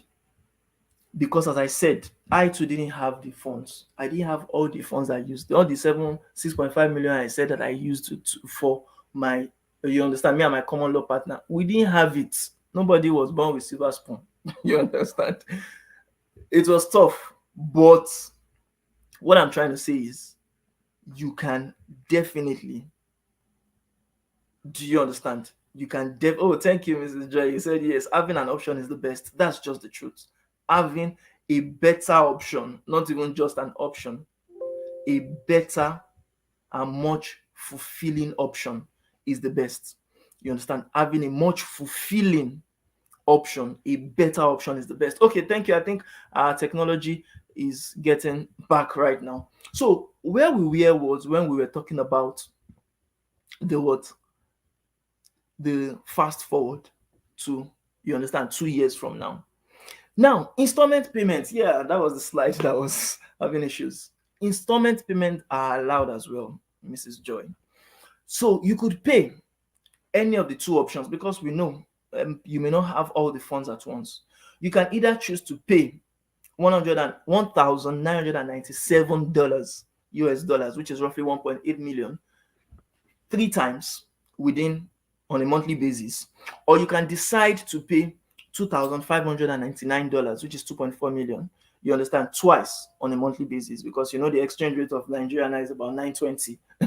So as of today, though, so it can increase, it can reduce. But now for people that actually want to get in, that is what you can actually pay on an installment basis, either through that link or either through what, the transfer into our official GTB account in Nigeria.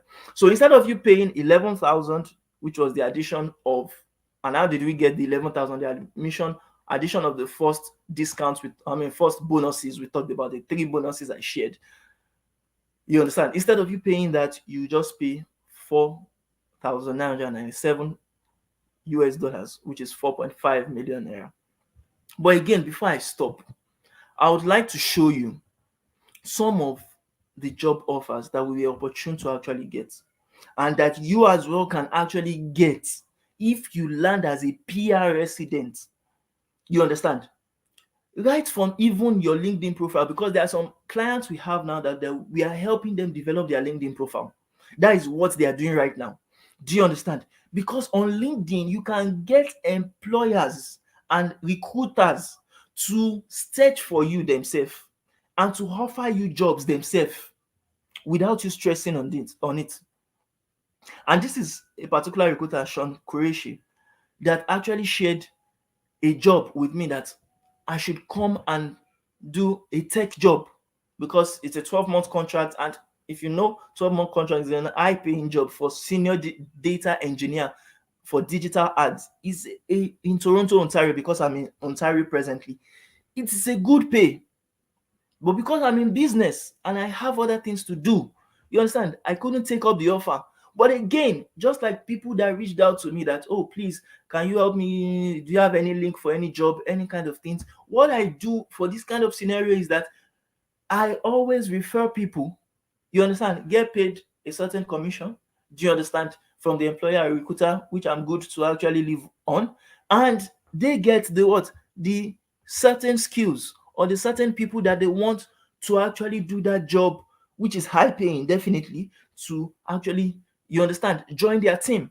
So if that is something that you actually want, can you put a yes on the chat section, or put your best emoji, or even say, cool, you understand, let me know that you really want that. Now, the real reason some don't take action is that they are scared, they are fear that what if this thing doesn't work out? And it's time to actually get up the fence. And I want everyone, no matter how little you are here, I want you to actually get up the fence right now, because you are here for a reason. Some people joined us and they left. Some will watch the replay, which will just even definitely be available for about 2 to 3 days. But let me help you achieve your dreams right now by getting this limited offer right away. I want to take away your fear. In fact, I want us to share part of the fear or risk. You can share the risk of, well, okay, what if plane crash? What if, even though God forbid that will not happen, you can share that one. But I want to take away the fear of what if PNP doesn't work for you. Do you understand? So, in addition of you paying 1,997 US dollars or 1.8 million naira thrice, or 2,599 US dollars, which is 2.4 million naira twice monthly, or a one-time payment of 4,997 dollars, which is 4.5 million naira once.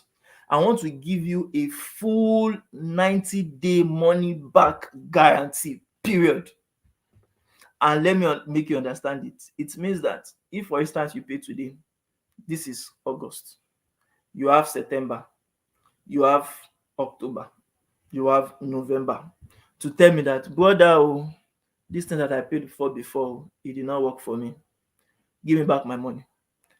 And with no stories, no this thing will give you back your complete 100%. If it is 4,900, if it is 1, anything you paid will be sent back to you.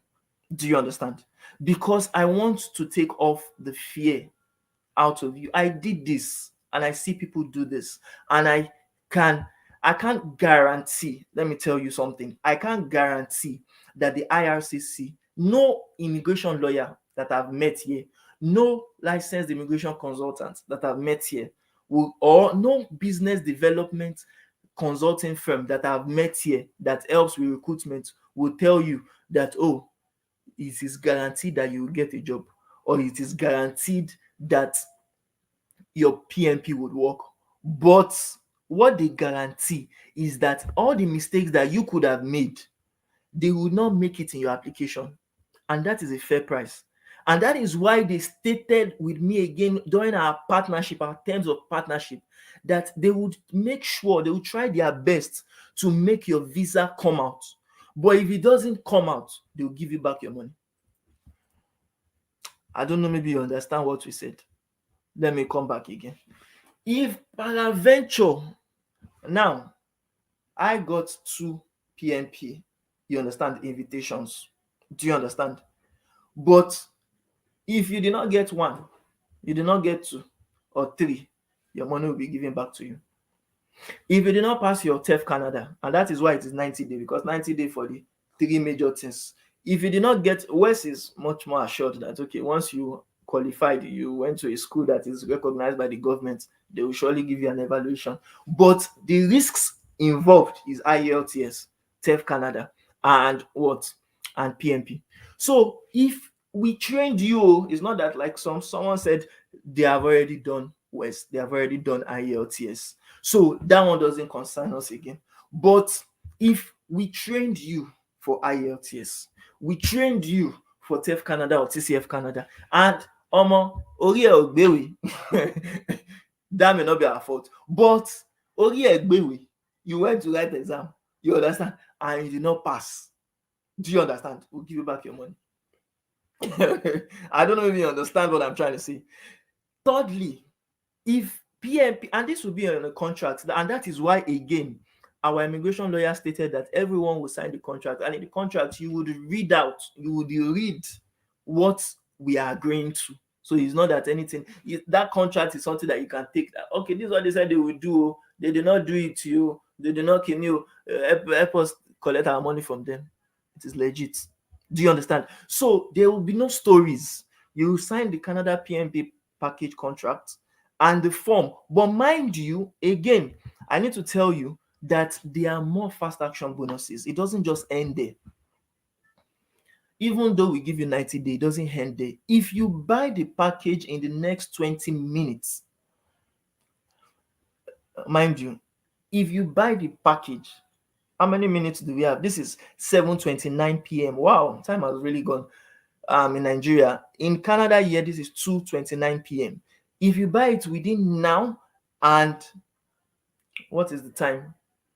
Or okay, 20 minutes time is okay. This 7:30 good. I even like that because I was already looking 20 now. I would like calculate 7:50 p.m. If you buy it between now and 7:50 p.m. or if you buy it within now Canadian time 2:30 p.m. to 2:50 p.m., you would get two other bonuses.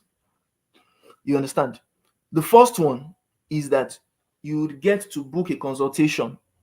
It's not even a consultation, a series of consultation with our immigration lawyer client. I'm a partner with our licensed immigration consult. You will speak with them like this. So literally, they didn't give me this for free. They didn't give, I have to be frank with you. They didn't give me this for free. They said every time our client will consult with me, like in terms of the immigration lawyers and the consultants, that we have to pay them. So from the money you pay, we will pay them for you to be able to consult with them freely and ask any question you have. And that is golden. It is not free, and that is why it is just within the next 20 minutes. If you do not get it now, don't come and meet me after, you understand, 7:50 that or 12:50 that I did not have the package of the free consultation to you to it. It doesn't cover it.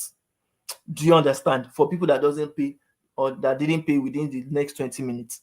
Secondly, the free monthly Jackpot Masterclass. Actually, we have at A.O.S Abroad, we have our masterclass we do for people that paid.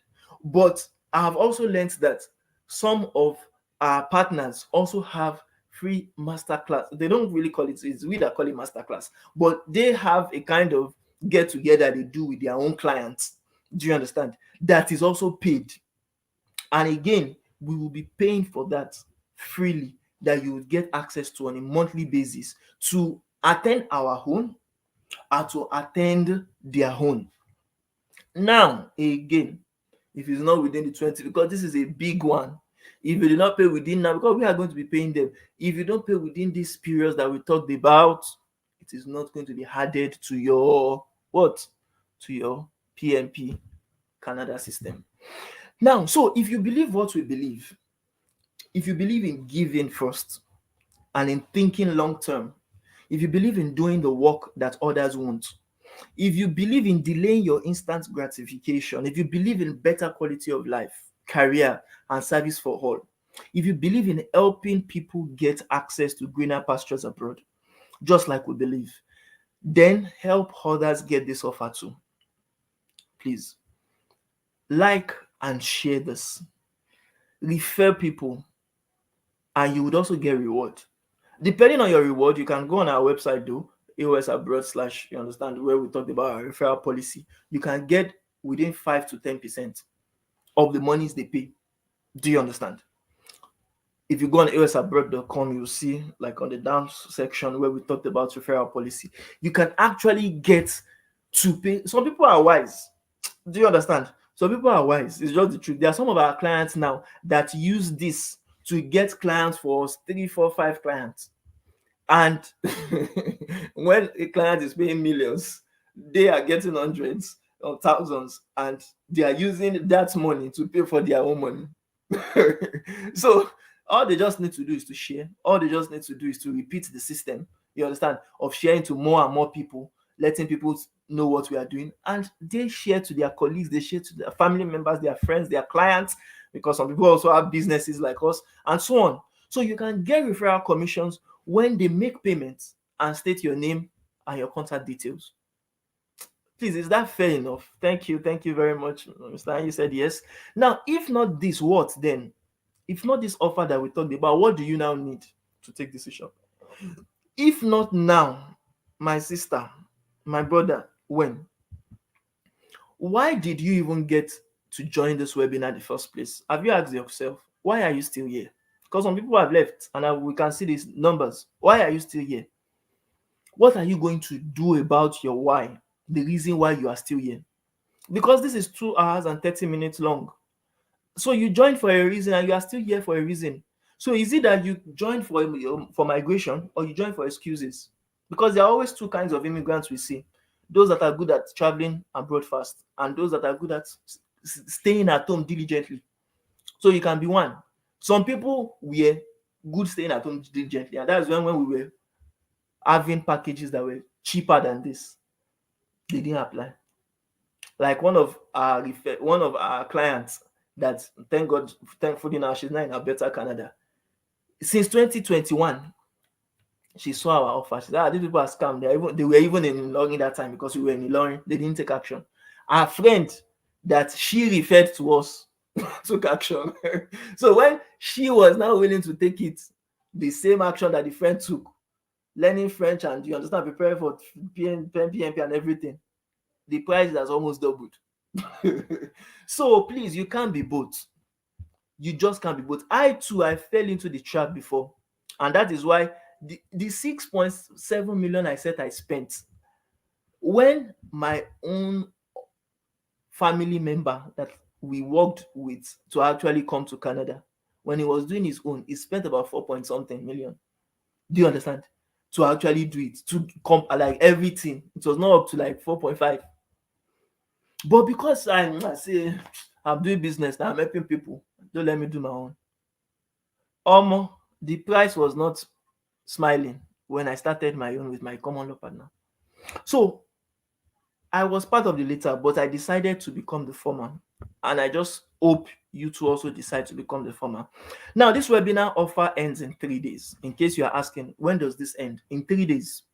And because we had to stop yesterday, which was, you understand, Saturday, and continue today, Sunday, we are not going to add that Saturday to it. So what it means is that Sunday is going to be added, Monday is going to be added, Tuesday is going to be added, and we would end it by Wednesday. By Wednesday, nobody should come and meet me and say, yes, they didn't get the offer. No, we're not going to listen to that again. It's gone. So with all the bonuses we said, we talked about the bonus you get from the travel expert, which was roughly $10,000 plus. Do you understand? The one you get for the monthly jackpot, which was $399 value worth, you would now get, if you calculate all those together with all what we have been talking about, that is 20,000 plus worth of free things you get once you apply, spending either 4,907 USD only today for 4.5 million naira, or you pay 1,997, 1.8 million naira only thrice, or 2,599, which is roughly 2.4 million naira twice. You understand, on a monthly basis to pay for it. And again, you get a full 90-day money back guarantee. 90 days, I'm not talking about 30 days, I'm not talking about 14 days, not 60 days, 90 days, a whole 3 good months. If we start work with you, whether be it you are a youth, whether be it you are a Google, like 40, 50 years of age, whether be it you have a master's, whether be it you have a bachelor's, whether be it you have nothing, nada. As I spoke about my common law partner recently, I think like yesterday, she was a secondary school graduate. She did not have any bachelor's. She didn't have French knowledge. She didn't have, but she was able to go with the right assistance and support. So we are confident that if God works with you and we do what we are meant to do, we should get you that PNP with our combination of partnership with our licensed immigration consultant, our immigration lawyer in Calgary, Alberta, because we have one in Calgary, Alberta, we have another one in Manitoba, and I am in Ontario. We kind of split it ourselves. Now, for payment as well, lastly, you can actually pay through the bit.ly/AOS-abroad-PNP-package, which is going to link you to our website, or transfer it to our Nigerian official GTB account 0561848883. And once you have paid, send your payment screenshots to our email admin@aosacademy.com, or on WhatsApp +234 if you are in Nigeria 810-771-44949, or call or text us via our Canadian number +1-289-689-9343 for your Canada PNP package contracts, you understand, and the form you fill to seal off. And we'll send you a receipt. Yes, that reminds me. We'll send you a receipt. Whether you pay through transfer or you pay through, you will get a receipt for your payment in order to show it when you understand, work with us. So please, if you also have any other person or you have any other question you want to ask, this is your time to ask within very few time now. The Canada PNP package is available. You save 80% now if you actually pay now. If you pay after this period of the 3 days, omo, either through our partners or through us, this is not the amount. So you pay more than this, you. So let me tell you like that. So please, this is the Q&A session. Do we have any questions? Any questions? Any comments? Or even clarifications? All right. If not, I'll give you a final call to action. The offer ends in 3 days. Do you understand? You may receive this offer, maybe for instance, tomorrow. Just know that 3 days is where the offer lands. After 3 days, it's gone forever. Do you understand? So pay either 1,907 US dollars, which is 1.8 million naira thrice, or 2,599 US dollars, which is 2.4 million naira twice only, or you pay 4,997 only, which is 4.5 million naira at once, either on the link or via our account. And once we get your screenshots, we'll send you your receipts, your contract, and your form. So with that, thank you very much once again for joining us right now. Really appreciate you joining. For those who are here, for those who will still see the replay, for those who are on YouTube, and it's going to be taken down on YouTube because this offer will not stay the same. So it's going to be taken down after the 3-day period. So anyone you want to get access or to get value for this, send it to them right now. Let them have access to it right now. Let them contact us right now. If they pay peradventure, send us the details so that we can actually reimburse you your commission referral. Thank you very much, everyone, once again, and do have a wonderful and lovely day ahead. Au revoir. Bye for now.